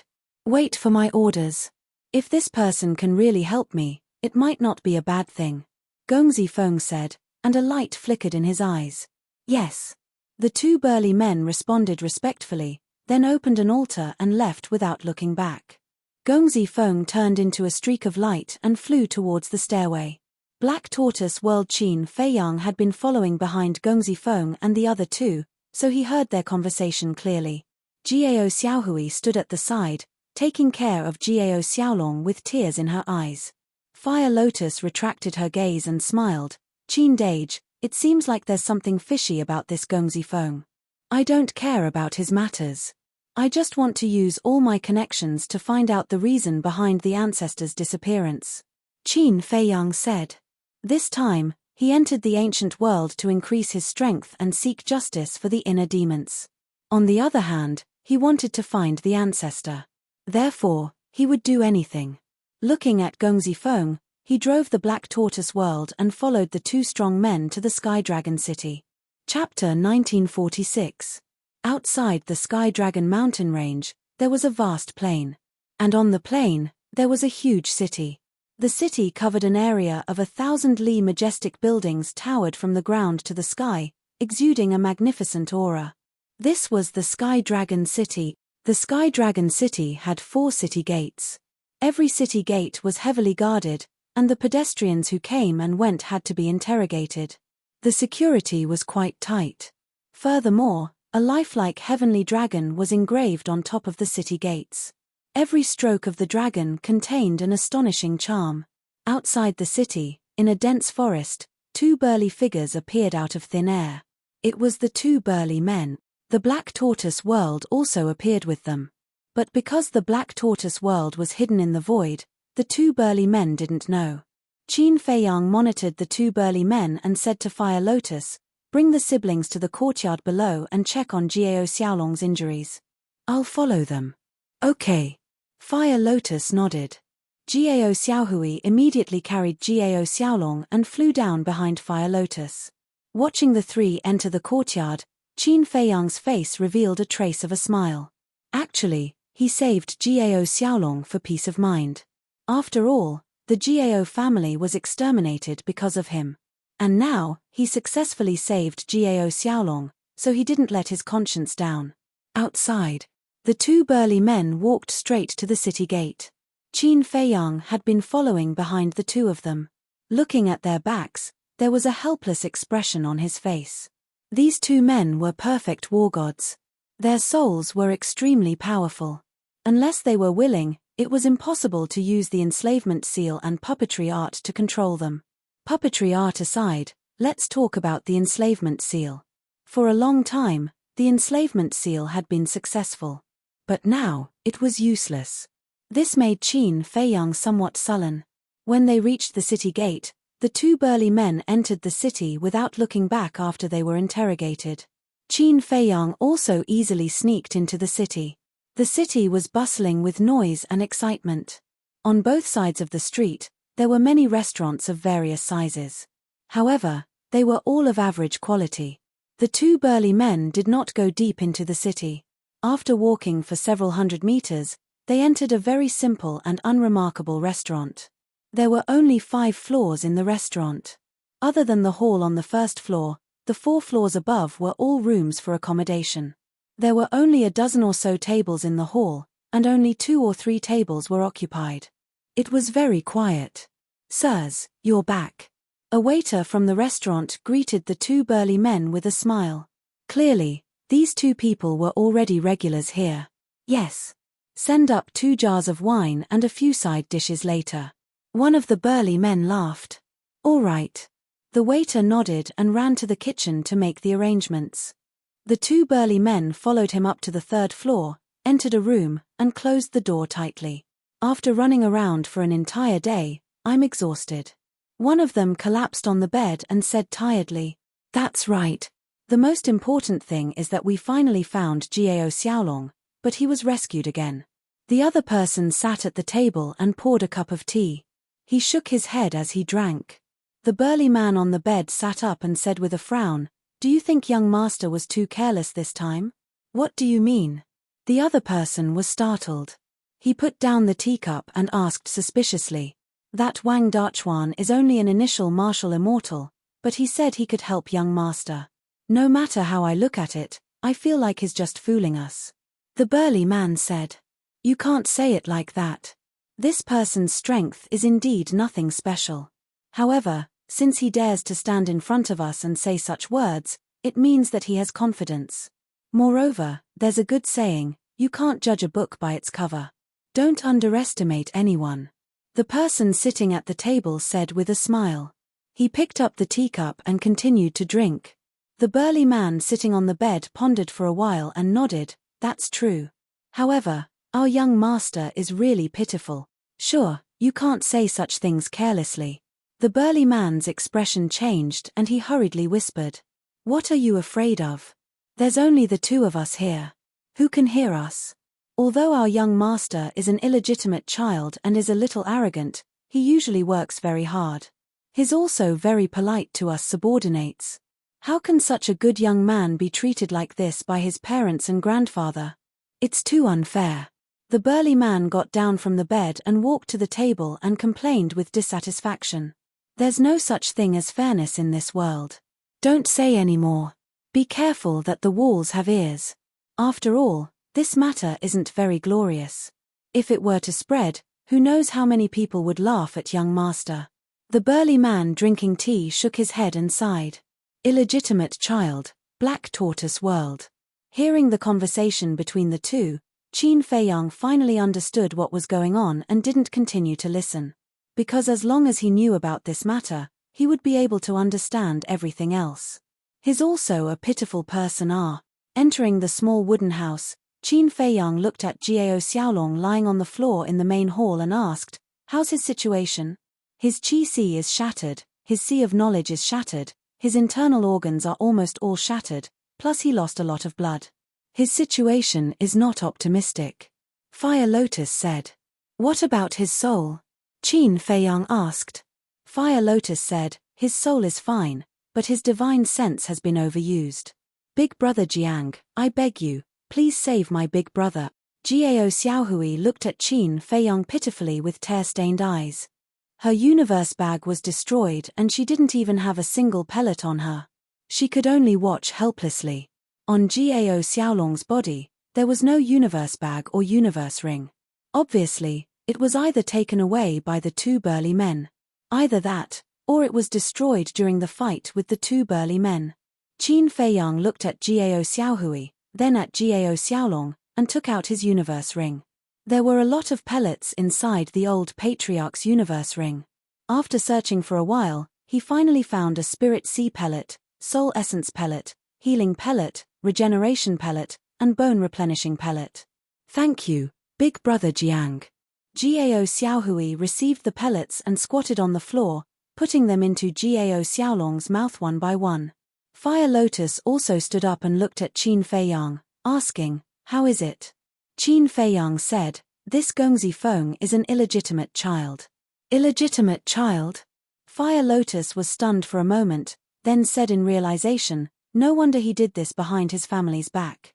From the two burly men's words, it's not hard to tell that this Gongzi Feng is a good person. I think he was forced to do this because he had no other choice. After all, an illegitimate child is not well liked. Qin Feiyang said. Now I'm starting to sympathize with him. Fire Lotus smiled. Sympathize? Qin Feiyang shook his head and smiled, saying, in this world, there are pitiful people everywhere. If you sympathize with all of them, how can you handle it? But this person can be used by me. You want to subdue him? Fire Lotus was stunned and asked. Subdue? How would I have the mood to train him? Moreover, I don't have any plans to recruit him now. The two of us are just mutually beneficial. Qin Feiyang shook his head and said. Those fellows in the castle were already enough to give him a headache. No matter how many soul stones he had, it wouldn't be enough. Isn't that asking for trouble? Next. Qin Feiyang didn't say anything else, lowering his head and muttering to himself. Hua Lian looked at him curiously for a while and said with a smile, are you thinking about something sneaky again? Qin Feiyang's face darkened, lightly knocking Fire Lotus's head, speechless. What are you thinking about all day? Fire Lotus rubbed her head, pursing her lips. Qin Feiyang transmitted, I'm thinking, can the Black Tortoise world sneak into Nine Heaven Palace without anyone knowing? You still want to sneak in? Fire Lotus said in a daze. Qin Feiyang thought, the assessment is really troublesome, and what I hate the most is trouble. I think it's better not to take the risk. Let's not talk about whether the Sky Stairway will notice the Black Tortoise world. Even if you use the Black Tortoise world to sneak into Nine Heaven Palace, it's not convenient to ask for information. Because you don't dare to go out. Once you go out, your whereabouts will be exposed. You might even attract the attention of the higher-ups of Nine Heaven Palace. So I think it's better to take the assessment and enter Nine Heaven Palace openly. Fire Lotus said. Qin Feiyang thought about it and felt that it made sense. If he really attracted the attention of the higher-ups of Nine Heaven Palace, it would be more difficult to ask for information in the future. So, it's better not to alert the enemy. Alright then, keep an eye on her and don't let her run around. I'm going to cultivate in the castle. When Gao Xiaolong wakes up, inform me immediately. Qin Feiyang transmitted. En.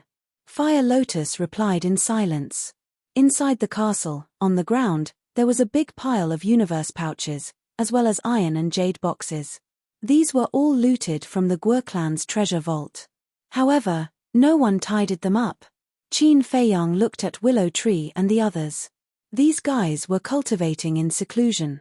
Even the white-eyed wolf, who had always been greedy for money, was indifferent. A change in personality? Qin Feiyang felt helpless. He thought that everyone had already cleaned up, but he didn't expect them to still be piled up on the ground. It seemed like he could only wait for Dan Wangtsai to deal with it. But he didn't know how much Dan Wangtsai had comprehended to become a god. Phew. Qin Feiyang exhaled and walked to the front of the altar. He grabbed a universe pouch and checked it. His face was full of helplessness. This universe pouch was specially used to store soul stones.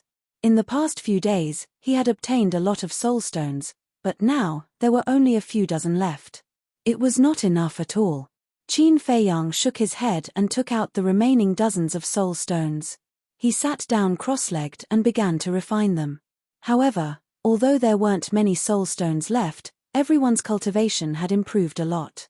Everyone was working hard to become a war god, including the white-eyed wolf, Qin Rushuang, Willow Tree, Yu Huang, and Lei Bao.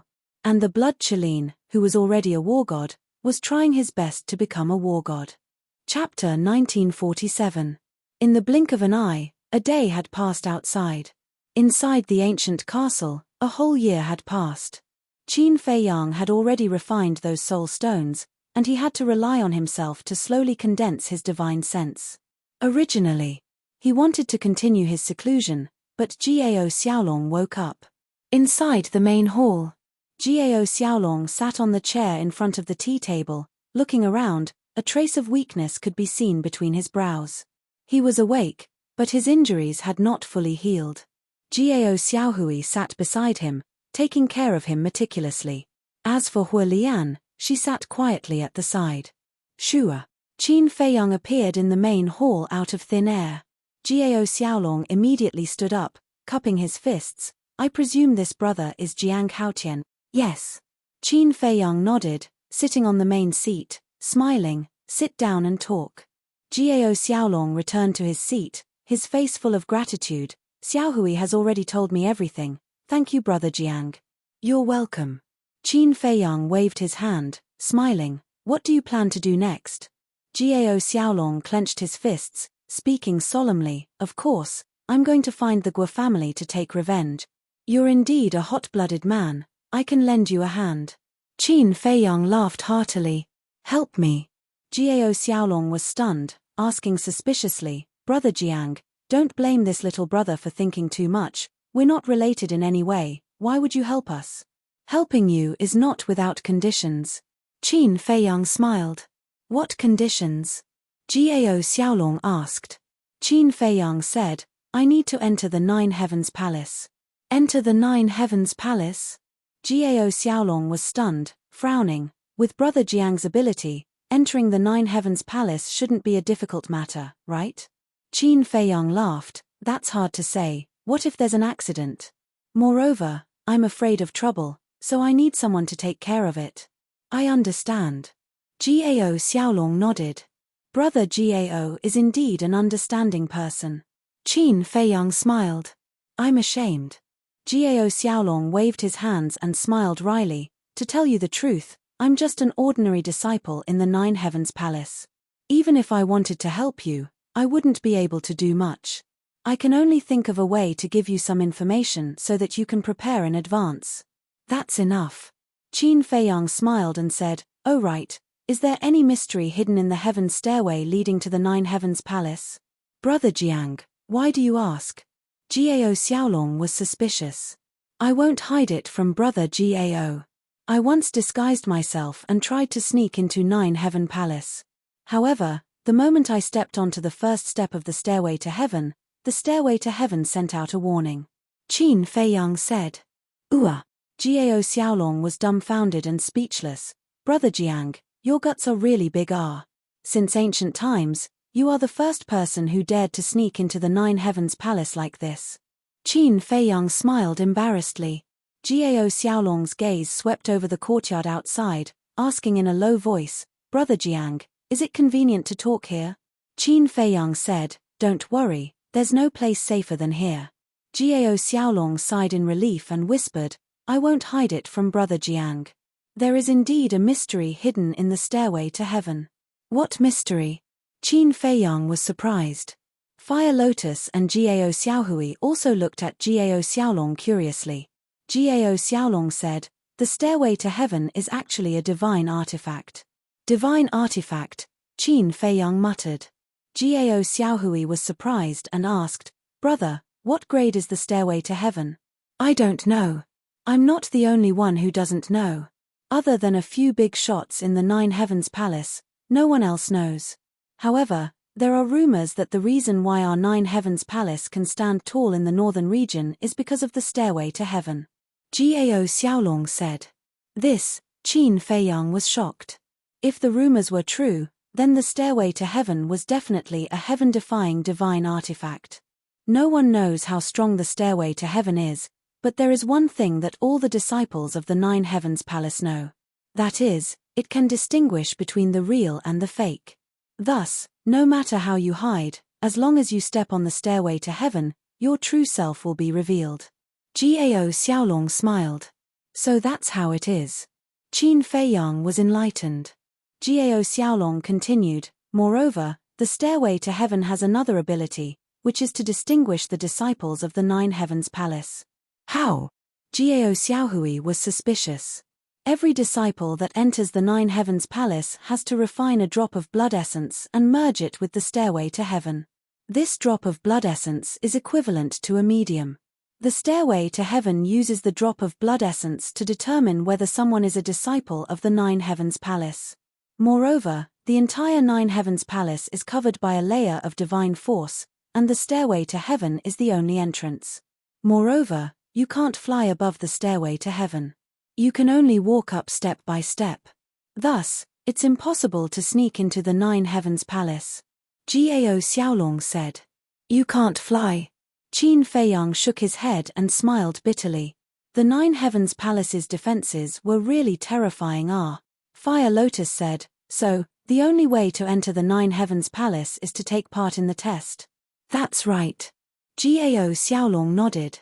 What kind of test is it? Qin Feiyang asked.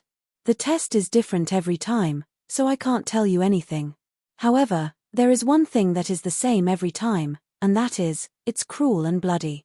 Gao Xiaolong said solemnly, and the expression in his eyes was solemn. How cruel? How bloody? Gao Xiaohui was curious. It's hard for you to imagine.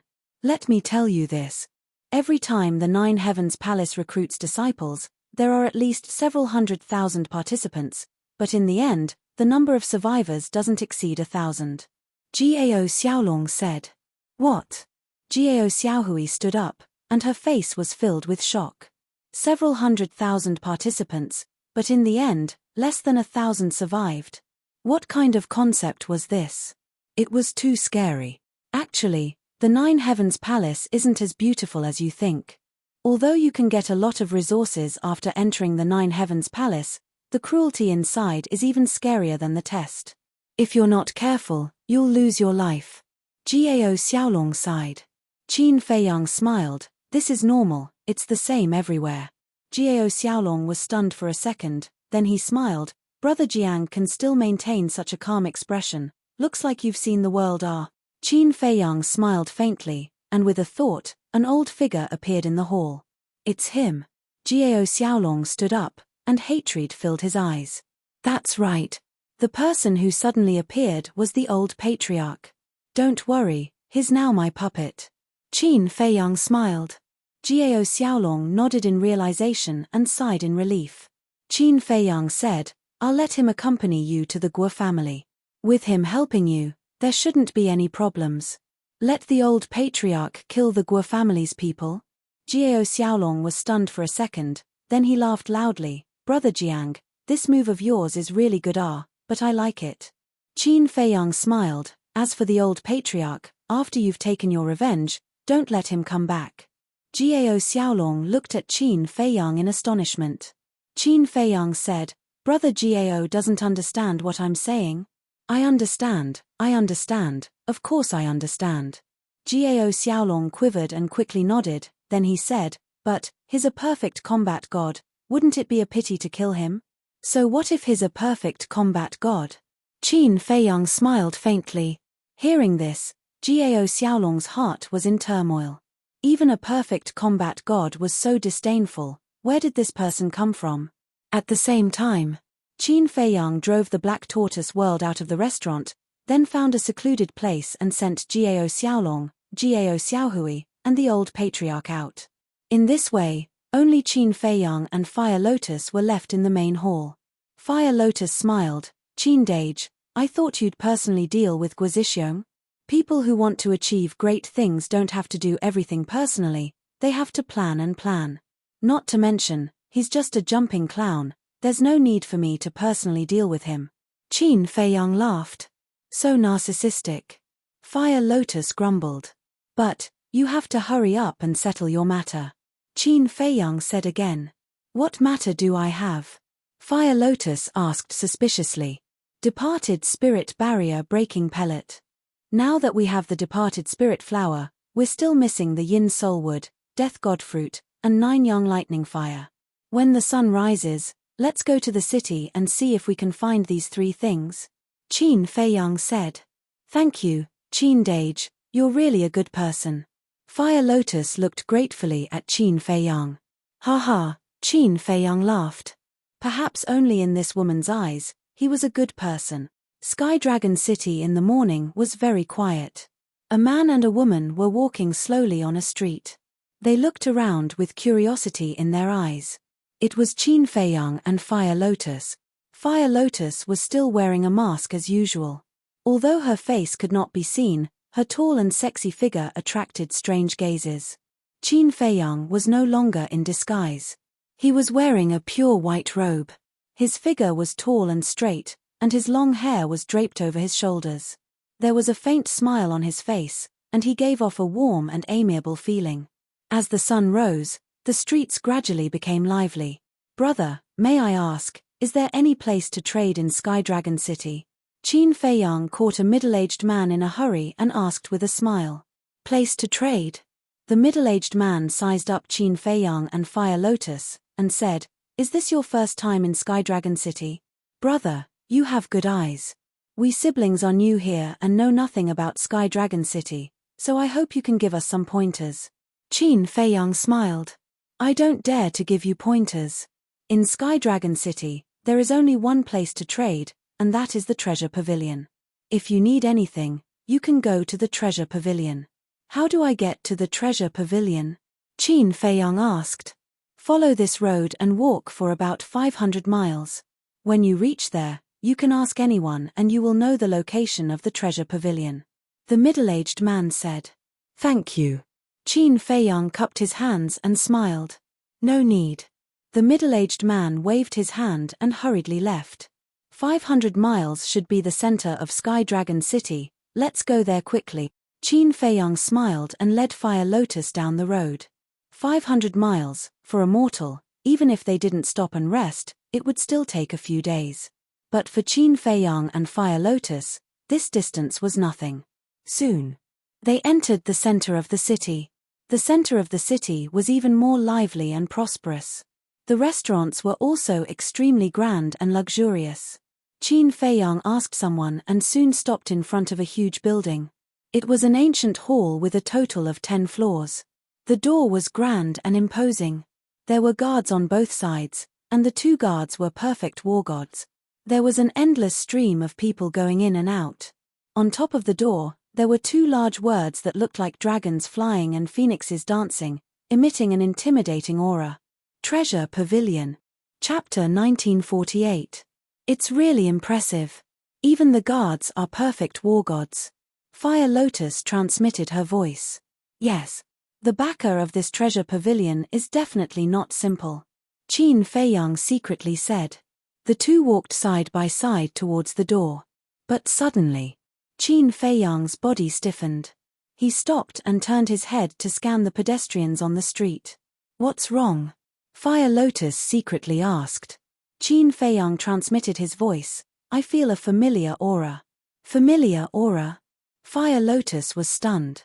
She suspiciously looked around and secretly asked, could it be Dong Xingyang and the others? No. Qin Feiyang shook his head. Suddenly, his gaze was locked on a spot more than 10 meters away. There was a hint of surprise on his face. There stood a young man. He looked about 18 or 19 years old. His height was also more than 1.8 meters. He wore a fiery red robe. His long hair was also red like fire. Looking at him, his entire person was like a ball of fire. The man in the fire robe stood in the crowd. He was also silently looking at the door of the treasure pavilion. Who is he? Fire Lotus followed Qin Feiyang's gaze and secretly asked. I've never seen him before. But I don't know why, but he gives me a sense of déjà vu, and although his aura is somewhat familiar, it also gives me a sense of strangeness," Qin Feiyang secretly said. Suddenly, the man in the fire robe seemed to have sensed something and also looked towards Qin Feiyang. That pair of eyes also seemed to be condensed by flames. It gave people a faint burning feeling.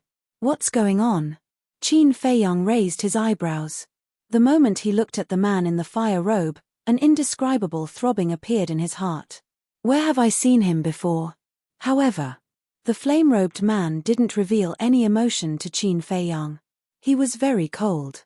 He only glanced at him for a moment before withdrawing his gaze and walking into the treasure pavilion. Fire Lotus watched the man enter the treasure house and asked in a low voice, "Could it be an illusion?" "It shouldn't be." Qin Feiyang shook his head. His eyes flashed as he strode into the treasure pavilion. Fire Lotus followed closely beside him.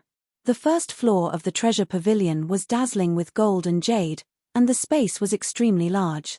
Transparent counters were neatly arranged, and various iron and jade boxes were placed within them. These metal and jade boxes were of different sizes.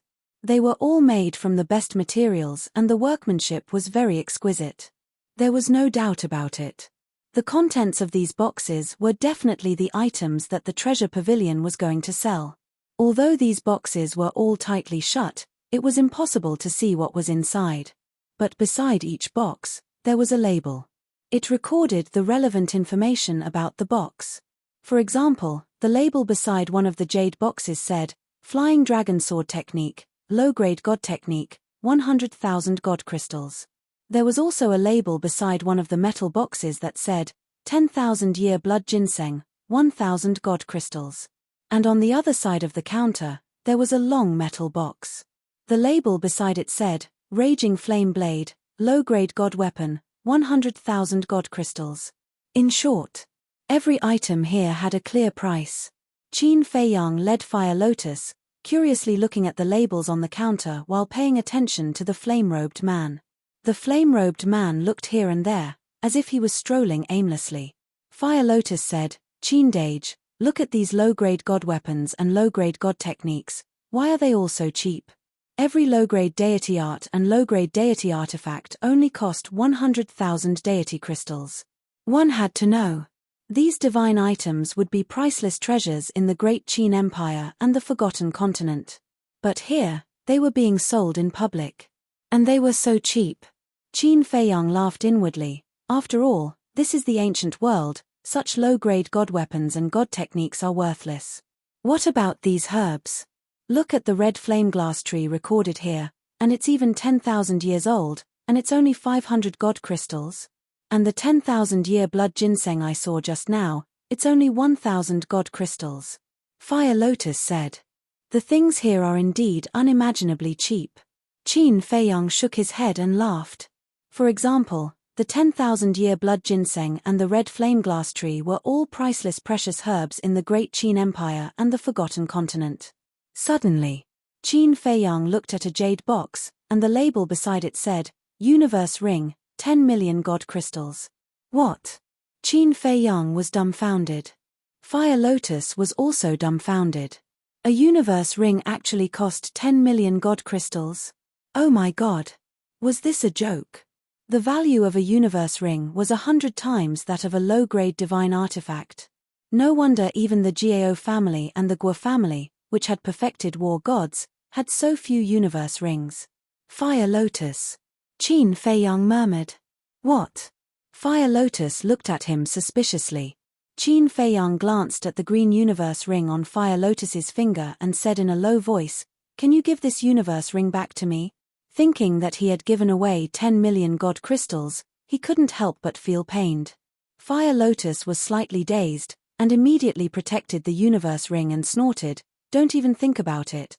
Qin Feiyang smiled wryly and thought, "I'm just kidding, but you'd better put away the universe ring first and not attract too much attention." The universe ring was a symbol of status. Okay. Fire Lotus looked around, and when no one was looking, she secretly took off the universe ring and put it in her pocket. Fire Lotus, that person is going to the second floor. Let's follow him.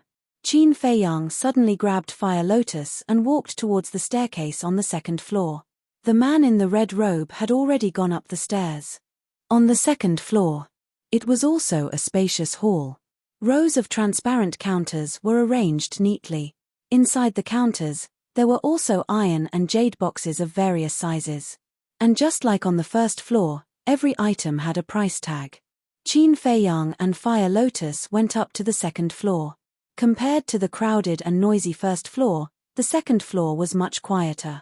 Qin Feiyang glanced around the hall. There were about 1,000 people in the hall. There were still a lot of people, but not everyone was making a ruckus. Soon, Qin Feiyang saw the man in the red robe in front of a counter not far away on the left. Just like before, he was looking around, giving people the impression that he was really here to have fun. Qin Deity, do you have to care so much about someone you don't know? Fire Lotus frowned and said. Qin Feiyang was startled, then smiled wryly and said, "You're right, I'm too stubborn. Why did he come to the treasure pavilion this time? To collect the soul wood, the god of death fruit and the 9 suns thunder fire. But now, he had forgotten the purpose of this trip because of a stranger. How embarrassing." Whoosh. Qin Feiyang took a deep breath and looked around separately with Fire Lotus. The items on the second floor were a level higher in quality and value than those on the first floor. The items on the first floor were basically the lowest level divine arts and divine weapons, as well as some ordinary herbs. But the items on the second floor were all middle-grade divine weapons and divine arts. The medicine rooms, such as the spiritual infant fruit, fortune fruit, mysterious yin grass, and so on, were also common. However, after searching the entire hall, he still couldn't find the soul wood, the 9 suns thunderfire and the god of death fruit. Moreover, not only the undead barrier-breaking pellets ingredients were missing, the divine soul pellet, divine force pellet, divine life pellet, heavenly dust divine pellet, for symbols limitless pellet, and dragon soul primordial spirit pellet were also missing. Qin Deity, come here. Fire Lotus's voice suddenly sounded in Qin Feiyang's mind. Qin Feiyang looked around and saw Fire Lotus standing in front of a counter in an inconspicuous corner, waving at him. Did she find it? As soon as Qin Feiyang thought of this, he hastily strode over. Fire Lotus pointed at a jade box on the counter and said with a smile, "This thing should be very helpful to you." Qin Feiyang looked down. The jade box was the size of a palm, dim and covered in a layer of dust. It's still grey. Qin Feiyang was stunned. The fact that there was dust meant that no one had touched this jade box for a long time. And even the staff of the treasure pavilion didn't care much about it, otherwise they would have cleaned it every now and then. What good things could there be in a jade box that even the staff didn't care about? Qin Feiyang was a little suspicious. But why did Fire Lotus say that the things inside would be very helpful to him? Qin Feiyang looked at the label next to the jade box suspiciously. The label was also covered in a layer of dust. However, when he saw the contents of the label, he immediately froze, his eyes full of disbelief. Chaos Divine Art, a legendary secret art, has a heaven-defying power, allowing the original body and the inner demons to become one, doubling the strength. This secret art is indeed extraordinary, but in this world, no one can cultivate it. What a pity. A sigh suddenly sounded beside Qin Feiyang and Fire Lotus. The two of them were startled and turned their heads to look, only to see the man in the flame robe standing behind them. At this moment, he was looking at the label next to the jade box, shaking his head and sighing. "Hello, both of you." The man in the flame robe also retracted his gaze and looked at the two of them with a smile. "Good." Qin Feiyang nodded. The man in the flame robe asked, "The two of you are looking at this chaos divine art, could it be that you want to buy it?" "That's what I mean." Qin Feiyang smiled. Indeed, as the man in the flame robe said before, this chaos divine art was a legendary secret art, which had the ability to allow the original body and the inner demons to become one. And after the fusion, the battle strength would soar several times. It could be said that this was a supreme secret art. But there were restrictions. This chaos divine art could only be cultivated by people with the inner demons. On the other hand, if one didn't have the inner demons, even if they obtained the chaos divine art, it would be meaningless, like a piece of scrap paper. When the man in the flame robe heard Qin Feiyang's reply, a trace of surprise appeared on his face, and he asked in a low voice, "Brother, could it be that you have the inner demons?" Inner demons. When Qin Feiyang heard this, he lowered his head and looked at the jade box, a trace of unconcealable sorrow in his eyes. Fire Lotus secretly sighed and sent a voice transmission. "Qin Dage, this person came to talk to you for no reason. His purpose is definitely not simple. Don't expose any flaws." Qin Feiyang secretly replied and restrained his emotions. He turned to look at the man in the flame robe and shook his head with a smile. "I don't have the inner demons." "That's true. A person with the inner demons can't become a god. And brother's cultivation is at the initial stage of the war god realm, so naturally you can't have the inner demons. However, since you don't have the inner demons, why do you want to buy this chaos divine art?" The man in the flame robe was curious. Literature Museum. Chapter 1949. Fire Lotus raised an eyebrow and said unhappily, "It's our business if we want to buy it. What does it have to do with you?" The man was stunned and hurriedly cupped his hands. "I'm sorry for my rudeness. Please forgive me. If there's nothing else, go away. Don't bother us." Fire Lotus waved her hand impatiently. "Yes, yes, yes." The man nodded with a smile and turned to leave. However, just as he turned around, he turned to look at Qin Feiyang and smiled meaningfully. "Brother, please take a good look at the label. There's a lot going on." With that, he turned around and left without looking back. "Label?" Qin Feiyang looked suspiciously at the man's back, then lowered his head to look at the label again. Fire Lotus also glanced at the label and snorted. "I didn't see anything fishy at all. He must be bluffing. Qin Dage, don't listen to his nonsense." "No." Qin Feiyang waved his hand. "What's wrong?" Fire Lotus was stunned. Qin Feiyang said in a deep voice, "Look at the price tag on this label." "Price tag?" Fire Lotus looked down again and her expression froze. There was actually a 0 on the label. In other words, the Chaos Origin Divine Art was given for free. "Qin Dage, what's going on?" Fire Lotus was puzzled. Although there were very few people in this world who had inner demons, this was a legendary secret technique after all. No matter what, the treasure pavilion wouldn't give it away for free. Qin Feiyang said, "It looks like the Chaos Origin Divine Art is given for free, but it might actually be a trap." "A trap?" Fire Lotus was stunned. "Yes. According to my guess, the treasure pavilion might be using the Chaos Origin Divine Art as bait to lure out people with inner demons." Qin Feiyang transmitted his voice. Fire Lotus was surprised. "According to what you said, aren't you in danger?" "What danger am I in?" Qin Feiyang was puzzled. "You have inner demons." Fire Lotus thought. "That was in the past." Qin Feiyang sighed. The inner demons were already dead. Even if he obtained the Chaos Origin Divine Art now, it would be meaningless. His intention to purchase the Chaos Origin Divine Art was purely to keep it as a souvenir. Fire Lotus was stunned for a moment before she transmitted her voice. "Qin Dage, I'm sorry. I didn't mean to bring this up." "It's all right." Qin Feiyang smiled faintly and looked at a staff member not far away. He smiled and said, "Come here." The staff member ran over and smiled at the two of them. "Young master, young miss, is there anything you need?" Qin Feiyang asked, "Is this primordial chaos divine art for sale?" Chaos Origin Divine Art. The staff member was stunned. He sized up Qin Feiyang and Fire Lotus and said, "Could it be that the two of you have inner demons?" Qin Feiyang and Fire Lotus shook their heads. "Then I'm sorry. We only sell this Chaos Origin Divine Art to people with inner demons." "No, it's a gift. It's a gift to people with inner demons."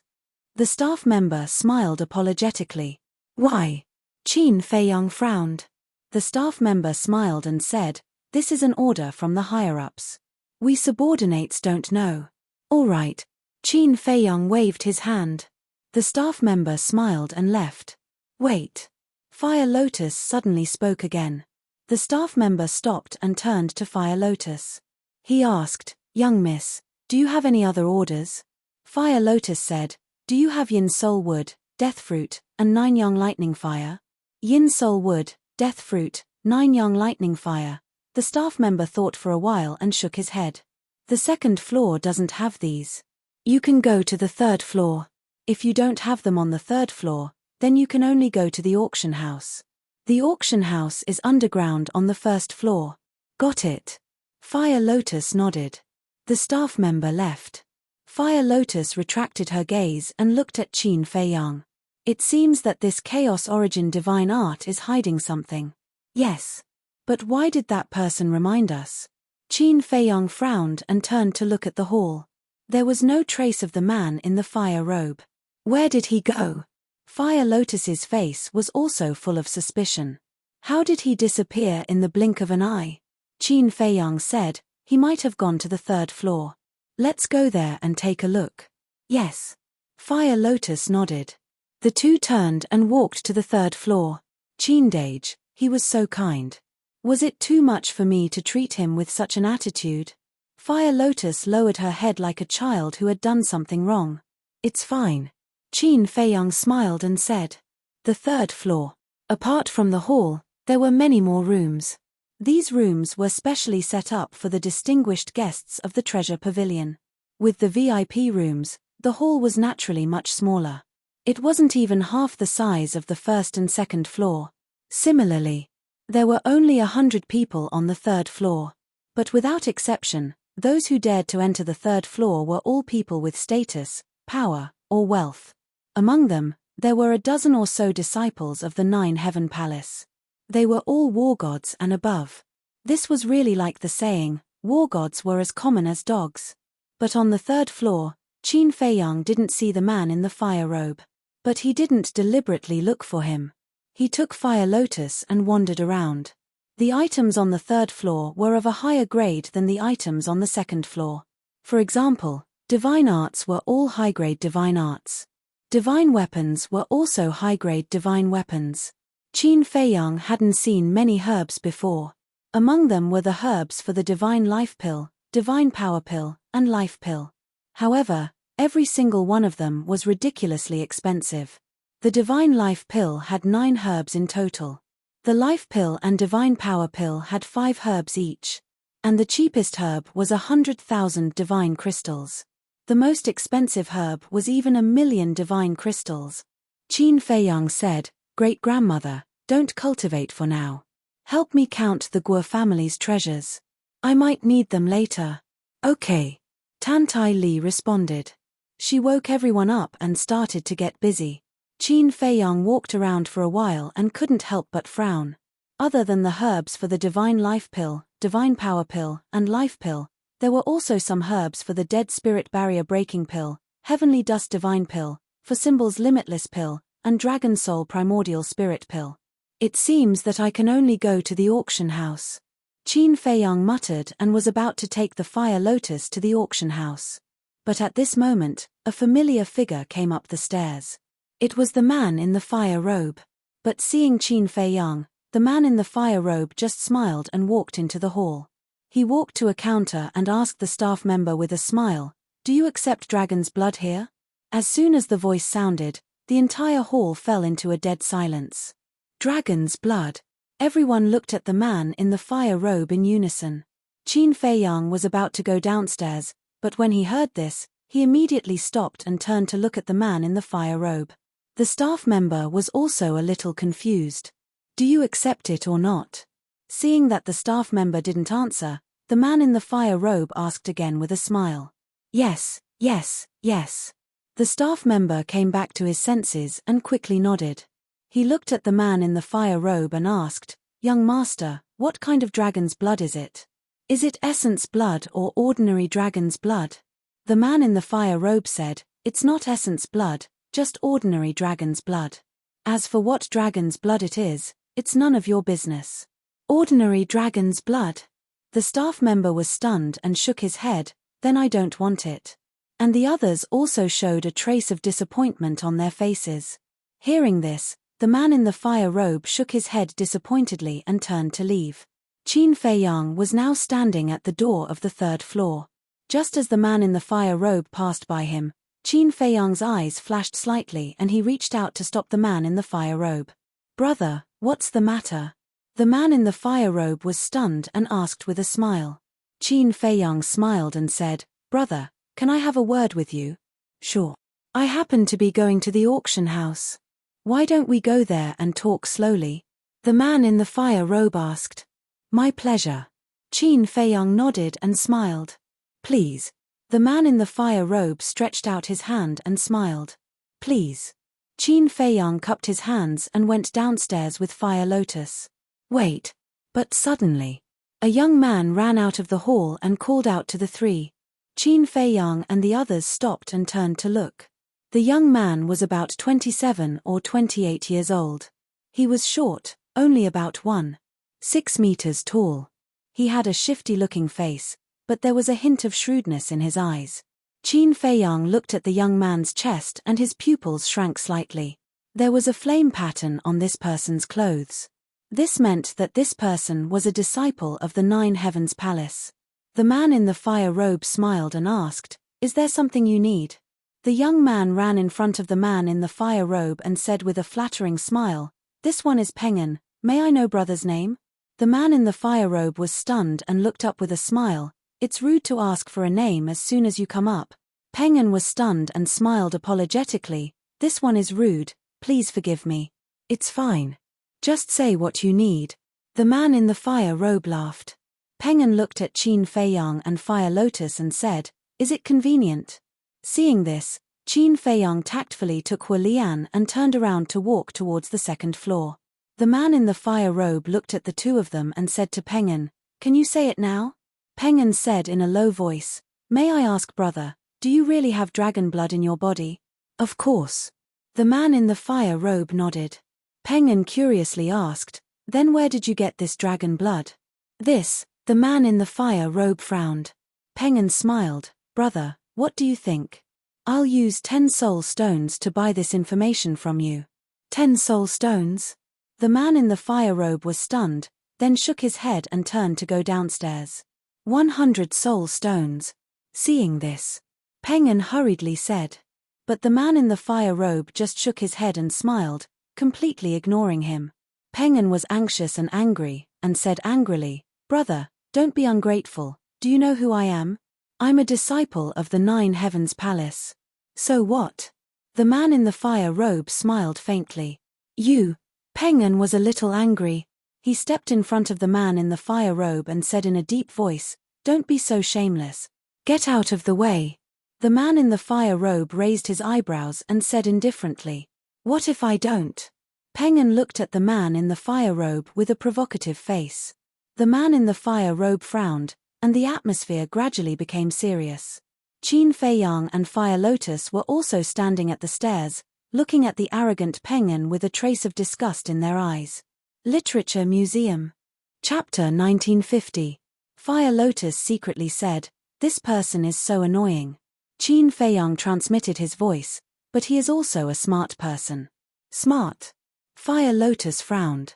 Why was she praising him instead? Qin Feiyang laughed.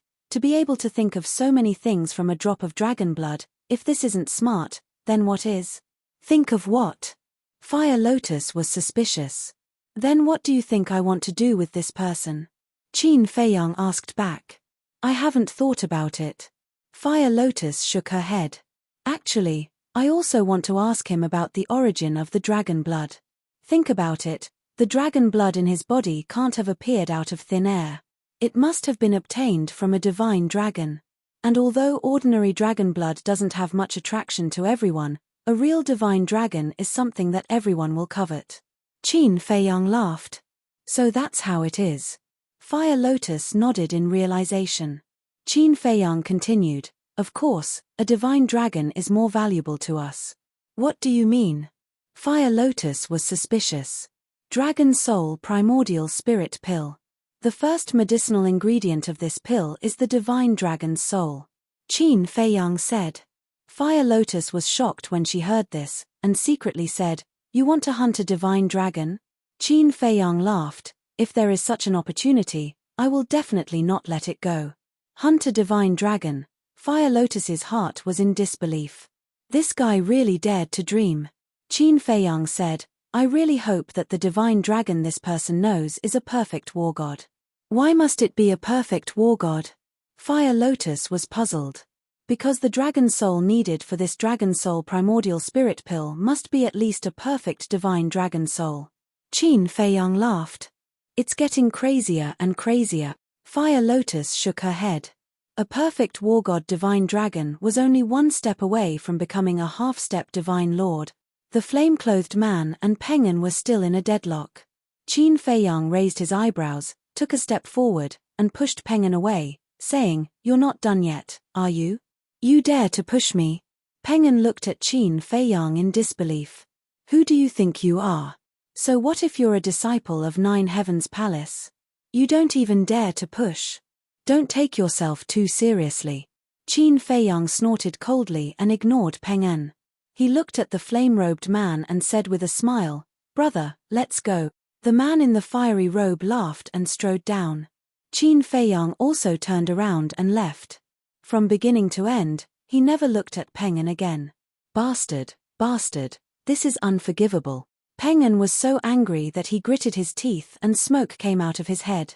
As a disciple of the Nine Heavens Palace, he was actually disregarded and humiliated by two nameless people. This was intolerable. Boom. He raised his fist and swooped down, aiming for Qin Feiyang and the flame-clothed man. Qin Feiyang frowned. Although this person was smart, he was not tactful at all. "Stop. This is the treasure pavilion. No one is allowed to mess around." But just as Qin Feiyang was about to make a move, a staff member ran out and shouted at Peng En stopped abruptly, his face turning green and red. Qin Feiyang did not make a move. He followed the flame-clothed man and walked to Fire Lotus. Peng En shouted, "The three of you, listen carefully. This time, you've provoked someone you shouldn't have." Fire Lotus said with a smile, "I really can't tell. How big of a background do you have?" "I don't have any background, but there's someone whose name can scare you to death." Peng En sneered. Qin Feiyang and the other two stared blankly for a moment. They looked at each other before turning their heads to look at Peng En, who was standing on top of the stage, showing off his prowess. The flame-clothed man laughed. "This is interesting.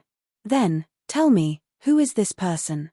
"Feng Zijuan," Peng En said word by word. Feng Zijuan. The flame-clothed man's pupils shrank when he heard this name. Qin Feiyang noticed the change in the flame-clothed man's expression. There was a trace of suspicion in his eyes. Who was this Feng Zijuan? How could he make this person change his expression? "Are you scared?" Peng En sneered at the three of them. "Ha, scared, of course I'm scared. Who in Sky Dragon City doesn't know Feng Zijuan's name? But even if it's Feng Zijuan, he can't be so domineering." The man in the flaming robe laughed out loud. He turned around and walked to the first floor without looking back. Qin Feiyang and Fire Lotus looked at each other and quickly followed. "Preposterous. Just you wait." Peng En roared and also ran to the first floor. Auction house. Located in the basement of the first floor, there were a total of 2 floors. The first floor was the auction house hall. The second floor was the private room. After the flame-clothed man entered the auction house, he directly brought Qin Feiyang and Fire Lotus into private room number 9. The space of the private room was not big, about 5 to 6 meters, but the decoration was very luxurious and very expensive. The flame-clothed man pointed to the chair beside the tea table and said with a smile, "Please sit." Qin Feiyang and Fire Lotus sat side by side on a double chair and looked outside. In front of them was a transparent floor-to-ceiling window. Through the floor-to-ceiling window, one could see the auction house outside clearly. At this moment, on the auction stage stood a white-clothed woman. She looked to be in her 20s, but the aura she emitted was extremely terrifying. According to Qin Feiyang's judgment, she should be comparable to Uncle Yuan. In other words, this woman was a half-step divine lord, and in front of the white-clothed woman, there was a long metal box. Inside, there was a 3-foot-long battle sword. Although the battle sword had not awakened, but from the sharpness it released, one could tell that it was a supreme-grade divine artifact at a glance. The people around the auction stage, as well as the people in the private rooms on the second floor, were all competing to bid. There's a good saying, There's no evil businessman. Generally, precious things will be auctioned here by the treasure pavilion. So, if you want to find good things, you have to come here. The flame-clothed man said with a smile as he brewed tea. Qin Feiyang nodded and retracted his gaze. Looking at the flame-clothed man, he cupped his hands and smiled. I'm Jiang Haotian, and this is my sister, Fire Lotus Jiang. Brother, I wonder if you can tell us your name? Hui Yi. Hui as in flame, Yi as in easy. The flame-clothed man smiled. Hui Yi, Qin Feiyang muttered. This name was also very unfamiliar. It seemed like he had never seen this person before. Hui Yi poured 2 cups of tea and retreated to the front of Qin Feiyang and smiled. It should be the first time you two have come to Sky Dragon City. Qin Feiyang nodded. Hui Yi held the teacup and took a sip. Sky Dragon City is a place where dragons and snakes mix together. You two must be careful in the future. Thank you for your concern, Brother Hui. Brother Hui, may I ask who this Feng Zijuan is? Qin Feiyang asked curiously. This Feng Zijuan has a great background. I wonder if Brother Jiang has heard of the 9 Heavens Palace's Resource Hall Master? Hui Yi asked. Resource Hall Master? Isn't that young noble Feng's grandfather? Wait. Young noble Feng? Feng Zijuan? Could it be? Qin Feiyang's heart trembled. He smiled at Hui Yi. I've heard of him. Hui Yi said, this Feng Zijuan is the Resource Hall Master's grandson. As expected. Qin Feiyang muttered inwardly. The two of them were blood brothers. Moreover, this Feng Zijuan should be the big brother that young noble Feng mentioned. Not only does Feng Zijuan have a powerful family background, but he also has extraordinary talent. Do you know his cultivation? Early divine monarch realm, Hui Yi said. So strong. Qin Feiyang was shocked. Early divine monarch realm was even more terrifying than Yuan Bo because of his strength and background. Many disciples in 9 Heavens Palace want to curry favor with him. That Peng and just now should be one of them, Hui Yi said. Qin Feiyang asked, in other words, this Peng An is looking for information on behalf of Feng Zijuan? That's right. Hui Yi nodded, then shook his head and said, let's not talk about this for now. Let's talk about your purpose of looking for me. Qin Feiyang smiled. Brother Hui is such a smart person, you should have thought of it. It's just as I expected. Hui Yi smiled and pondered for a moment before saying, I can tell Brother Jiang the whereabouts of that divine dragon, but Brother Jiang has to agree to one condition. Speak. Qin Feiyang said. Hui Yi said, I wonder if Brother Jiang knows about 9 Heavens Palace's disciple recruitment. I know a thing or two. Qin Feiyang said. Then, does Brother Jiang want to enter 9 Heavens Palace? Hui Yi asked. I have this thought. Qin Feiyang nodded. Hui Yi smiled. That's good. My condition is that when the time comes to participate in the assessment, Brother Jiang can help me. You also want to enter 9 Heavens Palace? Qin Feiyang was stunned. Hui Yi smiled and said, who in my generation doesn't desire a cultivation holy land like 9 Heavens Palace? That's true. Qin Feiyang nodded and pondered for a moment before saying with a smile, saying help is too polite. We should take care of each other and support each other. Hui Yi was stunned for a moment before he laughed heartily. Yes, yes, yes, we should take care of each other and support each other. Qin Feiyang said, then, the matter of the divine dragon? Hui Yi said, in the depths of the Sky Dragon mountain range, there is a place called Black Dragon Lake. There is a black dragon hiding there. I obtained this dragon blood from it. Black Dragon Lake, Black Dragon, Qin Feiyang murmured, asking, how is its strength? Very strong. Half-step divine monarch realm, Hui Yi said solemnly. Good. Qin Feiyang was overjoyed. A half-step divine monarch realm dragon soul had already surpassed the minimum requirement of the dragon soul primordial spirit pill. Hui Yi looked at Qin Feiyang's reaction and frowned. Brother Jiang, you're not going to hunt it, are you? It depends on the situation. Qin Feiyang smiled. Even if he found the divine dragon, he still lacked 2 other herbs, the dragon godflower and the primordial spirit lotus. Thus, he was not in a hurry to hunt the divine dragon. Moreover, a half-step divine monarch realm divine dragon was not so easy to hunt. While the two were conversing, The auction of the battle sword outside had also ended. The final price was 30 million divine crystals. A supreme-grade divine artifact was only sold for 30 million divine crystals. This made Qin Feiyang somewhat speechless. It seemed that supreme-grade divine artifacts could only be considered average in this Sky Dragon city. The next treasure to be auctioned, I believe many people will not be unfamiliar with it. The white-clothed woman standing on the high platform smiled faintly. With a wave of her jade-like hand, a palm-sized purple flame appeared out of thin air. Looking at the purple flame, Qin Feiyang immediately became spirited. At the side, Fire Lotus's eyes were also suffused with a scorching light. Chapter 1951. The purple flame floated in the air, emitting a dazzling divine light. An astonishing heat wave instantly enveloped the entire auction house with the auction stage as the center. Everyone felt as if they were in a sea of fire, sweating profusely. Moreover, there were traces of lightning power flickering on the flame. This was the 9 suns lightning fire. Qin Feiyang and Hue Yi were quite excited. They didn't expect to encounter this kind of extreme yang fire. I believe that everyone knows the value of this 9 suns lightning fire even without my special introduction. The starting price is 2 million divine crystals. The highest bidder wins. The auction begins now. The white-clothed woman on the stage smiled. 1 million, 2 million, 3 million. Immediately, the people in the auction house began to bid wildly, especially the private rooms on the second floor. Listening to their tone, a large number of people were determined to win. I didn't expect to encounter the 9 suns lightning fire. Hue Yi looked at the purple flame and exclaimed. Qin Feiyang's eyelids twitched. He calmly turned to look at Hue Yi and asked with a smile, "Brother Hue, don't tell me you also want this 9 suns lightning fire?" "Me?" Hue Yi was slightly stunned.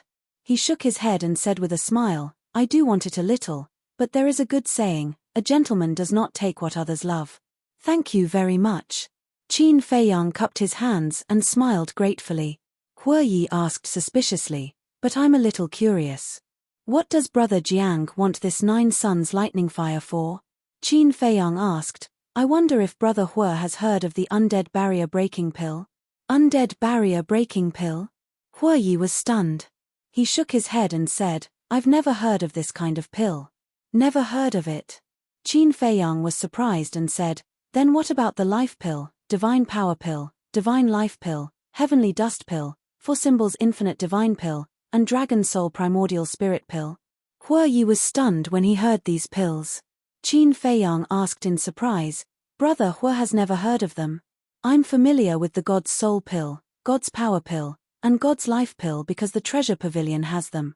But this heavenly dust divine pill, 4 symbols infinite divine pill, dragon soul primordial spirit pill, this is the first time I've heard of them. Dare I ask Brother Jiang, what kind of medicinal pills are these?" Hue Yi said, "This is the first time you've heard of it." Qin Feiyang and Fire Lotus looked at each other.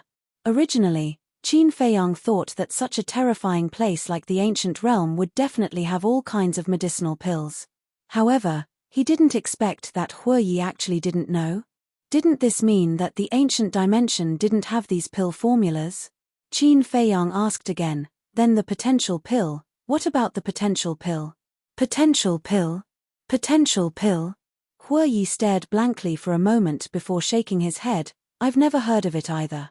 It seems that even the ancient realm doesn't have some of the pill formulas in the pill scripture."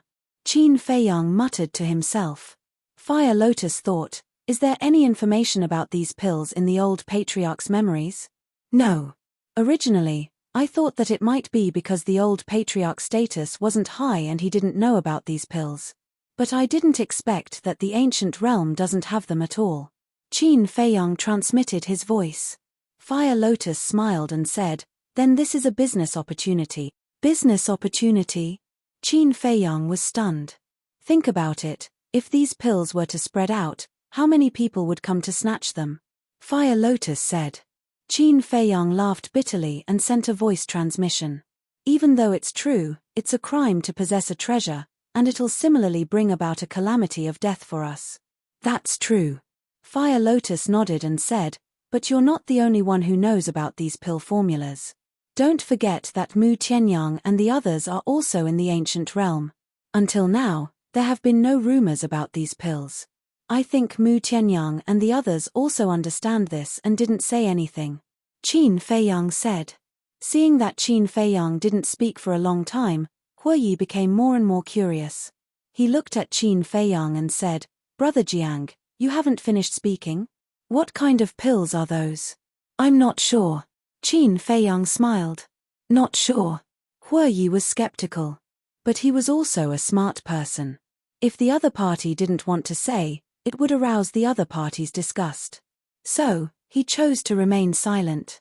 Qin Feiyang asked suspiciously, "Brother Hua, do you know the specific effects of the Nine Suns lightning fire? Since the ancient realm didn't have the undead barrier breaking pill, the Nine Suns lightning fire must have other effects. Otherwise, it wouldn't have caused such a crazy scramble. The Nine Suns lightning fire is a fire of extreme yang. It's the nemesis of evil things. Existences like the undead are most afraid of this kind of fire. And on this continent, there are countless evil things, so the Nine Suns lightning fire can be considered a divine item to ward off evil.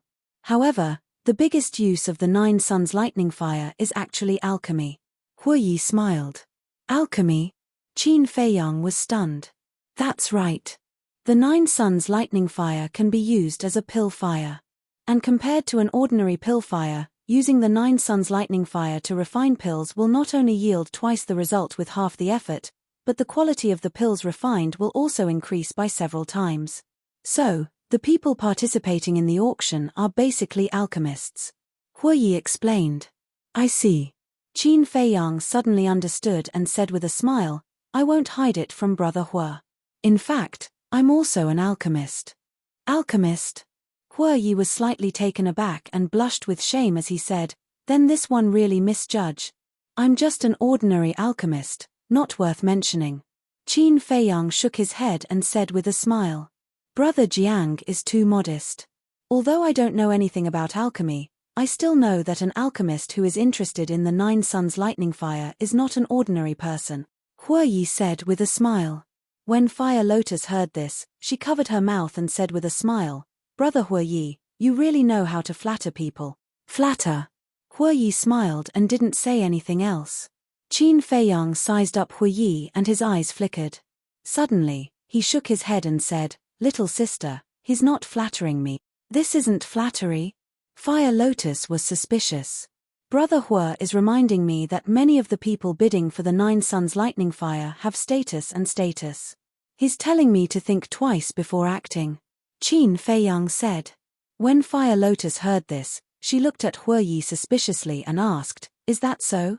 But in the face of Fire Lotus's question, Huoyi only smiled and didn't say anything.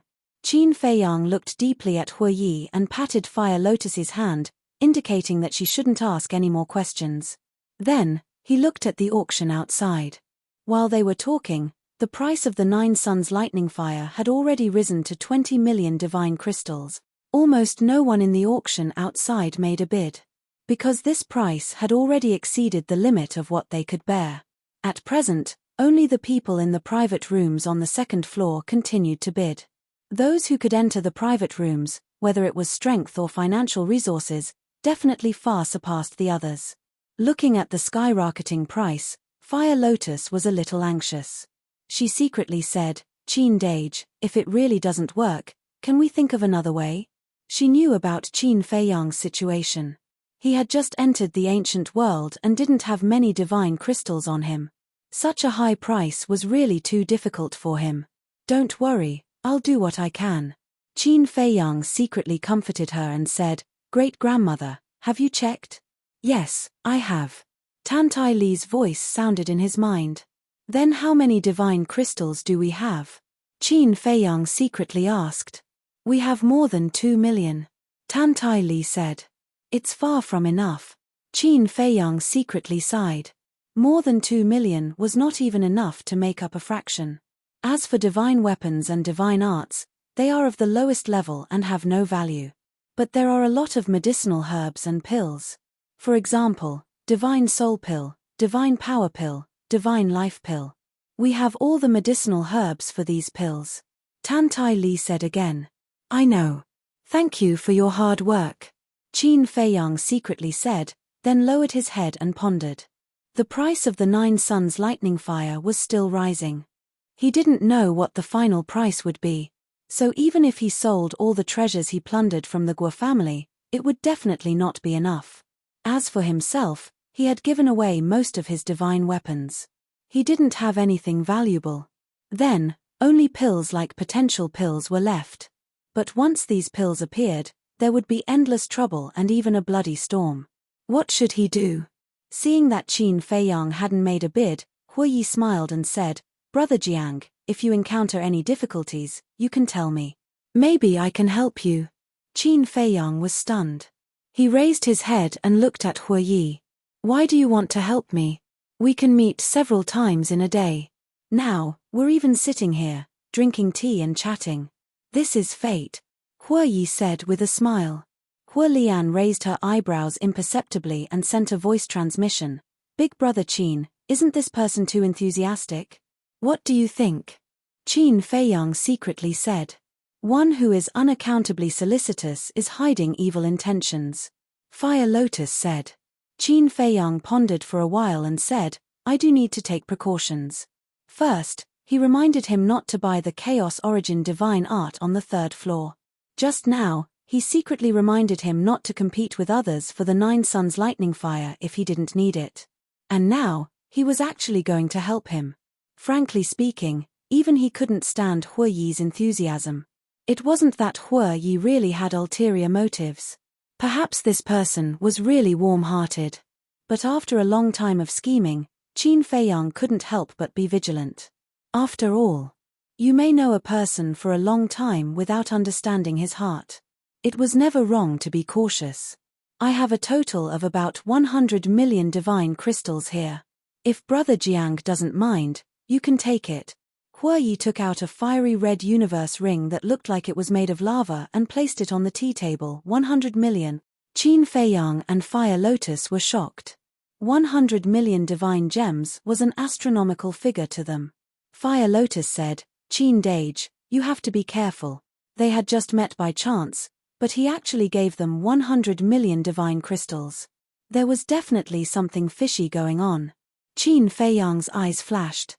Brother Hua, if you have any needs or conditions, you can tell me directly. Conditions? Hua Yi shook his head and said helplessly, Brother Jiang, you think too much of a person's heart. How can there be so many schemes in this world? I just want to help Brother Jiang because we feel like old friends at first sight.